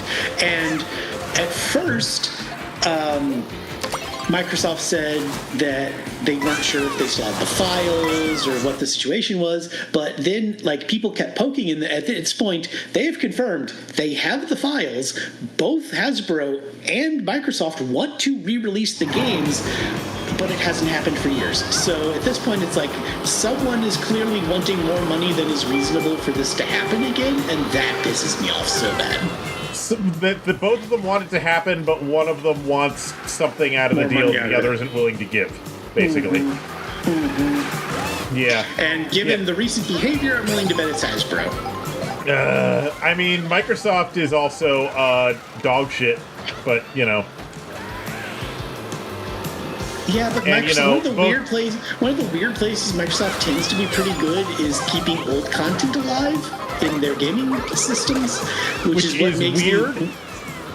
Which is weird, but yes, because usually game publishers consider their previous titles to be competition and want to get rid of them. Well, except Microsoft has built a bunch of their storefront has been one continuous storefront since the 360, which is one of the reasons why they're like, yeah, you can still log in and buy a digital version of a 360 game and play it on your Xbox. Yeah, I was actually looking at that the other day. I was considering buying Skate 3 for the 360. Mm-hmm. And I can just do that if I want to. I can just do that. Yep. It's not even expensive. It's old, so it's cheap. Yep. And it's one of the smartest things they've done, in my opinion. But so again, that's why I lean. Obviously, both sides are like, we can't say anything else right now. But like, I really, really want, because I have Devastation on Steam. Mm-hmm. I don't have the DLC, which was mostly cosmetic, but technically counted as other characters. Because it was recolors. Because G1. Right. I mean, that's not recolors is not a G1 thing. That is just a Hasbro Transformers in general. things. But yeah, but G1 was especially egregious about selling you the same fucking model 4 times with slightly different paint jobs and considering them different characters. Mm-hmm. And this actually became a point of confusion while they were making G1 as well for the animators. Yes, because there's several characters where the color schemes got flipped along the way. Rumble and Frenzy are two of the like more famous ones of that, where the toys are colored one way and the figures. Other characters would randomly turn into Starscream for a single animation cut and then turn back. Oh, if you really want a screwed up story, look up. Like, there's been 2 or 3 attempts to fix those animation errors, and in every single case, they made it worse. I'm willing to believe that. The one that both tried the hardest and messed up the most was Kid Rhino DVDs in region. I think they technically did region 1 and region. Oh no. They did it for North America, and I think they also were released in the UK at the time. So they made animation errors worse somehow by trying to fix them. Yes. So did they because the fans in the audio clip would be like, oh, it's very clearly that character X is supposed to be the one speaking here, and they would go in and make it the wrong character entirely, as opposed to just a wrong colored character. Oh no! Like it was so, and it was all like, it was like if you talked to anyone in the fan base before you did this work, you would have gotten pointed in the right direction. How did this happen? How did this happen? Like, we're the nerds. We have lists for this. I'm sure there's just a wiki they could have consulted. At the time, no, because that was real. That was like real early 2000s. So Okay, like, so this was fan like, weren't. so this was okay. So this is a while ago. Okay. That said, apparently a lot of times the people who work on Transformers are not actually particularly familiar with it, is what I've heard. Yeah, yeah. Because like even with like Beast Wars, which is generally considered to be one of the better Transformers shows, a lot of the people like in charge of the show, quite literally all that they knew about Transformers was from just reading the friggin' what was it called? The show Bible. No, what was the name of that like forum system that existed before the modern internet like shut down in the... Oh yeah, like PHBBB. No, it was like I love PHBBB. Sorry. not quite what I meant. It was like a dial-into forum system. What was it called? Oh, Usenet. Usenet, that was it. There we go. They basically just went into the fucking because Transformers obviously had its own Usenet forums where fans swapped notes, and apparently most of what the showrunners of Beast Wars knew about Transformers came from just lurking there. Well, to be Nice. fair, the people that ran Beast Wars was like, they weren't fans, but they were very much a studio that wanted to be able to tell coherent storytelling with it. Yeah. And Beast so- Wars is very specifically supposed to be the sequel to G1. Yes. Unfortunately, when they didn't then follow that up with Beast Machines, they kept the same animation studio, but they changed all the people in charge to people that Hasbro wanted and had no knowledge of the franchise, which is how even though Beast Machines has some good ideas, but some of its final big plays come out entirely of left field and fly in the face of everything that Beast Wars and G1 had set into place because they just thought it would be cool. Oh my god. I liked some of the things in Beast Machines, but yeah, a lot of it did come out of left field. And the thing is, you can pull stuff out of left field and make it work as long as it's coherent with the previous understanding of the setting, and that was where the problem came in. Yeah. I mean, it's not. At least it's not where with what like Japan did, where Beast Wars 2 just completely did its own thing, ignoring everything that came before. Actually, no. Oh god, the Japanese timeline is amazing and a masterclass in how to fuck with everything because. In case you haven't tell, you've activated my special interest card, by the way. Good. But, Tell us, Sensei. Like Ow! because in Japan they did Beast Wars 2 and Beast Wars Neo. Both of those Right. shows take place in a separate chunk of the timeline, but in the same universe. So they do share continuity. Oh god, here we go. Japan has gone so far to keep continuity a thing that outside of, I want to say, the Unicron, Energon, and Armada, because like in America, that like Armada, Energon, and Cybertron are collectively known as the Unicron trilogy, and they're a connected story arc between all Oh three no, I'm a series. cow. However, Congrats with becoming a in cat. Japan, Armada and Energon are the only two connected. Cybertron was its own thing. Yes, that I'm aware of. That I'm And- aware of because it wasn't meant to be part of it. Yeah. Correct, which is one of the reasons why some of the character behaviors and names are so disconnected because Yeah. they are quite literally they were not originally meant to be.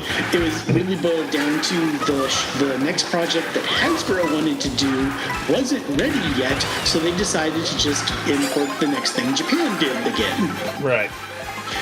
Which is also similar to what happened before the Unicron trilogy. Yeah, that's that how we show. got car robots. Honestly, I think I liked Car Robots. That's the one where Megatron turned into just a giant hand, right? Megatron turned into everything. He had 10 forms in that show. Yeah, but like the one I remember is the giant hand, and the specific episode of that. I've only ever seen what. And how the fuck did I win? I've tried so many ways of killing you, and you just kept standing. Yeah.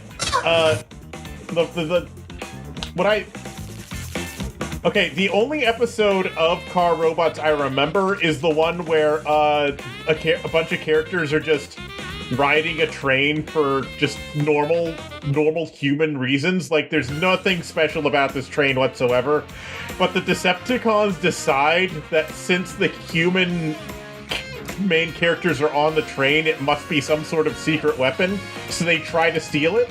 And then the Autobots are like, why the fuck did the Decepticons want this train? We gotta stop them. So they protect the train from the Decepticons, even though, once again, this is a completely normal-ass train that nobody should give a single shit about. And the thing that makes it even more amazing is that in that show, there's quite literally a set of combiner Autobots that are bullet trains, but that have nothing to do with that particular story arc that made no fucking sense. And I remember at the end of the episode, Megatron is just like bashing all the Decepticons for why the fuck did we waste all of this time on this piece of shit train?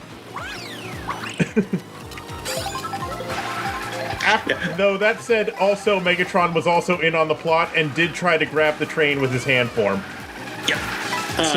So the thing is, and that was the first one, that one was actually, when it was brought to the US, it was relabeled as Robots in Disguise, which again became an issue because they reused that title for another series in the US about 10 years later. So now you have Robots in Disguise like 2000, I think it's like 2002, 2003, and Robots in Disguise like 2017. It's like, oh dear God.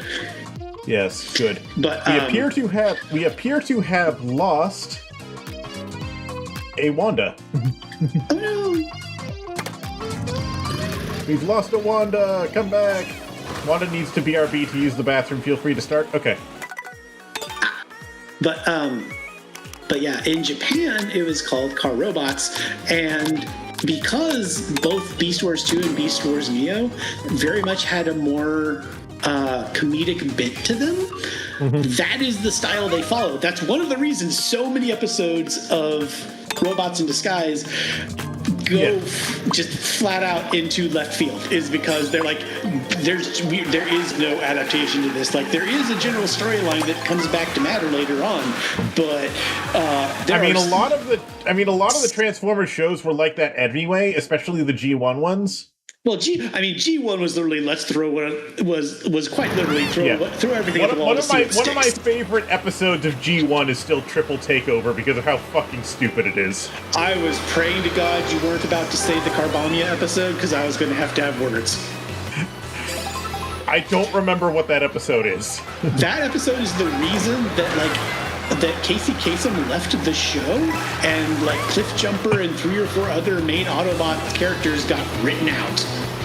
Holy because shit. Casey Kasem is Muslim, and basically caught wind of the episode, went to the writers and said, this is stereotypical as shit, and there is no reason we can't at least take some of the really bad jokes out, like naming your Muslim country Carbomia. Oh God. Literally, there's literally a sign when they enter that is like population 10,000 camels and 5 people or some shit like that. Like, oh no. There were these pieces that were like all he said, he's publicly said, like, all he wanted was for them to not use that joke, change a few little things that would just be, perfectly common sense material, and the people in charge of the show at Hasbro pitched a fit, and he went, then you could consider this the last episode I'm working on. Oof. And when I learned that story, that was one of those nope, my respect for you just went way up, because anytime you're willing to take a stand on something like that for personal beliefs is just a huge deal. Yeah. Holy shit, I didn't know it got that bad. It's a side effect of 80s writers having to turn out an episode every week for 2 or 3 years, you're gonna get quite literally some ugly shit thrown at you. But it's all the kind of stuff that like it shouldn't pass the scratch test. You know, the moment you looked at it, someone else should have gone. Yeah, someone in the writer's room should have said, no, don't do this. Yeah, because this was mid late 80s, pushing into the 90s. Having more common sense about how to treat multinational people was already becoming a thing. Mm-hmm. Unfortunately, I wish I could say that was unusual, but yeah, because I've seen stupid shit. Oh, undoubtedly. Also, on Star Trek, like, throughout the 80s and 90s, one of the consultants that they went with on, like, Native American culture was not Voyager? actually... Yeah. For TNG and Deep Space Nine and Voyager... well, Voyager was the only one that actually had, like, a Native American character. Well, Chakotay, TNG still had Native Americans show up frequently, and they still consulted the same guy on it. Yeah, And the guy episodes. was not actually Native American, nor did he know that much about it. He was just, like, cosplayed as a Native American, basically. And, pretended to be one, and writers apparently consulted him. Fake it till you make it. And, like, he did not know shit, and people repeatedly pointed out that he did not know jack shit. And, he got, he got sanctioned because of that. I've never actually heard that story. I am gonna have to look into this later. Yeah, I don't know all the details, but yeah, like, he got, repeatedly, various groups said, hey, don't work with this guy. And they kept doing it. I guess the higher-ups at Star Trek just liked him, because this kept happening, and they kept consulting him. Anyway.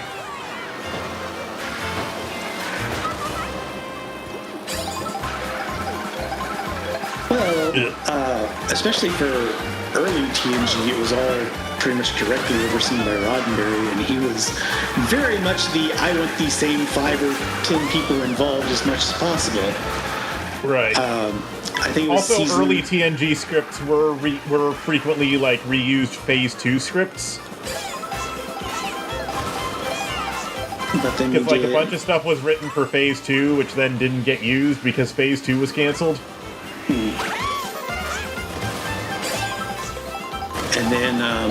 And then there were reused TOS scripts as well, slightly reworked TOS scripts. Just change what species the aliens are and change which characters say what, and and that's what they did. Ow. Sorry I'm making you uncomfortable. Also, sorry to VOD watchers. Remember when I said earlier that I apologize? This is what I apologize for. Rambling about Star Trek? No, rambling about racist shit in the 80s and 90s. I mean, personally, I think it's a combination of it's terrible, but it's a fascinating terrible, and it's the kind of thing you can't learn from unless you understand how it happened in the first place. So yes, absolutely. But I wish I could say that was the worst thing that Star Trek was guilty of.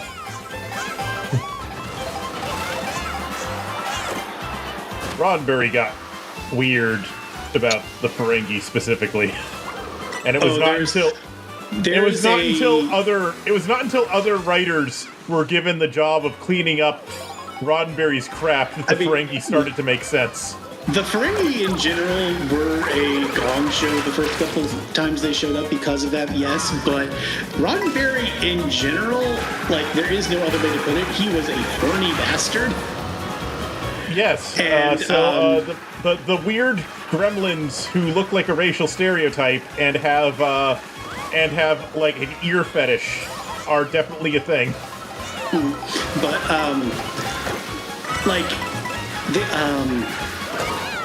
the content creator Jesse Gender has done currently a 2-part Although my understanding is there is supposed to be more, it's been delayed because of gestures to many things happening in the world. Yeah. But she did a piece, or maybe it's 3-part, but we did. But she's done several pieces that like break down the sexuality that was either in the show or would have been in the show if someone else hadn't stepped in. Honestly, the sexuality is not the part that I had beef with, but yeah. Well, it plays into it, is. Yeah. Because is like the early notes for like Troy in Next Generation was that like she was supposed to have like 3 exposed breasts, and it was like, I'm sorry, huh? How did that? Okay, what? Also, apparently her actress was like really uncomfortable with how her character just kept wearing the same like Yes, elastic uniform the entire like the first 6 seasons. Yes, it's actually one of my favorite Star Trek stories. Is it's season 5 or season 6 when the other there was an captain takes episode over where the someone Enterprise. else takes control of the ship for a bit, and they make a bunch of changes. He berates her for it and basically says, "I expect a certain level of formality." And it's like in character, she is annoyed but understanding and does it, and then she just never changes back to her normal clothing as opposed to the Starfleet uniform. But learning that behind the scenes, it was because she had been arguing for years that she should not be the only one in a special outfit, essentially. Let her wear like a decent uniform. Yeah, like holy shit. You know, like obviously you're fairly familiar, but like the reason that both Troy and Dr. Crusher got more story arcs that focused on them like trying to improve their career and other stuff was because of that stuff happening behind the scenes and them finally getting listened to a bit. Yeah.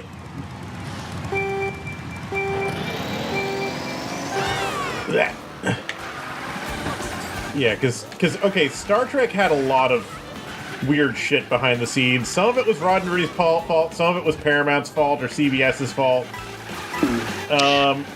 In the original series, there was that whole thing where one of the actresses got booted off the show because she wouldn't sleep with one of the higher-ups at CBS. I don't remember what her name was, but she was in, like, the first season and then completely disappeared in the second season. Wasn't that the actress for Nurse Chaplin?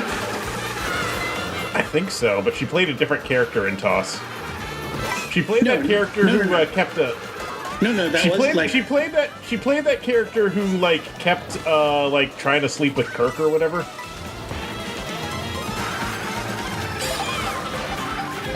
I've seen very little of the original series. She was a yeoman or something. I don't remember. Like, she was not a member of the command staff. She was like the representative of like the lower decks crew on TOS, pretty much at first. I don't remember what her job was. She was just sort of there, to be honest. I don't know. TOS had a very something writing. TOS played very fast and loose with everything, honestly. Oh yeah, because they had pieces that they know they wanted to do, but at the same time, it was, hey, we're a weekly show and we need another episode ready, so whatever the idea was on the top of your dome, let's go! Yeah. Which is one of the reasons why, combined with the budget, was one of the reasons they had so many cases of, like, today we're at the gangster planet, and, like, it was literally because that's what had finished filming somewhere else on the CBS lot, and so that's what they had handy as a spare set that week. Yeah. Right. Yeah, TOS did not have budget. Also, have you noticed my secret technique of getting you to try to think really hard in order to distract you from racing? No. Okay.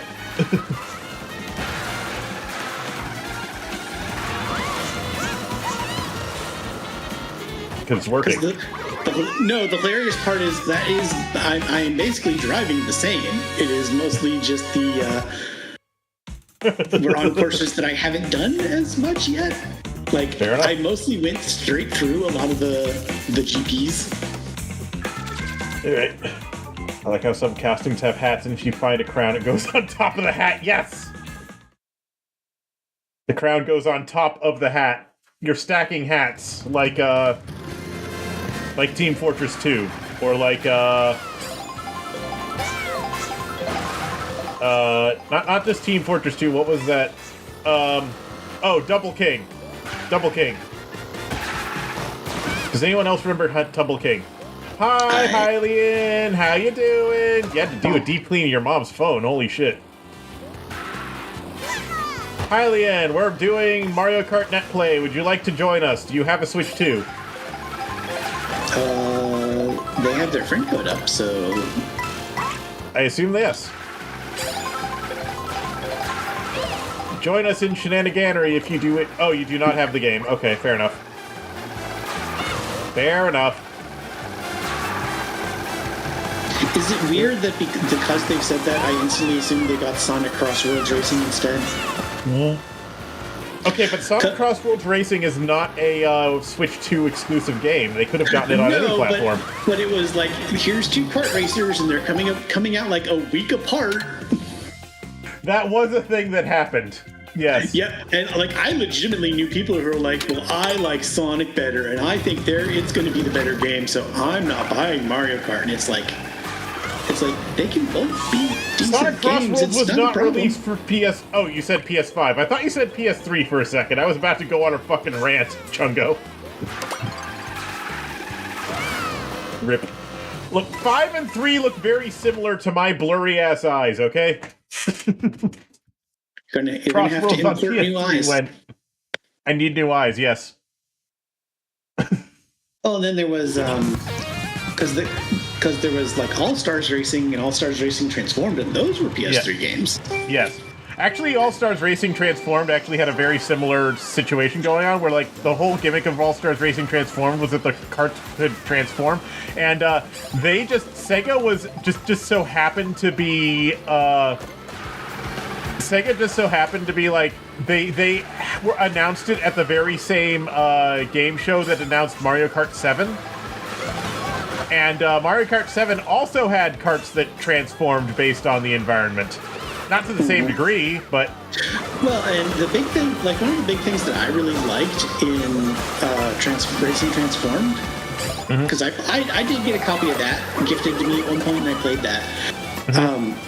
I liked that the race course itself would alter also over the course of the transform race. per lap. Yes, that's really cool. Yes, and so that was something you did see some with Mario Kart Tour, oddly enough.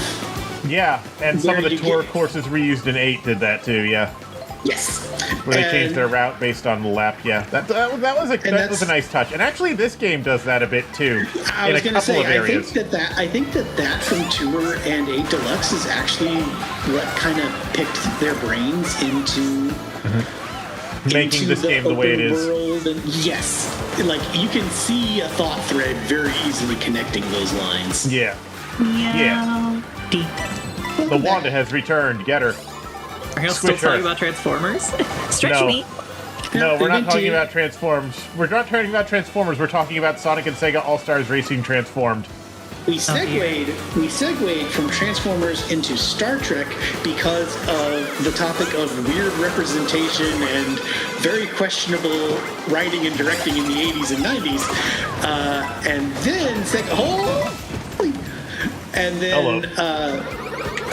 then that turned into kart racers and other racing games. Yes, but yeah, Mario Kart. But yeah, Mario Kart because Mario Kart 7 was announced like very shortly before Sonic Racing Transformed was at the same friggin' awards show, the same friggin' like announcement game, whatever show, whatever you want to call it. The devs of Sonic Transformed, the devs of Sega All-Star Racing Transformed were like, oh shit, people are gonna think we ripped off Mario Kart 7. Which obviously they didn't, because it took years to get to that point, but you know, audience All-Star Racing, reaction is important.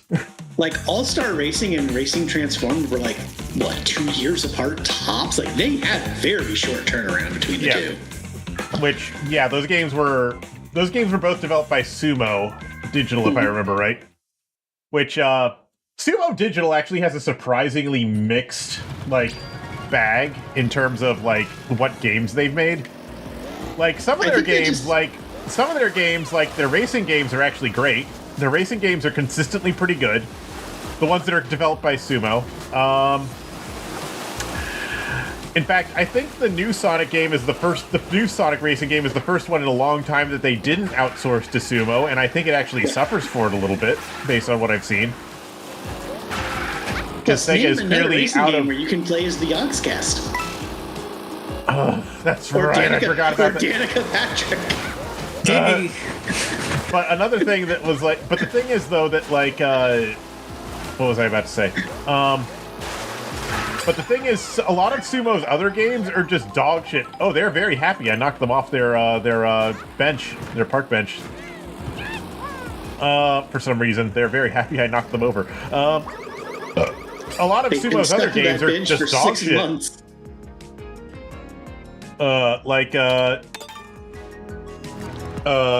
What game? What, like, because Sumo also made the absolute dog shit Doctor Who games for the BBC that everyone fucking hated because they're dog shit. Knowing what I know in the modern day of the BBC, I could also see that they basically like, we'll give you the license and you can do this on a budget of like $5. So yeah, the BBC is not the BBC can be a little bit tight-fisted. Weirdly enough, Doctor Who is not a show they like putting budget towards, or wasn't at the time. Like, okay, when the BBC decided to revive the Doctor Who IP in like 2005 or whatever, 2006, whenever that was, after it had been dormant for like 30 years, they did not put a lot of budget towards it for whatever reason. It was like the only, like, the BBC was doing several sci-fi shows at the time, and Doctor Who was the only one which, for some reason, they insisted on filming it with analog tape cameras. Like, they were filming it on VHS tape. Whereas all the rest of their shows, they were filming it like digitally with digital HD cameras, but like all the other sci-fi shows they were making at the same time, they were filming with digital HD cameras, but Doctor Who was being filmed on analog tape for some reason. Well, see, it just matched all the other Doctor Who tapes they had, so they figured it'd be okay. But no, actually, because all the previous Doctor Who seasons had been shot on film.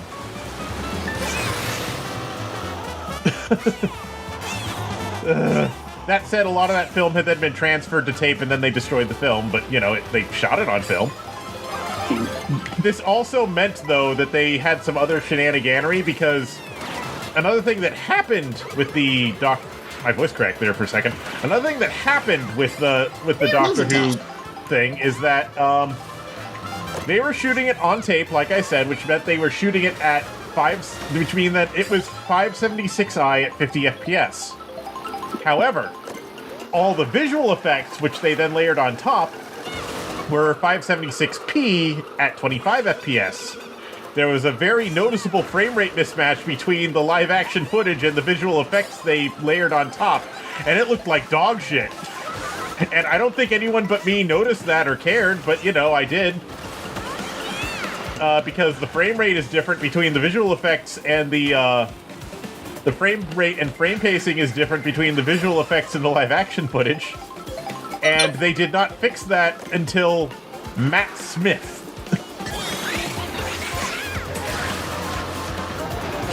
They did not fix that until they changed the actor to Matt Smith. Freaking dinosaur got out of the way! Yep, it did. The T-Rex was like, "Rawr, you shall not pass."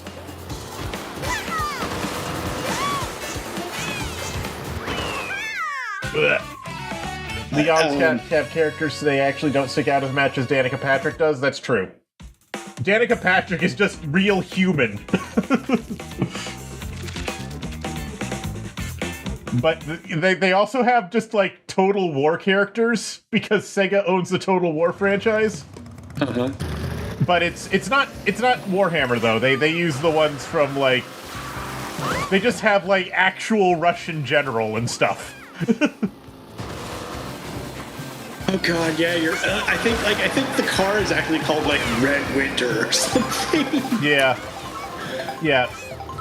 Like Sega has the license to make Warhammer games, but they didn't put them in Sonic All-Stars Racing Transformed. That would have been really funny if they did. I was gonna say that would be hilarious, though. That would be funny if it's just like Scarbrand and Skarsnik in fucking Total War game. Skarsnik and Scarbrand, or like Captain Titus. Three Skaven driving one car. There's one working each pedal and one on the wheel. Yes. yes. Great Horned, like they serve the Great Horned Rat in this capacity. No, the Skaven car would actually just be one of their rat wheel vehicles, though. I'm DMing a friend right now that sent me their, what was it? Warhammer fanfiction that they wrote for a play class in college. I'm DMing them 3 Skaven and a Sonic Racing All-Stars, car. Which Warhammer are they familiar with? I would not be able to tell you off the top of my head. Okay, because if they're only interested in 40k, then they have no idea what a Skaven is. Well, considering the fact that they're little play stars for Skaven. Okay, you got it. Yeah, but yeah, that would be funny if just like Thankful was into fucking Sonic Transformed or something, or in a Sonic racing game. Goodness. I don't think they would want to. I don't think Thankful would like fit it. No, wait, no. Thankful is absolutely cartoony enough to fit in. It's just he's way more evil than anyone else who'd be in there. More evil than the guy that blew up half the moon to make the point. So did Thankful. What do you mean? What do you mean? Well, there you go. Then they're the same as Eggman. Thankful actually did worse than that. He grabbed the moon and crashed it into the planet with a giant laser. He built a giant tractor beam to pull the moon into the planet. Well, no, I don't think he did that. It was a different Skaven who did that, but the Skaven do that, okay? Yeah. Oh, that's kind of the picture I've got from my friends so far. Yeah, like, if you've seen, like, they actually just did a new trailer, like, recently for the new expansion for Total War Warhammer 3, where it's just a Thankful ranting at Gotrek and Felix, like, for like a minute, because honestly, I understand Thankful's crash out, because, okay, in the lore, Gotrek and Felix, not just in lore, but in the novel series, Gotrek and Felix were a pain in Thankful's ass for, like, multiple decades. Like, every time he tried to do literally anything, Gotrek and Felix would show up and beat the shit out of all of his minions and destroy whatever he was building. And this happened over and over again for decades. And yet, Gotrek and Felix have no idea who he is. They have, like, they barely met him. They have no idea who he is. And, when he crashes out over, like, how do you not know who I am? And they're like, rats? And he just explodes in rage. This happens in the novels, and they recreate that moment in the trailer because it's a great moment. But, like, completely understandable crash out. Like, the people who made your life hell, you would hope they at least know who you are, right? But no, Thankful just has the misfortune of being a character in a Gotrek and Felix series. Anyone who is not Gotrek or Felix who appears in the Gotrek or Felix series has terrible things happen to them. That's just how it is.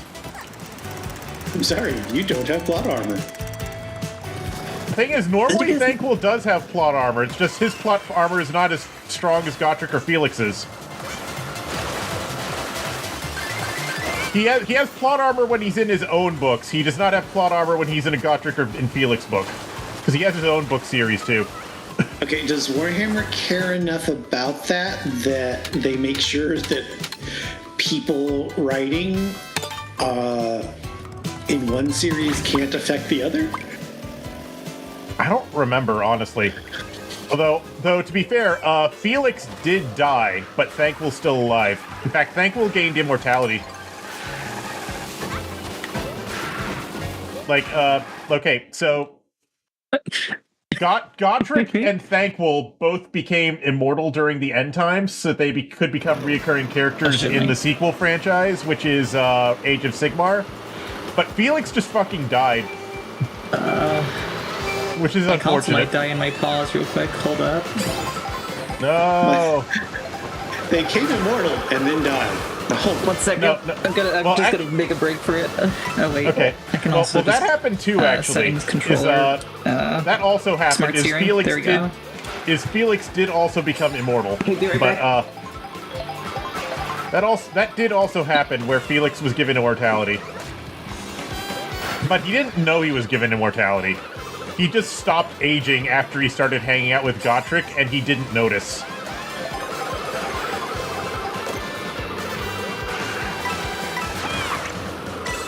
See, I can understand that for a little while, but at some point you just have to be like, wait, hold on. After like 20 years, you'd think you'd notice that you haven't aged.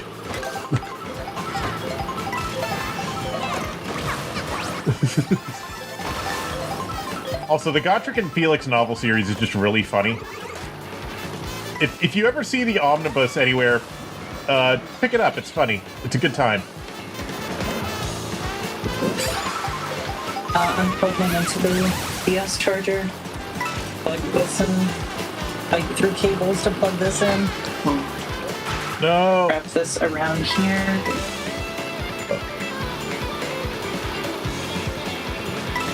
Wanda, did you just turn on like auto steering and auto thing while you're trying to plug your switch in? Console battery currently charging. Yay! Yeah. Did you turn on like auto steering and auto accelerate while you were trying to plug your switch in? Yeah. Okay, makes sense to me. I was wondering why you were still got disconnected. No, okay. You got disconnected? I got disconnected right after plugging it in. No! No, jank Wi-Fi to the lose. And I'm getting DMs saying I fucking love Thankful. I need to finish reading the books. I'm on like book 5. I finished book 5, but I gotta finish the rest. Yes, Thankful is the best character. Like I said, he is an asshole, but he is funny. He is the great horned rat's strongest warrior, who fights his funniest battles. Also, the great horned rat is the worst god. Do not worship it. Understood. Like- That does provide me context for this play that I'm reading. They can't all be Slinish. That reminds me of a fucking fan edit. Okay, actually, Slaanesh is not really a thing in Age of Sigmar, actually. Like, they kind of are, but like... Okay, when initially the story ended of... When the story initially ended of Warhammer Fantasy and they transitioned to Age of Sigmar, which is the sequel, Slaanesh initially was gone. Like, they just sort of disappeared in between the two settings. Like, the speculation was that they died, they didn't survive the move. But, they did eventually set it up so that what actually happened is, Slaanesh was imprisoned by the elves in between the two. Like, all the elf gods got together and stuck Slanesh and threw Slanesh in prison. Yeah. Korn is the most straightforward, yes. Korn will never stab you in the back, and Korn will insist on a fair fight. Korn, however, will happily stab you in the front. Yes, Korn will stab you in the front, but Korn, in addition to being the god of blood, is also the god of, yes, Korn is the god of blood and skulls and stuff, but he is also the god of honorable combat and friendly competition and shit.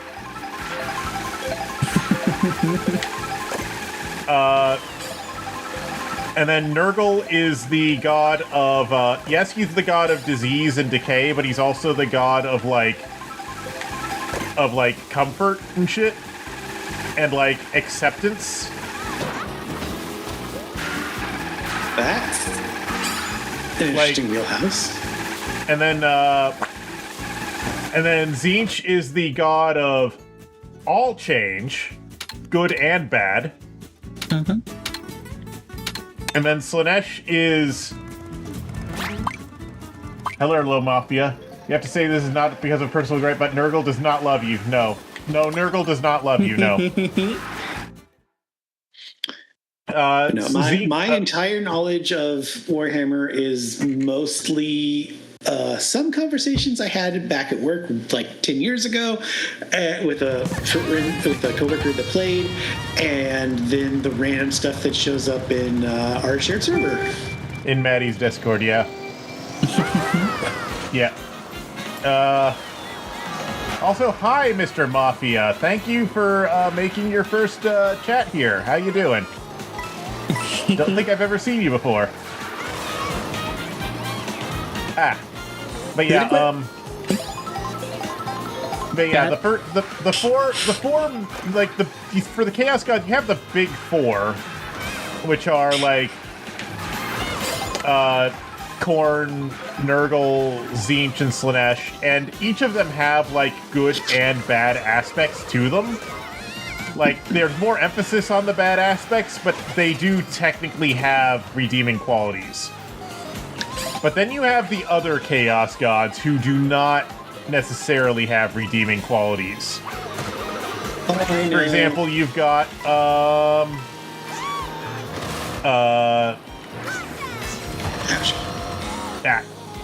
you've got, what's his name?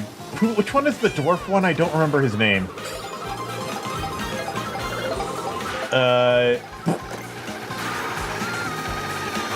I don't remember his name. You were enticed with Warhammer? I don't know, he's the god of, tyranny and industry, and the Chaos Dwarfs worship him. I am talking about the Chaos God specifically, Mafia. Yeah, there's the Chaos God of the Chorfs, who is the Chaos God of tyranny and industry. But that's the same thing! Then you've got, exactly. I can't remember his name. I cannot remember his name. Then you've got, the one that, got canceled for copyright reasons, Malice/Malal, who is the Chaos God of atheism and hatred. And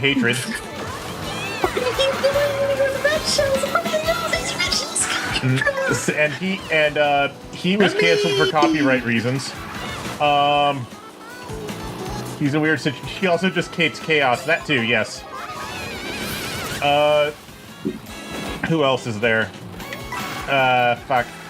In 40k, you have the guy who is almost a chaos god, but not quite. He's the master of the forge, so instead of being a chaos god, he just sells weapons to the chaos gods and their armies, and forces them into weird, fucked up contracts in exchange for his weapons. I'll give you a cybernetic body that is incredibly powerful, but in exchange, you have to give me all of your souls that you collect.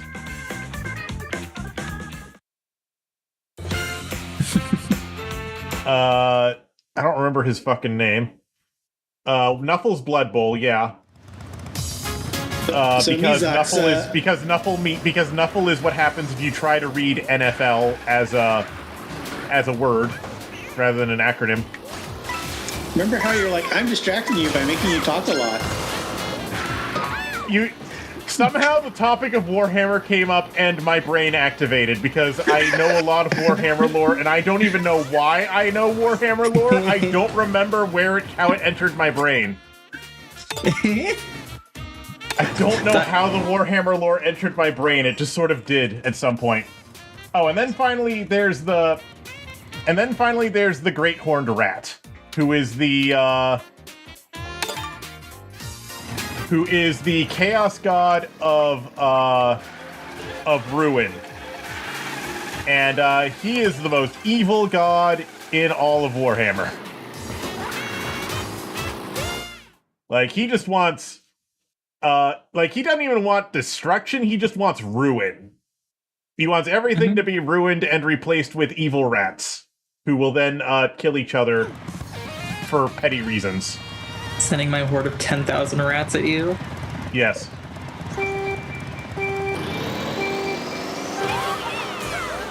Yeah, the Skaven are just like an entire species of assholes.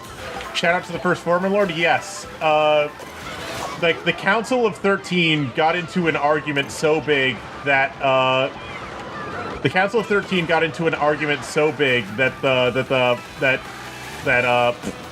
what's his name? That the Great Horned Rat got fed up with their arguing and threw them into like their own personal hell dimension. And they just stayed in there and like ate themselves and each other and their own emotions and shit for millions of years until they eventually merged into a single fucked up being that became Screech Vermin Lord, the first Vermin Lord. Body horror was the only option. The get along shirt wasn't enough. Oh, they would still absolutely kill each other if they could. It's just they happen to be sharing a body now. Oh god. Oh no, brain, why are you like this? What? Yeah. I was trying to figure it out, then I was like, boy, the right testicle really wants to murder me today. Yeah. Yes. Yeah. But they do like Thankwol, because Thankwol is the specialist Skaven boy. They even revived Bone Ripper for him. Bone Ripper is Thankwol's pet Frankenstein's monster thing made out of like several different rats. Because oh yeah, the rats also the Skaven also just do that to themselves and each other. They call them rat ogres. They will just stitch multiple like Skaven together into a giant rat creature thing. Because they just do that. So it's not like Screech Vermin Lord is the only case of several rats being stuck together. The Skaven just do that because they're fucked up like that. So you're saying the three Skaven driving a Sonic race car, the race car itself could be built of more Skaven? Yes, absolutely. The Frankenstein's monster does not have to be purely biological. Like, it can have wheels. Like, you know that movie that I don't think anyone's actually watched, but clips of it keep appearing on YouTube? Of, like, a ninja baby, and there's, like, a bunch of wolves who can turn into a car? I don't think I've seen this. Yes! I actually know what that movie is, and it is actually funny as shit. Yeah, the Skaven, like, do that, but, like, surgically. Like, I remember, the only reason I know that is because I saw the clip where they turned into a sub, and I was so baffled, I had to know what the movie was, so I did the research to figure out what it was, and I went and I watched it, and it really is that acid trippy the entire time. It is beautiful. Yes. Clan Molder is just goofy like that? Yes. Clan Molder are the ones who like using surgery to make abominations. They even call them Hell Pit abominations, because that's what they do.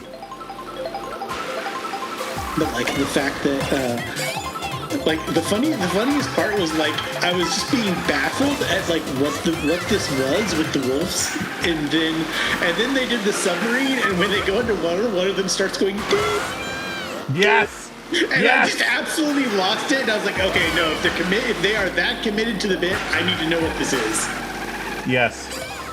Because that's the thing, is like you can do stupid, but if you're going to do stupid and just wholly commit to the bit, now I'm in. Yes, exactly. I don't remember this stage, Whistletop Summit. I don't recognize that stage. Well, now you recognize it.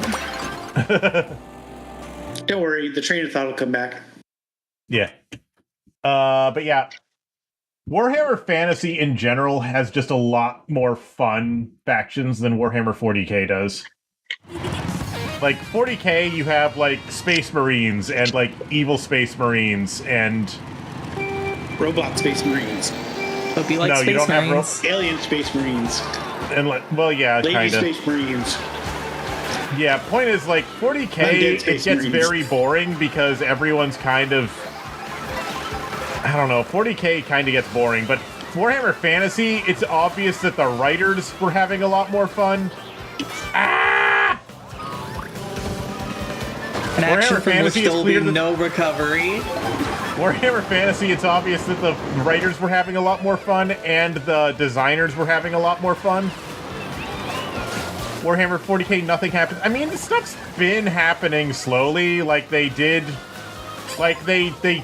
finally decide to move the story forward after like a couple of decades of having it in stasis. Like they revived fucking. Like they finally revived one of the loyalist Primarchs, two of the loyalist Primarchs now actually, and are having them lead the Imperium now. Like one's leading the main Imperium and the other's leading the Imperium on the other side of the Great Rift. Yeah, the Lion is back and he's leading like the Imperium on the far side of the Rift, and Gilliman is back and he's leading from Terra. Rowboat Gorilla Man, yes.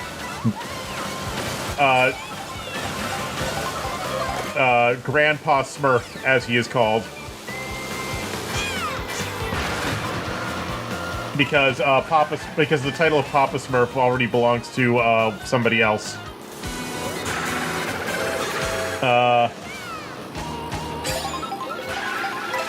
But yeah, fantasy is just a lot more fun, and also, fantasy also has all these really fun Total War games you can play now. The Terminus Warrant lore is funny. I don't know what the Terminus Warrant is, I'm not gonna lie. And Keith, you did see that, right? Before or after you bonk yourself in the face? No, just me bonking myself in the face. That was so unfortunate. No, get out of here! Ah! Yeah. Now, unfortunately, Games Workshop did decide that Warhammer Fantasy was not profitable, so they shut it down and replaced it with Age of Sigmar. But Age of Sigmar is also, honestly, more fun than 40k a lot of the time. Wasn't Age of Sigmar just we created this before 40k was a thing, and we're kind of redoing it so that it's more in line with 40k? Like, is it like you can tell me I'm completely wrong. My understanding was that the whole point of Warhammer Fantasy and Sigmar was that it's technically like a prequel. So there's Warhammer Fantasy, which is the first Warhammer series they made, which made in like the 80s, the early 80s. And then they made 40k, which they made in like the late 80s as like a sort of spin-off, a sci-fi spin-off sort of thing. And it became its own thing, and it rapidly became more popular than Warhammer Fantasy is, partly because the gameplay is a lot easier than Warhammer Fantasy's gameplay is. Everyone has strong opinions of the End Times Mafia.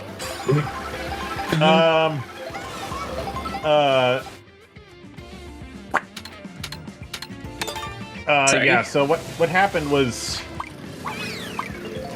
So, anyway, Warhammer Fantasy, like, had trouble gaining players, and in fact it was losing players because it was actually a lot more complicated to play than 40k was. Warhammer Fantasy a lot more complicated to play than Warhammer 40k was, which resulted in not being very popular, quite frankly, and it eventually Games Workshop decided they wanted to make Warhammer Fantasy play more like 40k, but rather than changing the existing game to do that, they decided to rebrand it as a new game called Age of Sigmar. And they also decided to do a lore reset, sort of, where basically Warhammer Fantasy, the setting, exploded because the Skaven dropped the moon on it and then the world exploded. As you do. And then the survivors of some of the survivors turned into gods and decided to make a new world, sort of thing. Well, they didn't make it, they found some worlds and they decided to populate them, basically. So, I don't think so many people mind the gameplay change so much as they mind that lore-wise they decided to end all the ongoing story arcs in order to do a complete lore reset. That's what people minded. They didn't mind the new game system, they minded that the lore that they did to justify it. That shortcut is not allowed, apparently. Curses. And so, anyway, they did that, and Age of Sigmar is not bad. It's its own thing. It plays a lot more like 40k than it does like fantasy, and in order to make it simpler and easier, but it also gets rid of a lot of that, like, moral ambiguity that was a thing in Warhammer Fantasy, because Warhammer Fantasy had a lot, rather than having like a designated good guy faction, it had several designated good guy factions who still kind of hated each other for their own reasons. Many of them completely legitimate reasons, so like you did not have to decide, hey, I'm playing the bad guy or I'm playing the good guy. You could play as those fucking Russians or whatever. It's a whole thing.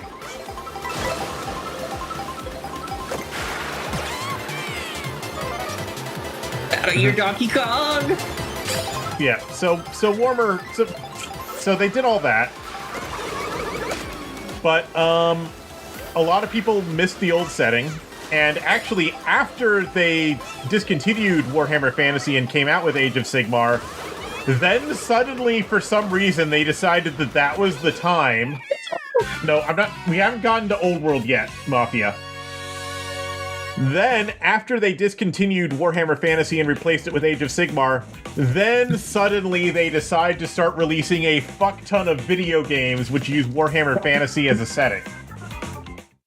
Like, they started releasing the Total War Warhammer games, which were extremely popular. They released the Vermintide Allcats. They released the two Vermintide games. They released a bunch of other games, and all of them were... And there were a bunch of other Warhammer Fantasy games as well, with varying levels of popularity. And that got a lot of people interested in this setting that they were no longer doing anything with, because they discontinued the game and the setting attached to it. And, yeah, all these video games started getting people interested in it. And, then Games Workshop's response to that was to release the Old World, which is... It's quite literally just Warhammer Fantasy again. Except it's a prequel to Warhammer Fantasy, but it uses the same tabletop rules as Warhammer Fantasy. It uses the same tabletop rules as Warhammer Fantasy did, but it's set a couple hundred years in the past so that it doesn't end up running into the end times event.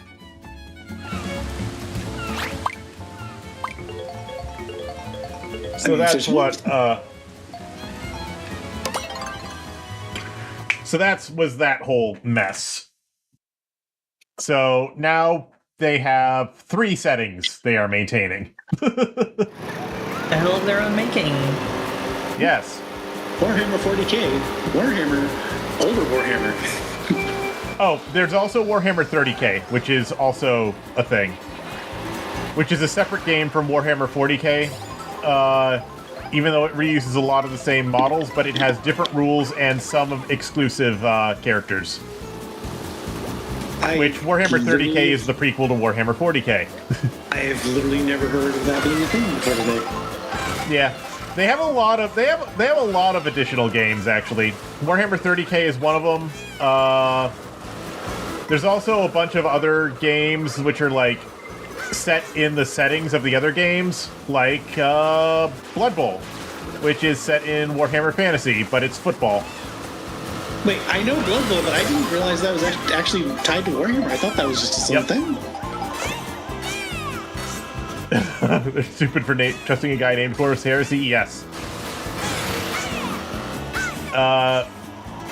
There's another one called Necromunda. That's a fairly popular board game that a lot of people like. Why did I do that? Why did you do that? It's a decision that'll have no consequences. Action from which there'll be no consequences, and I will live I will survive scot-free. But yeah, Necromunda is just a game that takes place on the planet of Necromunda in Warhammer 40k. It's just about a bunch of... It's basically just gang wars. It's just gang wars. Okay. In Star Wars, you're familiar with, you know Coruscant from Star Wars, the big capital planet that's like a city, but like underneath the city, what you think is the ground is actually just the top of another city. Yeah. And then underneath that, there's another city, and then underneath that, there's another city, and it just keeps going for miles and miles and miles underground. Literally, I know Coruscant because of the name, and I know it because of seeing the establishing shot in, I think it was Attack of the Clones that actually showed it outright, although maybe it was Phantom Menace. But I literally, like, my brain just flagged it as, like, that whole planet is a city. Oh, everybody's trying to sleep. I need to be quiet. Okay, but yeah, it's a city built on top of a city, built on top of a city, built on top of a city, so the actual surface of the planet is several miles deep because there's just so many layers of city built on top of it. Anyway, in Warhammer, those are a completely normal thing. They are called hive worlds, and humanity just builds them, and their main export is humans. Their export is just humans because the Imperium needs a lot of humans in order to maintain its military. So they have planets whose job is to export humans. And Necromunda is one of those planets that just has way too many humans. And the Necromunda tabletop game is just you play as a gang of assholes on that planet of gangs of assholes, like somewhere miles underground in like the city of shithole.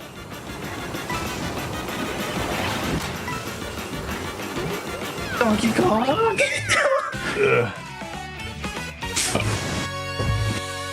I did it. The War Machine will never be sated. Yes, that's the thing about 40k is that Oh my goodness. 40k is just 40k always needs more human bodies to... The Imperium of Man in 40k just always needs more human bodies to throw at the problem. I am sorry I am boring the shit out of everybody by just ranting about Warhammer. I have made a hell of my own making. It is... Look, it's your stream. Yours is directed to a special interest on whatever you want. That is true. Is it against Twitch's terms of service to, like, hypnotize somebody live on stream?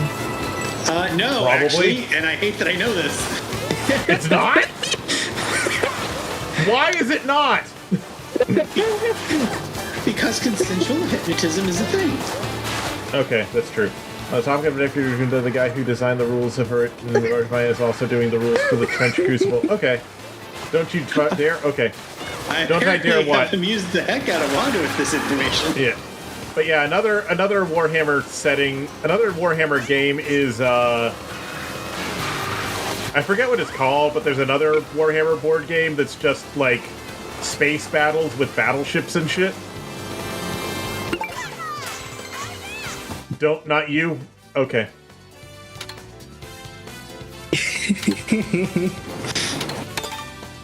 Battlefleet Gothic, that's the one I was thinking of. That's another Warhammer board game. And I've heard that one. I didn't realize that was a Warhammer tie-in. Yeah. Point is, there's a bunch of Warhammer. Warhammer is a big, sprawling franchise with a lot of influence. Like, I got also, amused a few months ago because a tabletop game store opened, and at first I thought they would just like have the gall to call themselves Warhammer, and then I found out it's actually just the official store. Yeah. Oh my goodness. Games Workshop owns a lot of stores all over the place. Yep. I think I literally saw one in like downtown where I live. Not sure if it's still there though. It probably is, for all I know. Yep. You can buy extremely overpriced paint and extremely overpriced miniatures. From my understanding of Games Workshop, you can buy extremely overpriced everything. Yes. Like, Also, you can buy models things. which were you can buy extremely overpriced models which were cast in literally the wrong material because the mold was designed for brass and they decided to replace it to change it to resin without adjusting the mold to fit, and as such the models do not come out right. Because fuck you, we have your money, there's nothing you can do about it. Yeah, a lot. Bring your kids and teach them about corn and Slanesh. One of the things that I have come to understand is that Games Workshop apparently does very few things right, but the problem is once you're invested, getting out is literal sunk cost fallacy for a lot of people. Yeah, no, you're not getting out. If you start buying any of Games Workshop's tabletop games, you are trapped forever. Do I know about the children's books? No. There's children's books? There's children's book? They got David Tennant to do audiobook readings of the Warhammer children's books. Oh my god, that sounds amazing. That sounds amazing. Hold on a second. Is it Skaven? I think I've actually seen this on a shelf. Like, is he voicing Skaven? Mafia, you need to tell us this. Our fingers are all busy playing Mario Kart. Like, I vaguely remember... IDK, but there's a Skaven character. I just very vaguely remember seeing an audiobook on the shelf at my job way back, and like seeing David Tennant as the narrator and being like, what the hell is he doing this for, you know? Because that's when he was right in the middle of the big Doctor Who blow up. I mean, David Tennant's a cool guy. He'll do all sorts of stuff because he wants to. Yeah, absolutely. But it was just like, generally when you see someone as the lead actor in a major series, you like, yes, you know that they could have done stuff in the past or have other projects, but you don't think of it as often. So when you see it, it's still kind of a, wait a moment, what?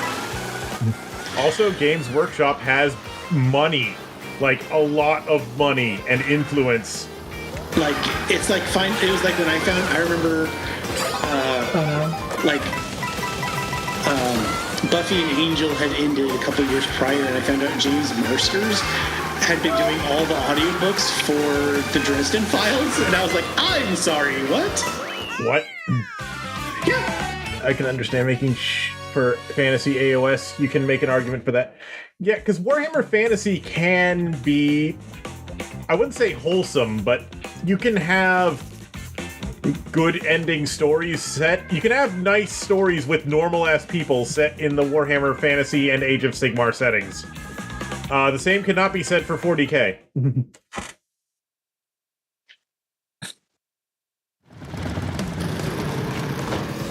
40k is genuinely just a shithole, yes. 40k is every oppressive regime happening simultaneously, and dialed up to 11 because the real version of what happened is not awful enough for what these authors want to present the Imperium of Man as.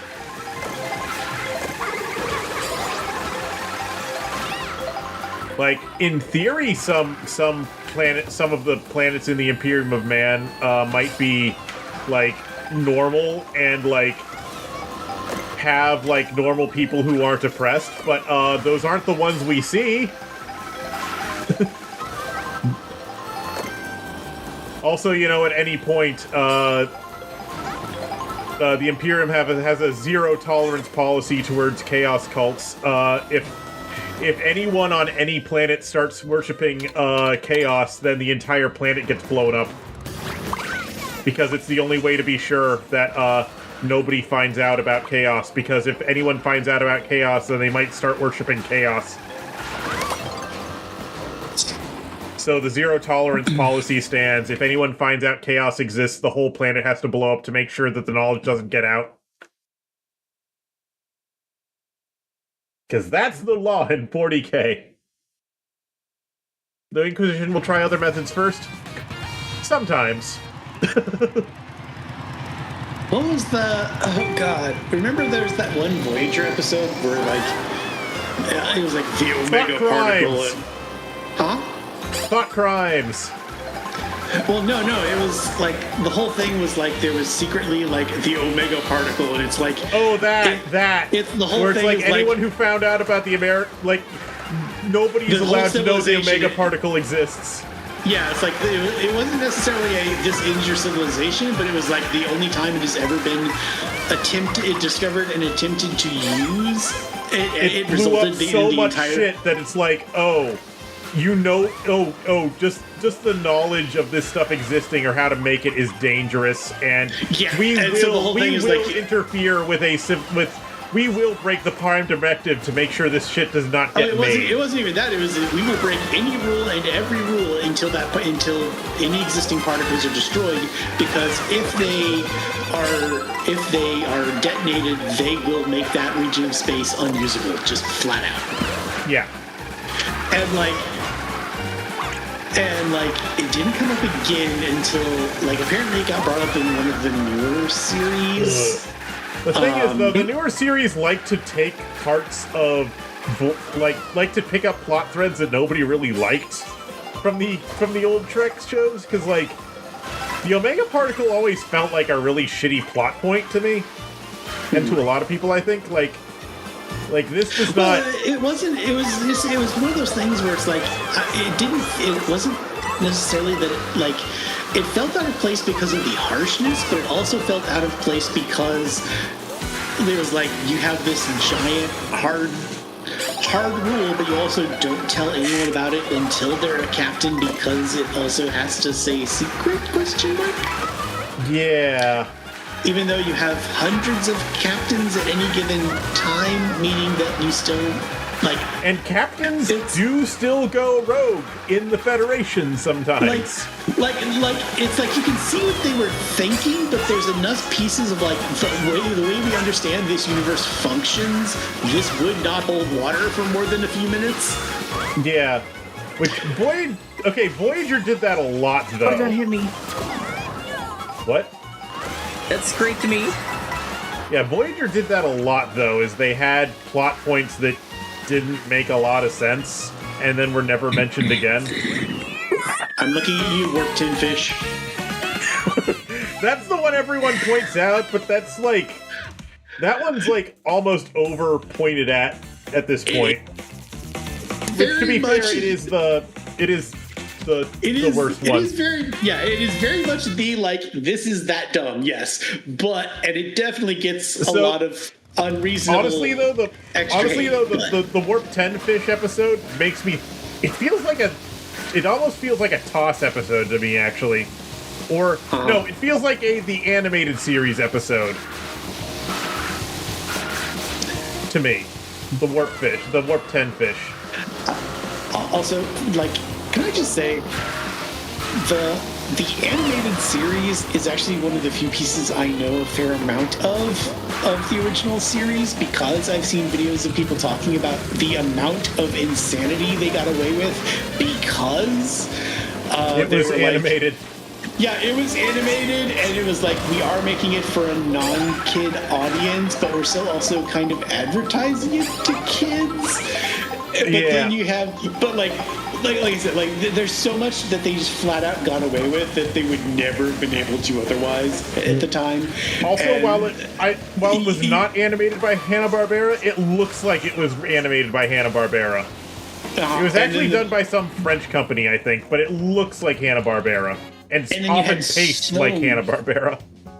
And you had so many plot points that were like not even episode of the week, but like flat out like monster of the week level. Like the fact that you just like, this episode, giant Spock. Yes, exactly. Which was literally because, and I kid you not, aliens decided Spock was the most perfect being, but was still not quite right. So they went in to quote fix him genetically, and also made the copy like 5 times his size because they could. You're doing this to me tomorrow. What? Make a giant clone of Wanda? Yeah. Wanda 2.0. Good, do it. Worf was not in the animated series because Worf didn't exist yet. The animated series is based on the original series, so Worf didn't exist yet as a character.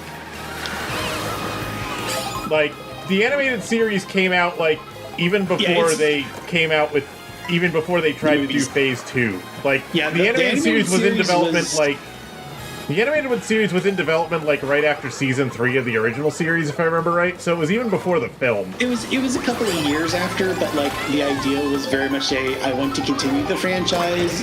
Plus, this also lets me get away with things that we couldn't have gotten the budget for on TV, like having a lot more variety in aliens and more aliens in the main cast. Also, the holodeck first appeared on the animated series.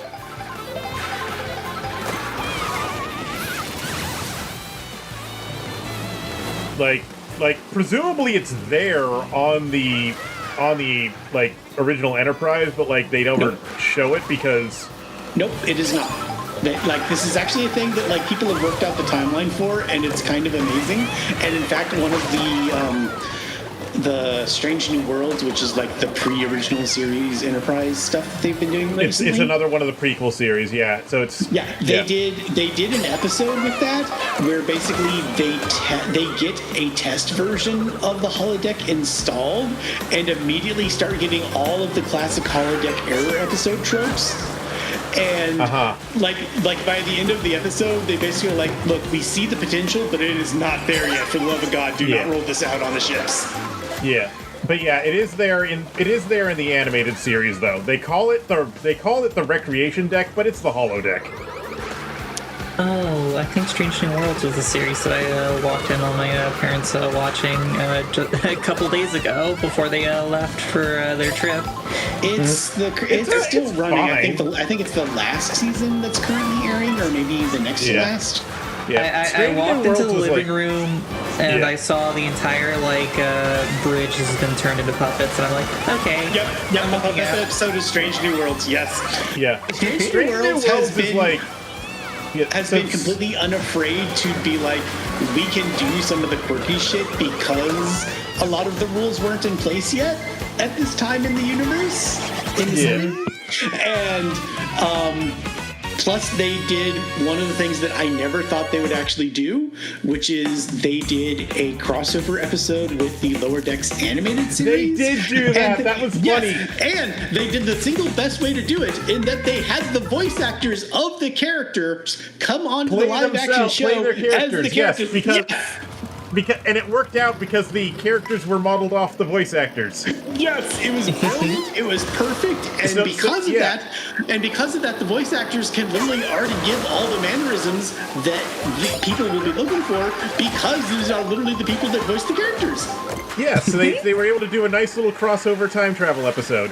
Yes, it was beautiful, and the thing is, if you're going to do a crossover episode or something that like brings plot points forward, it needs to matter to both stories. You can't just do it like so many things these days are like, remember this thing that yes, that can be a fun nod, but if you over rely on it, it's a problem.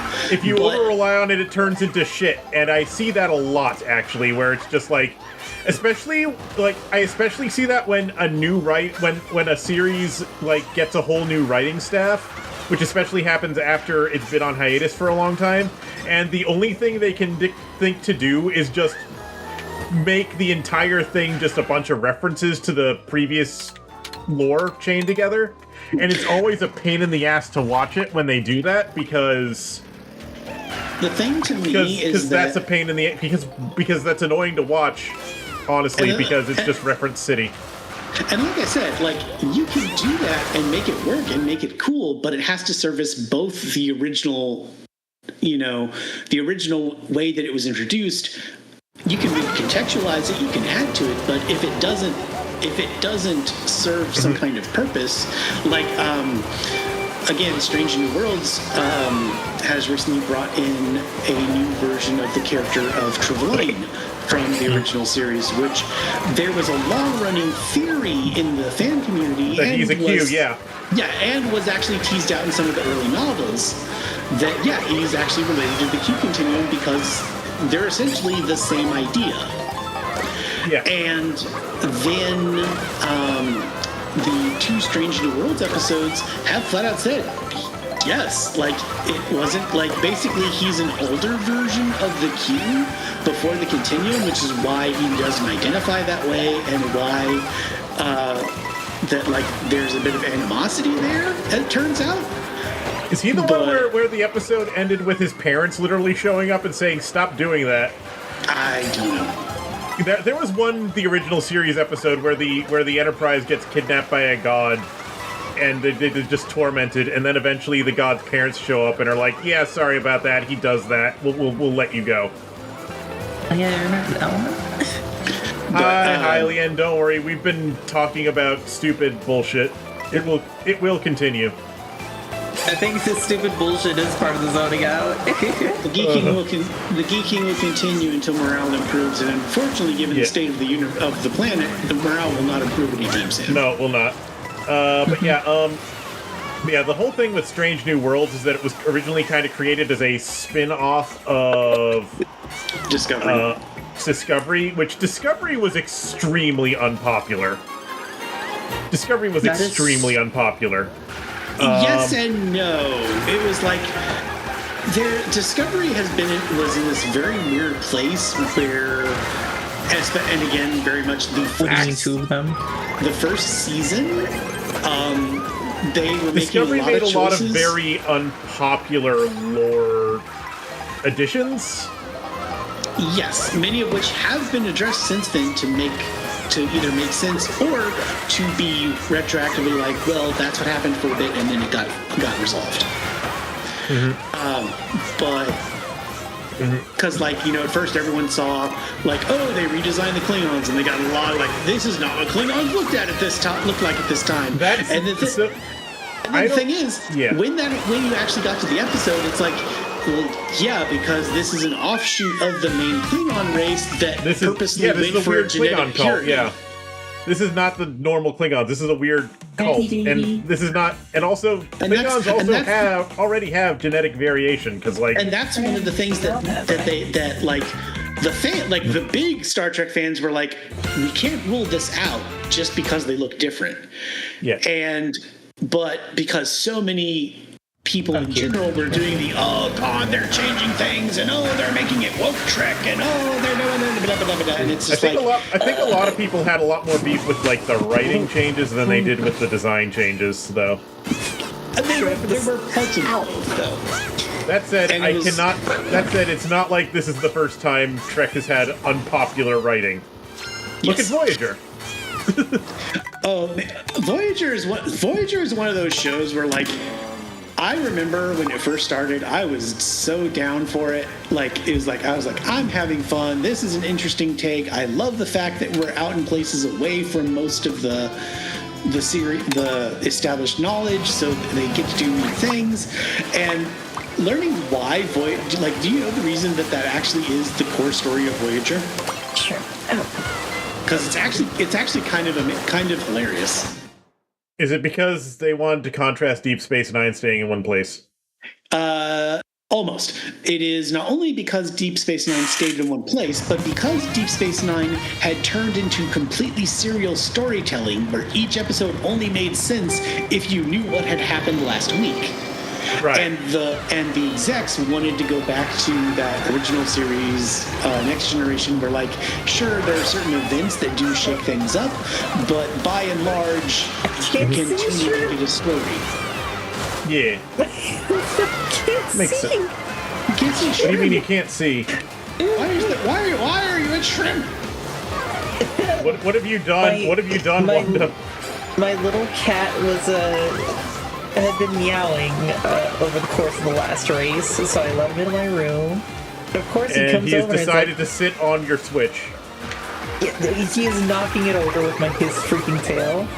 Good. Switch warm and cuddly. You are paying attention to Vox. I want you to pay attention to me instead. Shrimp, Look at I'm me, giving I you am so much Fox attention now. right now. Well, you've heard how he keeps killing. You've heard about how what can happen with what am I talking about? What was I saying? Yeah. Star Trek. You've heard about what happens with what if you get your cat their own little toy laptop, they will play with that rather than trying to sit on your laptop. Because what your cat actually wants to do is your cat sees you doing things and wants to be like, I want to be like my owners. I want to be like them. I want to do what they're doing. And that is why they mess with your laptop. Now, your cat also just wants attention and will, and if they want attention, they will take it out on the thing that you are giving attention to instead. But a lot of it is your cat is attempting to mimic your behavior. Well, Shrimp's very good at mimicking my behavior. That's because you're already a cat girl. Yes. I've learned how to meow thanks to this freaking creature I'm holding. Good.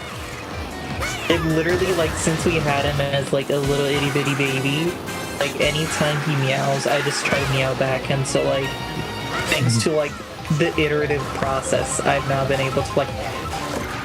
Yes, good. Luna does that. Luna used to do that, too, when they had cats. I have continued to refine the process of catification. Ugh. Luna used to be a cat girl, now they're just a cat. This happens. I mean, at this rate, I'm going to be a cat. Everybody wants to be a cat. A square with a horn makes you wish you were born in a tiny place.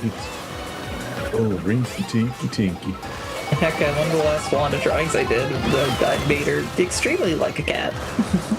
Yes, I have seen many of your Wanda drawings, and you have gotten increasingly cat-like. Yep. Kitty Bell now. Well, the Kitty Bell's a real thing. Hold up. I mean, Okay. where'd I put it? Nifty. Okay. But yeah, like, I think one of the more... But yeah, like, a lot of the complaints around... if I remember right, like, at least initially, a lot of the complaints around Discovery were things like, why do they insist on making this character Spock's sister and stuff like that? And the thing is, like, here's the funny, again, Jesse Gender actually did a really good video that kind of broke a bunch of it down. It's like, there is, like, pretty much every time there's been a new Star Trek series, you basically get three voices going out. You get, like, loyal fans that are basically like, cool, let's see what they're cooking. You get the hardcore, I want it to be a version of Series X, and if it's not a Series X, then I will never touch this with a 10-foot pole. And then you get grifters that are just out for attention, and it has happened every single time. Oh yeah, it happened every time. It even happened to TNG. Oh, It even happened when TNG came back. TNG almost didn't make it out of the first season. They actually had to have a like executives on hand meeting. Oh yeah, the first season was actually terrible. Like, it is actually really bad in the first season. And the sad part is, the handful of episodes that are really good are really good, but the majority of the season is dog shit, and the majority of again, this is one of those things where like it's been talked about in other videos and resources, is like most of the episodes that turned out better were the ones where someone managed to get a hold of Roddenberry and keep him away from the production as much as possible for that episode. Because the first couple seasons of TNG, they did reuse a lot of scripts that were originally written for the original series or the animated series or Phase 2 or things like that. Either rejected scripts that got reworked, or they even took scripts that were used and they just changed the species around and changed the sets. But if you actually read the script, like, it doesn't look like it's the same episode, but if you read the script, it's like, oh yeah, this is actually beat for beat exactly the same story. And there's two major reasons for that. One is Roddenberry had been extremely put off that Phase 2 had not happened and wanted more credit. And so he'd had his name attached to those scripts, so he wanted them put into production one way or another. And then the other is that, at least early on in TNG, a lot of the producing crew was the crew from the animated series and that would have been attached to Phase 2. Yeah. Of course, Phase 2 turned into the motion picture, which was its own weird thing. And also, if you look at what Roddenberry originally wanted Star Trek to be, like, if you watch the original pilot, which did get repurposed into, like, a two-parter in the series that actually aired. Well, parts of it got repurposed into that two-parter. But that's why the original concept for the original series is, like, like, the original pilot episode, the one which actually had Pike in it as the captain, is like, holy shit. If the whole series had been like this, yeah, it would not have done well.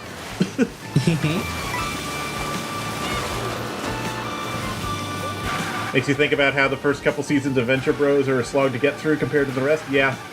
Well, and then, like, there's a good reason why, like, there is a very good reason that the TV tropes term for a TV series getting its kinks worked out and improving growing itself the beard. It's called Growing the Beard, which is a reference to when Riker got a beard.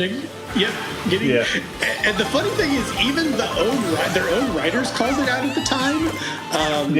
There's it's either late season 2 or early season 3 Q episode where he's basically trying to tempt Riker to join the Q and all that, and Riker's like giving him all the talk back of like, I'm not going to do this, I've seen what you do, and Q just flat out go, why are you being so rude? You weren't like this before the beard. He was fun as a character. Oh, yeah. But he's also an asshole. Like, you definitely want to beat the shit out of him whenever you see him, but he is fun. Yes, and the actor, like, it is very much, if anyone but John DeLance had been put in the role, it would not have worked as well, because he just absolutely makes it. He eats the fucking scenery is what he does. Yes, and that was like when my ex got into My Little Pony, Friendship is Magic. And fun fact, John Delancey voices Chaos. Yes, and I did not know this. I knew very little about the show in general, but I started watching parts of it with her, and it just kind of became a thing for amusement. And then the first episode with Chaos happens, and I literally pause the episode and just go, hold on a minute, is that really? And then about the time I paused, and like 2 seconds after I paused it, the name pops up on the screen as special guest, and I was like, oh god. Yeah. That's what he does, is he's just like, it's just Pony Q. And so like the few times that I bring up anything My Little Pony related, I just love to preface any of it with, but Q is best pony. Yeah, so I tried to watch MLP Film I couldn't stand it, unfortunately. Some ex-friends have tried to drag me into it, and now I don't have those ex-friends anymore. Yeah, I know some people who really like it. I know some people who really don't. Space Monster really, really, really likes MLP Fem, or at least he used to. I don't know if he still does. Sorry, He tried to get me to watch it once. a certain user popped in my head when you said some people really like it. Unfortunately, a lot of people I absolutely hate also really, really like it.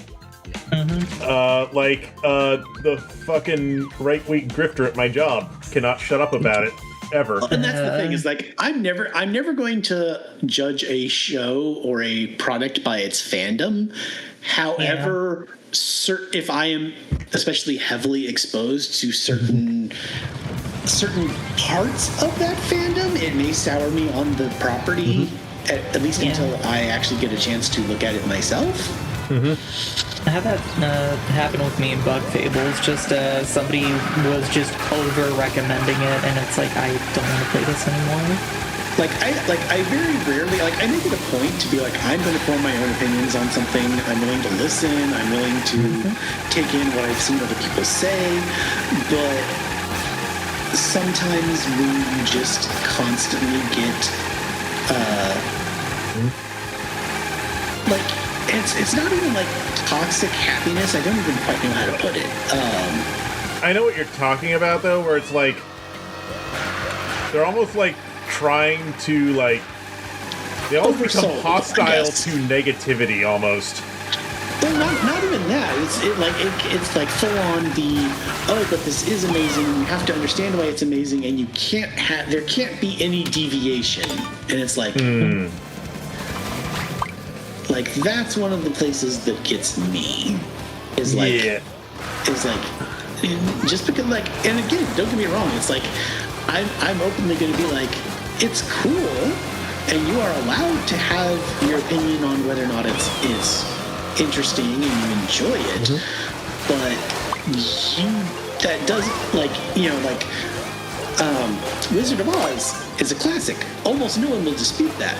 But if someone came in and said and tried to explain that Wizard of Oz was this fantastic, life-changing property, and you had to understand that it was just that good, and no other movie made in the 80 years since can compare, it's like you would be like, there's some problems in your logic here. Yeah. It's almost like it's almost like the same thing that happens if someone tells you that Fight Club is their favorite movie. Like, Fight Club is a good movie, but if someone tells you it's their favorite movie, then they might be misunderstanding the movie. And like taking the opposite message from what it's trying to tell you. You know what I mean? Girl who's never watched Fight Club. Yeah, I agree. Well, congrats, you found your new favorite movie. No, don't. If someone tells you Fight Club is their favorite movie, run the fuck away. Now, that being said, if someone says, hey, want to watch Fight Club, and especially if you've never seen it, it is absolutely worth the time. But...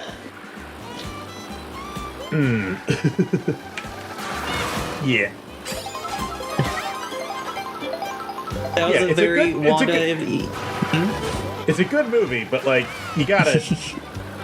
Okay, there are a lot of people, but a lot of people like start to if you empathize with the main character to the point where you think that he is a role model,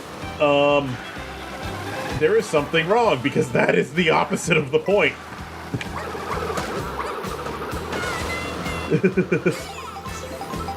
Kitty claws. No. Yeah. That's what I mean. I was. But or like Looking at you with my fucking- big sad kitty eyes. Looking at you with my big sad kitty eyes because I went to go look over to see what Mafia was typing, and then I look back to find you with a bomb held up to my face, driving straight into it and dying in a big fiery explosion. I just move my eyes to the right and move them back to the road. Unintentional tactical distraction. Yes, exactly. Or like what's that movie about, like the group of batshit insane investors who murder people for fun? Blink, blink. All the Sigma male grind set memes are based on it. Yeah, literally, yeah. I don't think I know this, or if I do, that's not how my brain's flagged it. There is a word American phrase Psycho. popping in my head. American but, Psycho. That's the film. Yeah, there you go. If someone idolizes any of the characters from American Psycho, run. Because the main character is the antagonist of the film. And if they don't understand that, then there's a problem. There's a sequel with a... I did not know that film had a sequel. I was wondering, I was about to say, is like, and yet it got a sequel. Yeah. I'm not saying it's a bad film, it's just you have to understand that the main character is the antagonist.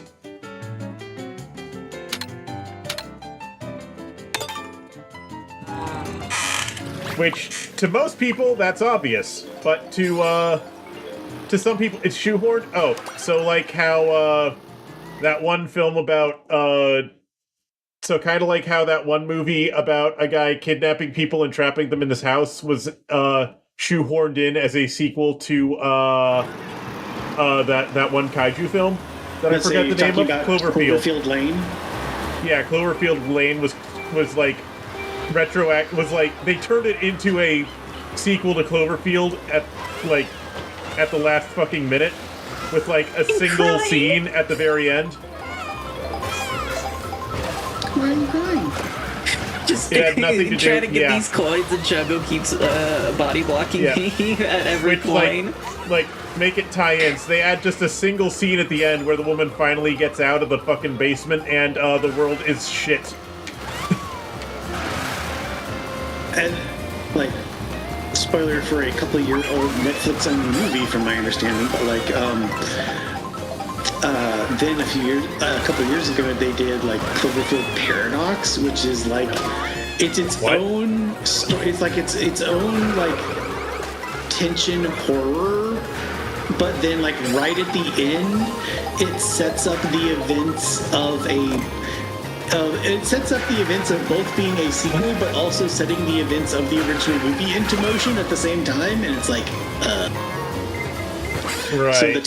So the title gives everything away, but also has nothing to do with the actual storyline in the movie. Got it. Unfortunately, that's not uncommon when you just have this property.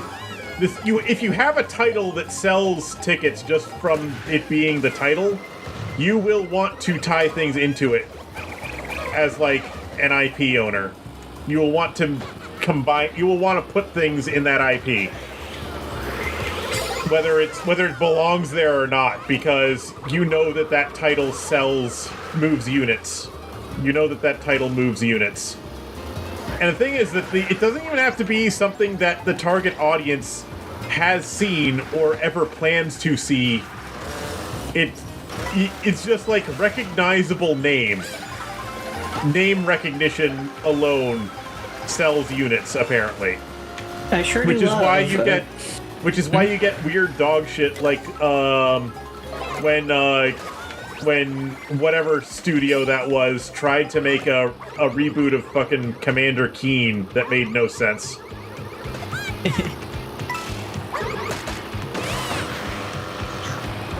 Which the Commander Keen reboot did get canceled because it was a stupid idea.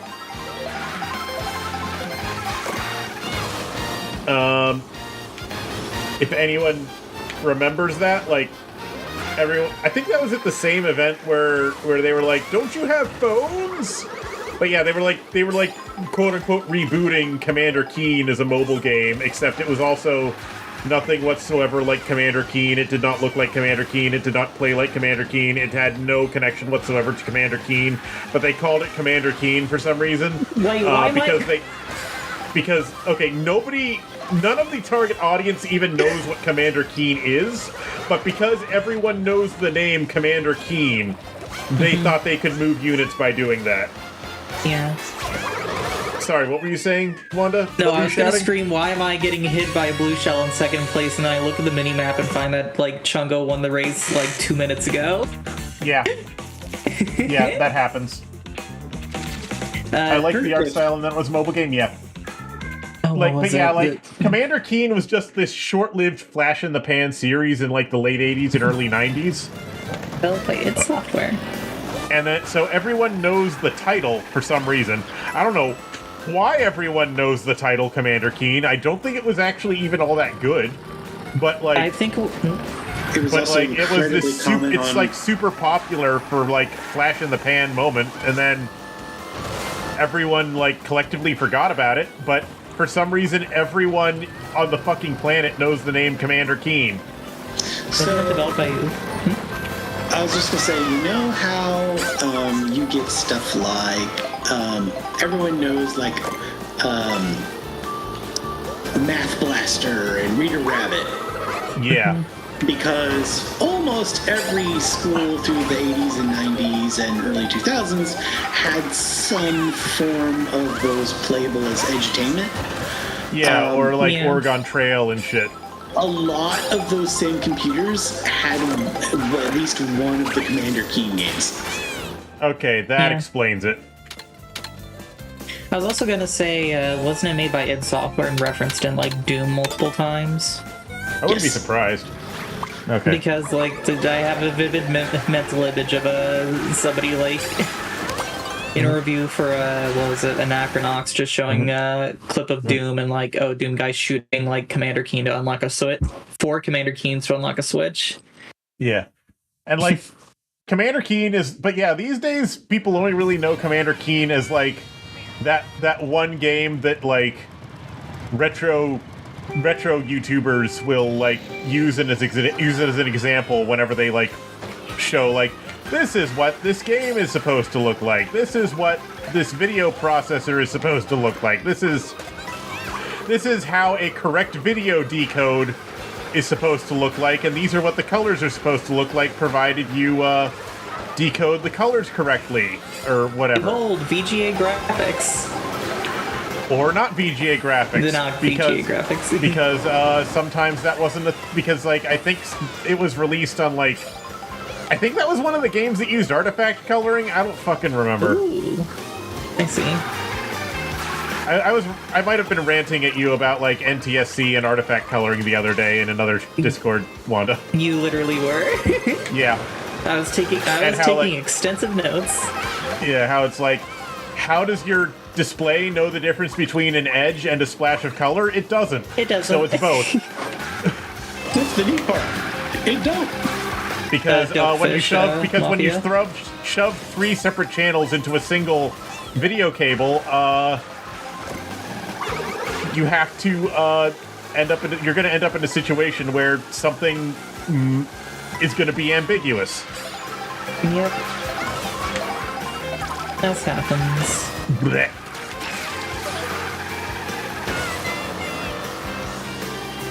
I know more about NTSC decoding than I think is healthy. You know more about video processing and encoding in general than's probably healthy. Correct. And it's knowledge that I will literally never use. It is knowledge for people Unless very... Unless for some reason in the future I end up making my own fucking like video decoding program or something, which I don't know why I would do that, because other people have already done a better job at the fucking idea.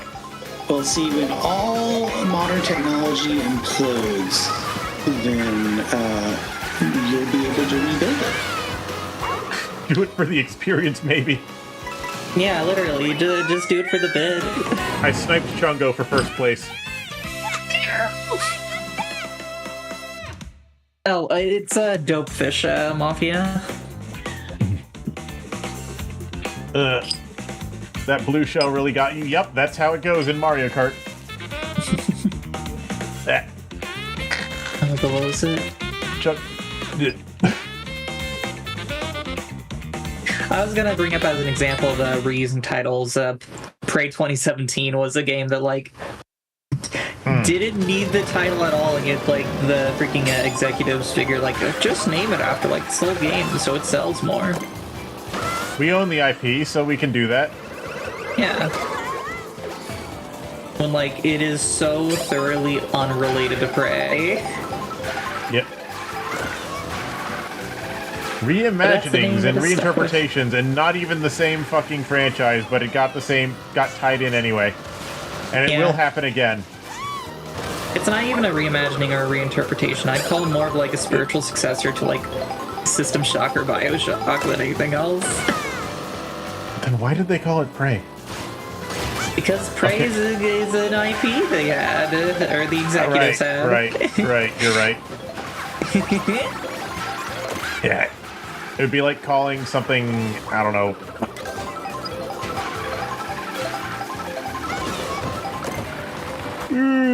Ooh, gosh. I might be getting sleepy. The snoozer. Not to call you out on anything, but I will point out that I've been streaming for 6 You're at a hours. 6-hour stream, which for you is pretty lengthy. Yeah, usually I stop at 4 because my energy falls off a cliff. Turns out we just had to get your ambulance.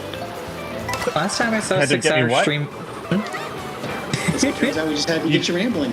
Well, the thing isn't getting me rambling, it's keeping me rambling, because usually I run out of shit to talk about after 4 hours. Hylian true. Werewolf says, to be honest, I am completely and utterly... Hylian, you are... Hylian, you are always, half asleep, and it's not your fault.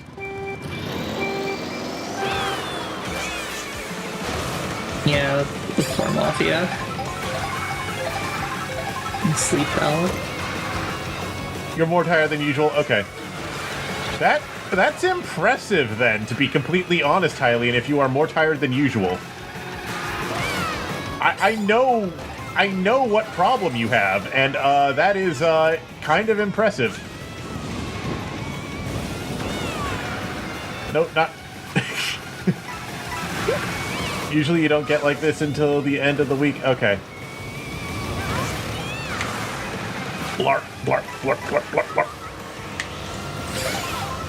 Yeah.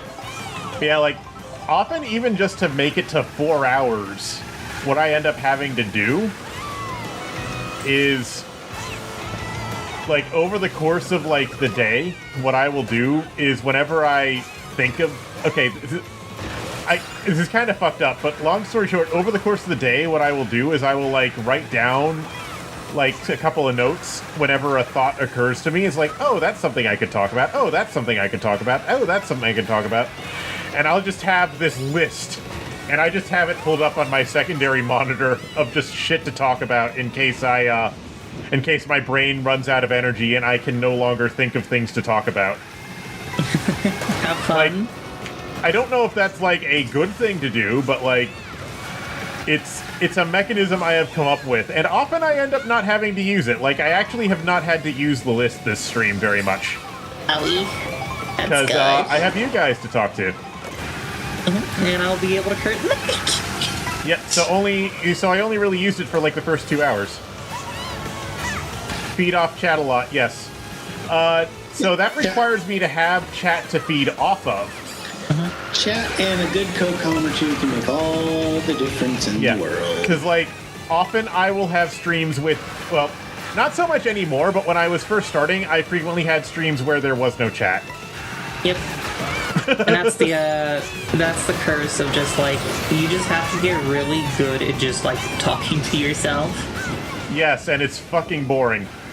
Granted, there are multiple ones. And if you watch my streams from, like, the first month or two, if you watch my VODs of my streams from, like, the first month or two, oh, wow, I am tired. I am driving like shit. If you watch my my VODs from when I was doing, like, the first month or two, like, often I would just go silent for hours at a time. So, yeah, those are really boring. Don't watch them. Survive that. Multiplayer helps? Yes. Not always, but yes. Survive that. It does not always help, though. For example, the, whatchamacallit stream.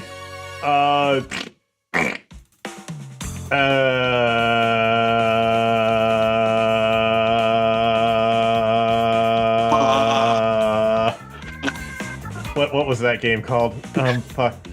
Schedule 1. I should have stopped that stream at 4 hours because my brain stopped working after 4 hours. But we kept going anyway. Yeah, we were waiting for... Yeah, we were both tired and we were waiting for Taylor to come back because she was the one with the energy, but she took a downer while she was AFK, so she also did not have any energy when she came back. You know, like you do. As one does. As one does. As a treat. As one does while playing a game about giving people downers.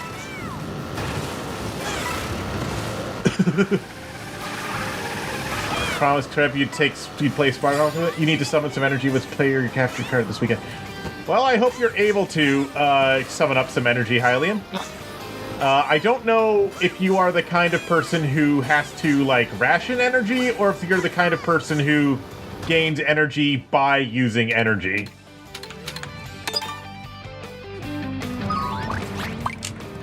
I've given streaming a try. Yeah, I cannot talk to myself or remotely. Yeah. Need to something at least talk at? Yes, exactly. Ever since Minebox has given me encouragement to do streaming again, like, I've been able to muster up the strength, but I think that also might just be, like, multiple personality disorder. Well, you're also just significantly more talkative than I am naturally. I suppose I've been getting meowed at by some folk just about not being talkative enough. Like, I see you in VC almost every day in one of your servers. I'm literally just there for, like, background audio as I'm doing stuff. I would not be able to do that. I do not have the social stamina for what you do. So don't worry, you are fine. Understood. Kitty mode activated. Ooh woo. Ooh woo. Okay. Actually, after my last stream, which was on Saturday, I think, my voice started to hurt because I over-talked. Careful. All stream. Yeah, on Saturday, after my stream on Saturday, I was like, I over-talked, and I had, like, no... Like, my voice was completely destroyed after that.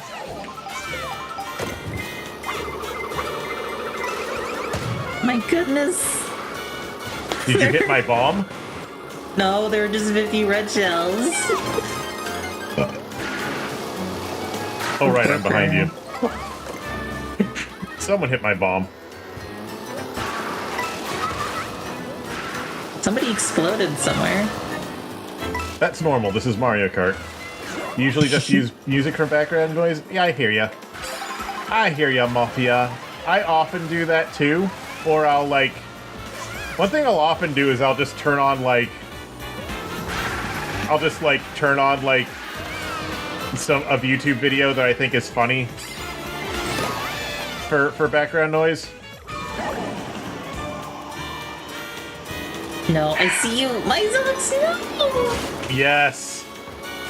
Don't worry, you still have a lap. Oh, wait. Oh, yeah. Forgot about that. Already felt like it was lap 3. Podcasts can be fun, yeah. I know I've been shilling these guys for a while, but I suggest watching Hunter the Parenting. Or listening to Hunter the Parenting. Do both. It's really good. Do both. It's by Alpha Busa and Co., the same people who did If the Emperor Had a Text-to-Speech Device. It's just that after James Workshop decided to be a shitter, they changed IPs from Warhammer to Vampire the Masquerade. Oh my god. I can't focus on the race now. You just stun-locked me. No.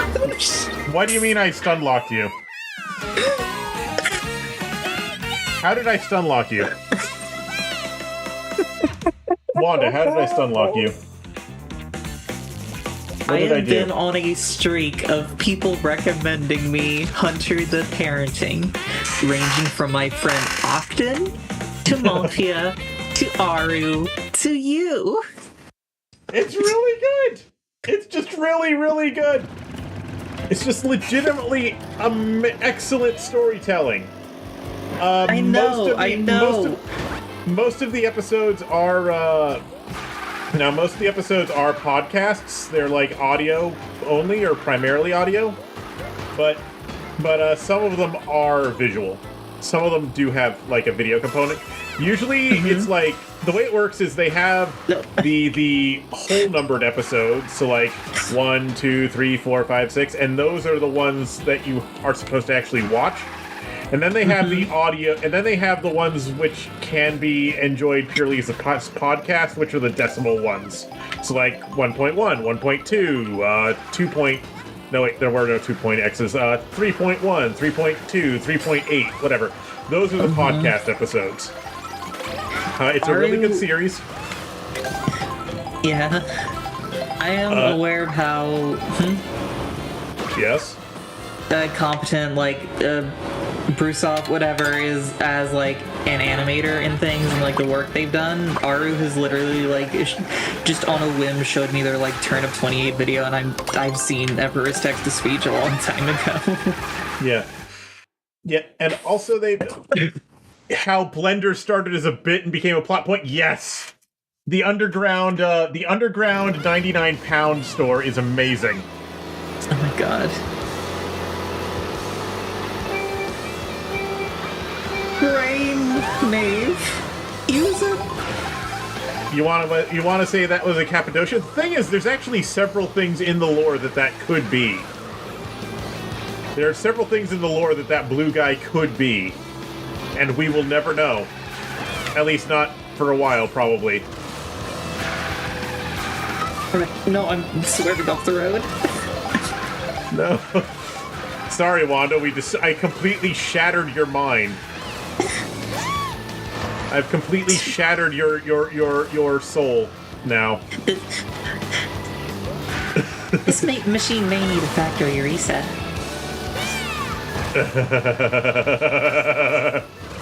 Excellent.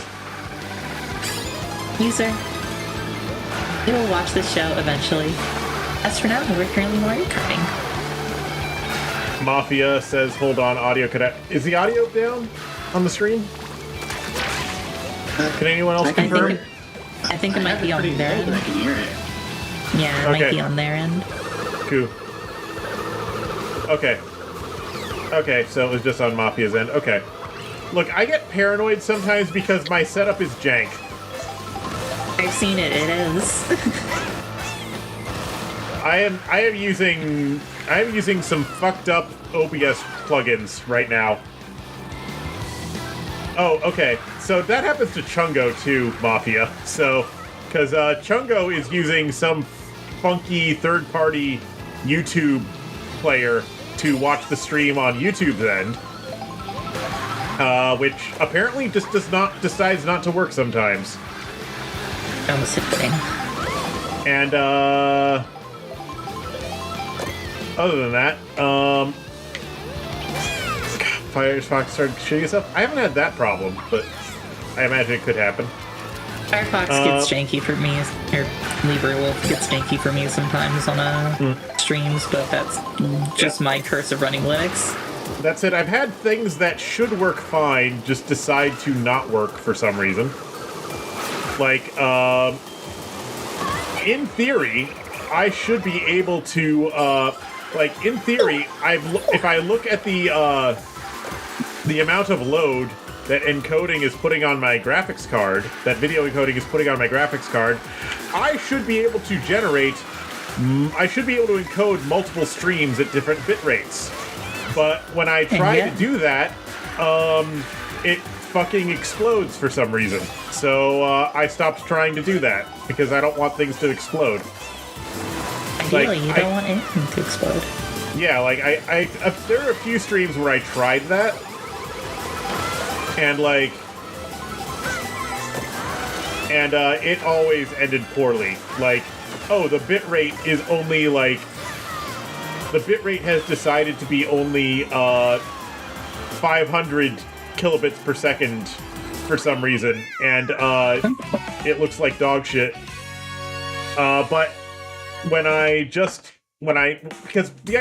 okay, so a thing that happened was,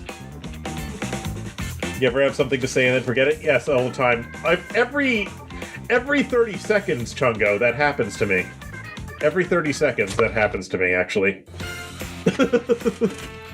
You should try to give streaming a more consistent try. Yeah, it's a thing. I'd recommend it, especially after all the recommendations. It can be fun. What do you mean there was a problem with the connection? You frequently forget things mid-sentence? I often do that. But anyway, what I was going to say... Actually, I need to use the bathroom. Go use the bathroom. BRB.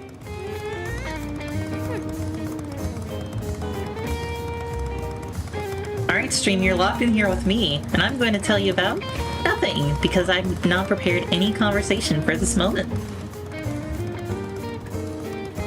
What if you're locked in here with them? Oh no.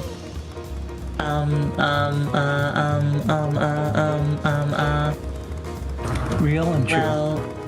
Everyone knows this.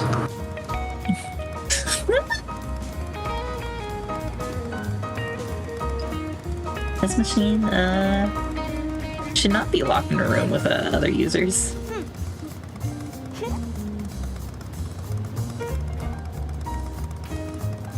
It is against Double Diamond policy to lock yourself in a room with this machine.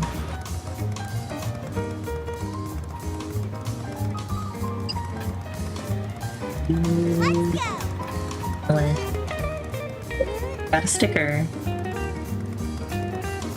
Everything's a sticker. Yay!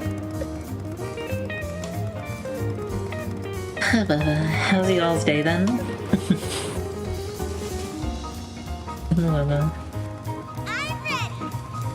Unless that question was already asked sometime earlier. I don't keep track of these things.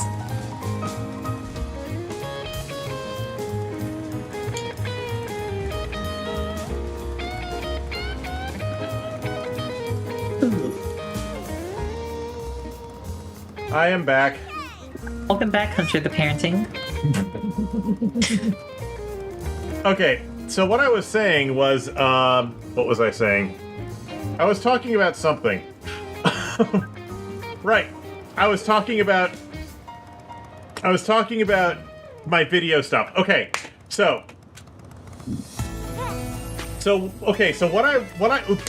problem I was having, was that when I'm streaming to Twitch, Twitch has a pretty harsh bitrate limit that you are allowed to stream at.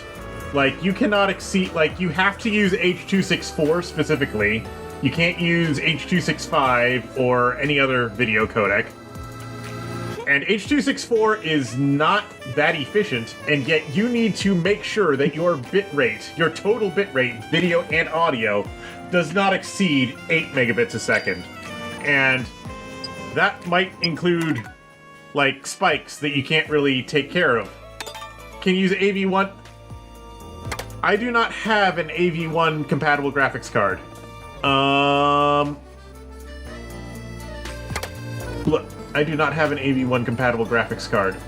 Did Tanky leave? Yes. Oh.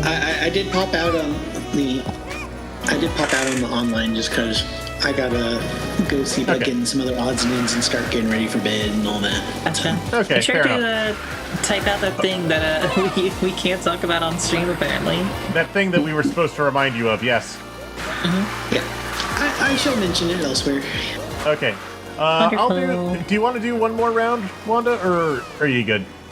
I'd be more than down, but probably just 4 races as opposed to 8. Sounds good.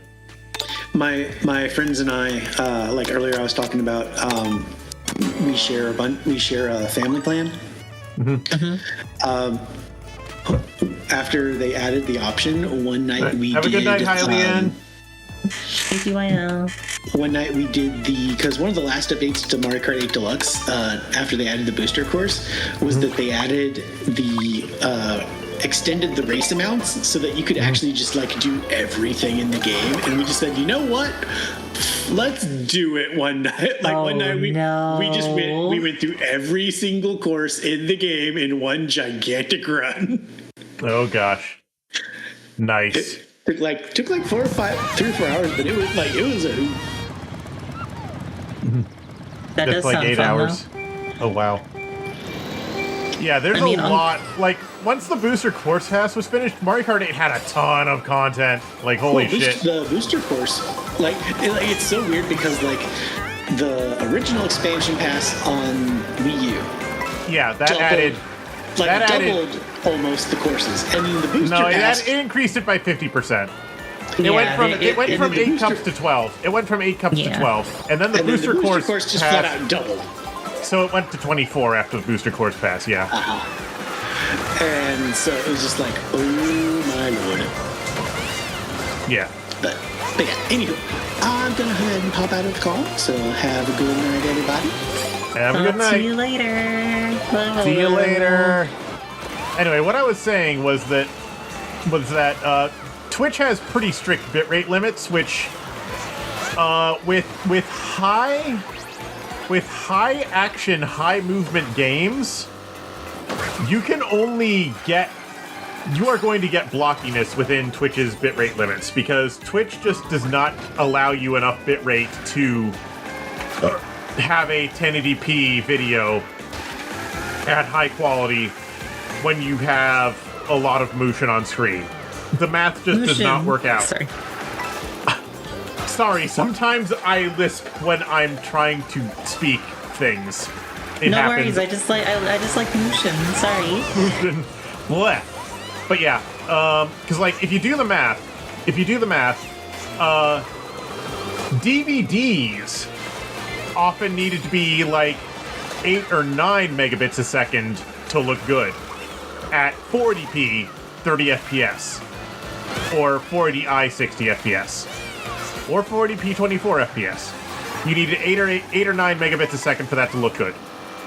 Twitch, well, DVDs use H.264. Twitch uses H.264. 1080p at H.264, 1080p at 30 FPS, which is what I stream at, works out to about 6 times the resolution of 480p at 30 FPS. But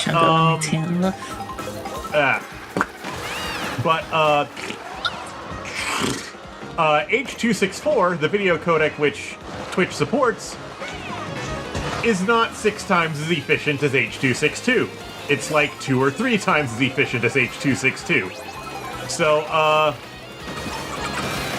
8 megabits a second, which is the maximum that Twitch allows, but in practice you're actually limited to 6 megabits a second because of overhead.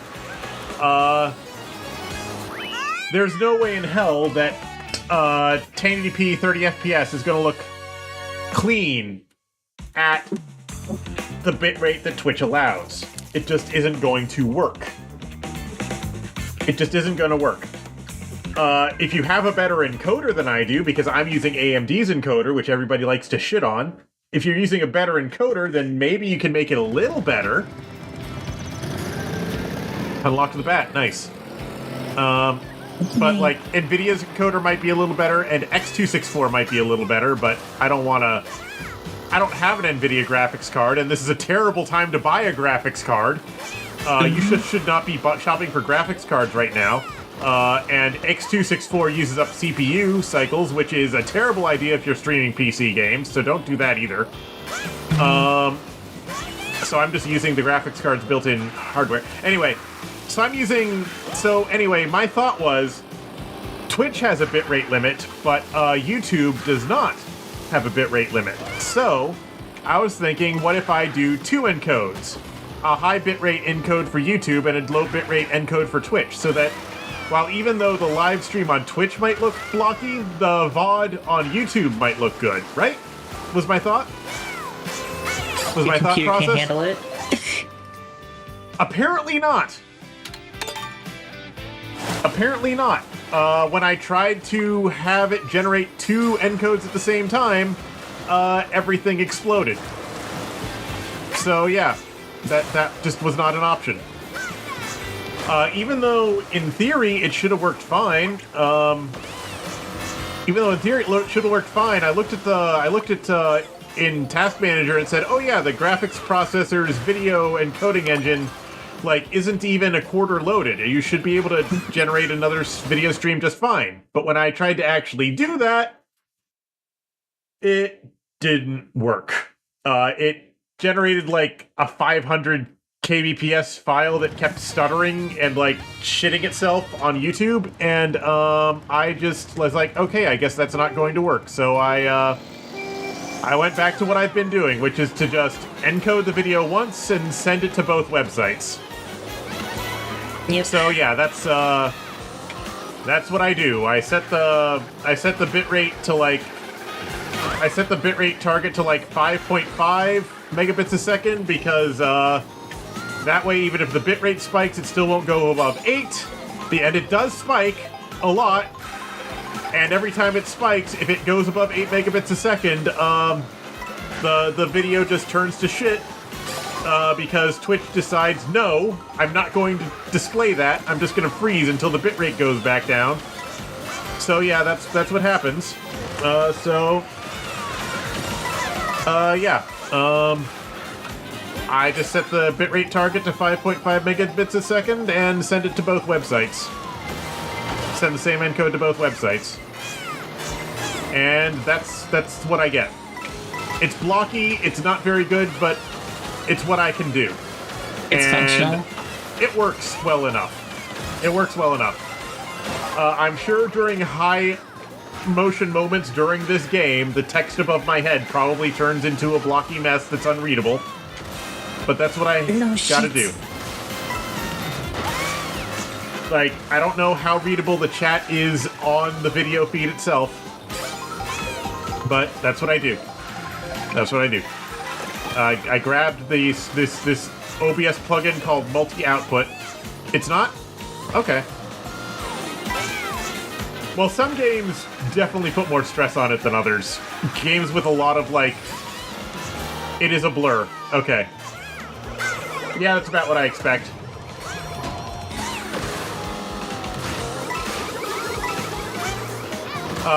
I did at one point find an OBS plugin that's hey, you can tell that allows you to prioritize parts of the video feed, so you can tell it to send. So you can tell it to send more, allocate more bitrate to specific parts of the screen. And I messed with that for a little bit, and it worked. Kinda. It actually did work. It allowed me to tell OBS to hey, allocate more bitrate to the part of the stream where the Twitch chat and YouTube chat are. And it worked at first, but then it kept crashing OBS until I turned it off. So I don't use it anymore. Because for whatever reason, using that plugin would cause OBS to crash whenever I tried to move anything on the OBS canvas for some reason. So much for that. How fun? Yeah, it is what it is. What it is. What it is. And yeah, the stream is good enough. I would have liked the VOD at least to be better quality, but that's not going to happen, so oh well. Yeah, you'd have to record it. Oh, yeah, literally everything you just said. I was about to say, oh yeah. I would have to generate 2 encodes, which clearly my computer does not want to do. For whatever reason. Shrieking. You've had your own magical adventure with trying to get multiple encodes to work, haven't you? It turns out I was I had to use. So I'm running a specific flavor of Linux that everything's driven by a single configuration file. And I had to like specifically set it to like an old version and make sure to include like CUDA processing in the configuration file or whatever it is. Right. And like, it's fascinating. It's Yeah. my own personal hell that I put up with because it's not fucking Windows. Yeah. Anyway, this is why a lot of professional streamers actually use a multi-PC setup. Yep. Where they will have one PC whose only job is running OBS and nothing else. And that allows them to do much better quality encodes and prevents them from dealing with the problem of, for example, sharing resources between a VTuber avatar and a game. Because the machine that's running OBS can also be the one rendering the VTuber avatar, and therefore it does not have to share graphical resources between the VTuber avatar and the game. Because whenever I'm streaming a PC game, I have to limit the frame rate on the PC game, or else it overwhelms my graphics card and causes my VTuber avatar to run at 1 FPS. Yep. That does sound very smart, and especially if you can get it running in headless and this and that. Blah. I've also been experimenting with trying to change like my what program I use for rendering the avatar, because right now I'm using VC Face because it's the standard one. It's the one everybody uses. But there's this new one called Vnian, which I've heard some good things about. But I've tried it, and it's results have been mixed. I'll put it that way. It supposedly has a bunch of features where you can like do a bunch of other stuff that you can't really do in VC Face. Like you can configure a bunch of triggers to like. One thing I've been wanting to do with my avatar is I've been wanting to have a redeem to like do like. People have been suggesting I do a redeem to have my ears get bigger and shit. My friend Al said that at one point. And that's a thing that theoretically might be possible with Vnian, because you can apparently create triggers and like do like bone deformations attached to those triggers. I'd have to ask Alice what program she used, but since she streamed a couple years ago, so probably would be older than that. Know a little bit of superstition with the technology. Yeah. Anytime anyone accidentally enters, I swear it has worked graphically. Yep. Yes. That is the. Aha! The Mega Mushroom saved me from dying in lava. What do you mean a blue shell? What do you mean a blue shell and a red shell? No! Yes. My heart. Don't worry, you're so far ahead of me, I don't think it'll be a problem. Anyway, what was it? Yeah, back in the 90s even, like, as late as the 90s, you still had to make a blood sacrifice to your computer while building it for it to work properly. But yeah, what was I talking about? Vnian, or the new... Vnian. Yes, Vnian has a lot of problems. For one thing, its face tracking is dog shit. The Navy engineer related to the back. I actually recited that story earlier in the stream when we first started talking about 40K. Oh, were you? Like, I was probably tabbed out for that. Oh my goodness. Because it's the one where, specifically it was the thing where the guy was talking about, I don't think I remembered it properly, because the way I relayed it was that they sacrificed a chicken to one of the guns on the ship, and the gun refused to work afterwards unless the chicken bones were in it. Like, after it got the taste of blood, it refused to work without it afterwards. Yeah. More or less, yeah. I misremembered the shit out of the story, I'm sure, but that's basically what happened. Anyway, what I was saying was that Yeah, so VNian's face tracking is shit, so you need to use a separate program to perform the face tracking, and then pipe it from that program into VNian.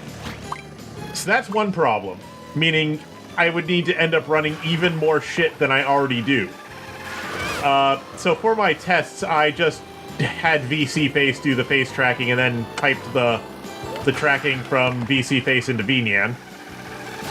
And that did work, but then I have both VC Face and VNian rendering my avatar, which, you know, means that's even more GPU power being spent that does not need to be spent.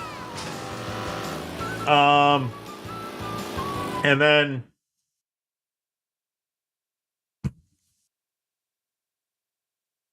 Thank you, Malfi, for sending me the entire post.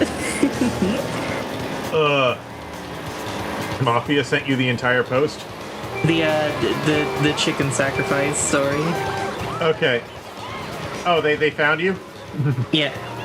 Oh, I showed them the stream because you were talking about Warhammer. Oh, that explains everything. That explains you're Wanda's friend who likes Skaven.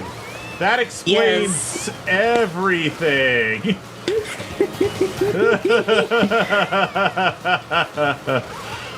I was wondering how you mysteriously manifested right while we were talking about Warhammer. You love your dipshit Ratmen? Good. You love your dipshit Ratmen. This is good. I literally typed in my server, I've made my own personal hell. Good. As one should. Good. I am so looking forward to Thankful becoming playable in Total Warhammer 3. That's gonna be so fucking fun. Take some hammers, here's a treat.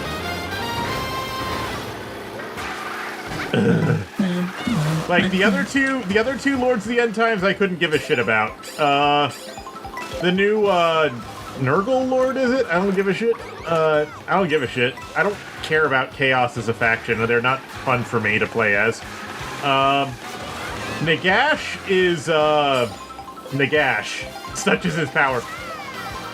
Mafia, I'm going to ask you something very specific. I'm going to ask you something extremely specific, Mafia. Are you a fan of a particular YouTuber by the name of Pancreas No Work? Oh my god. Okay. Oh no. Okay, I figured. I had a feeling. Where did this feeling come from? Their responses to certain things that have been said over the course of this stream. Also, when they said Nagash, such is his power. When you said Nagash, such is his power, I knew that you watched Pancreas specifically, because only Pancreas has that kind of response to Nagash. Nobody else has that kind of response to Nagash besides Pancreas. Also, Nagash is a fucking asshole. Like, Nagash is such an asshole that him being around will cause the Skaven to, the Skaven will suddenly, shape the fuck up and willingly ally with Order, no tricks involved, when the opponent is Nagash. Because Nagash is that big of a problem that Order and Chaos and Skaven will ally against him because he is Nagash. Because he is Nagash, and he is the biggest threat in the setting. Even Chaos does not want to fuck with Nagash. He is that big of a problem.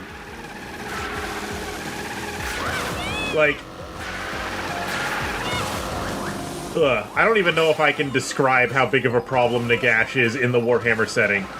You gotta admit, yes.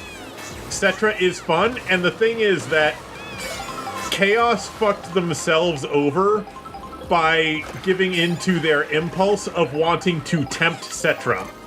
Cetra willingly allied with Chaos to stop Nagash, but then whoever was talking to Cetra made the mistake. They made the mistake of trying to get Cetra to serve them rather than be their ally, and Cetra noped the fuck out and left the moment that was even entertained, because Cetra does not serve, Cetra rules. And Chaos was unwilling to respect that, or rather unable to respect that. All that Chaos could have beaten Nagash. They could have gotten rid of Nagash forever if they had just... They could have gotten rid of their biggest opponent forever if they had just been willing to just been willing to treat Cetra as their equal, as they should have. They would have won against Nagash, and they didn't. You put the thing in the Discord, you're a bit self-embarrassed over it, but I had to... Okay. Alright. Thank you, Tanky. Anyway, Dear, what is it? I have been,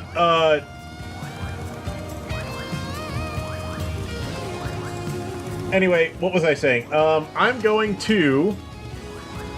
Anyway, I am fucking tired. It has been, over 6 hours. It has been well over 6 hours that I am streaming. I am fucking tired. My voice is breaking. I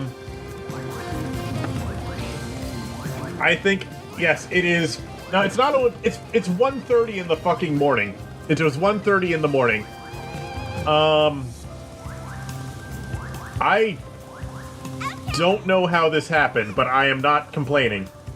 I don't know how this happened, but I am not complaining. I should probably... Let me look for somebody to raid. Who's streaming at 1:30 in the fucking morning? They're streaming. Let's see here. They're playing Dead by Daylight. They're playing Repo. I don't care about any of that.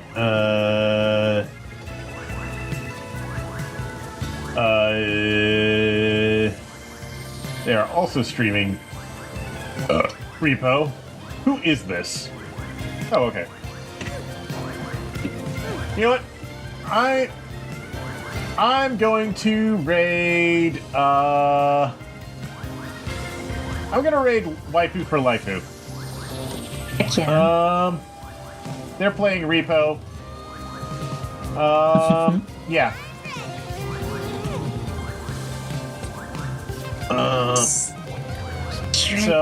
For Wanda. I'm gonna give them a raid. I will see you guys. I will see you guys another day. Have a wonderful night, everybody. ETYL. Blah, blah, blah. Yes, I will rest well.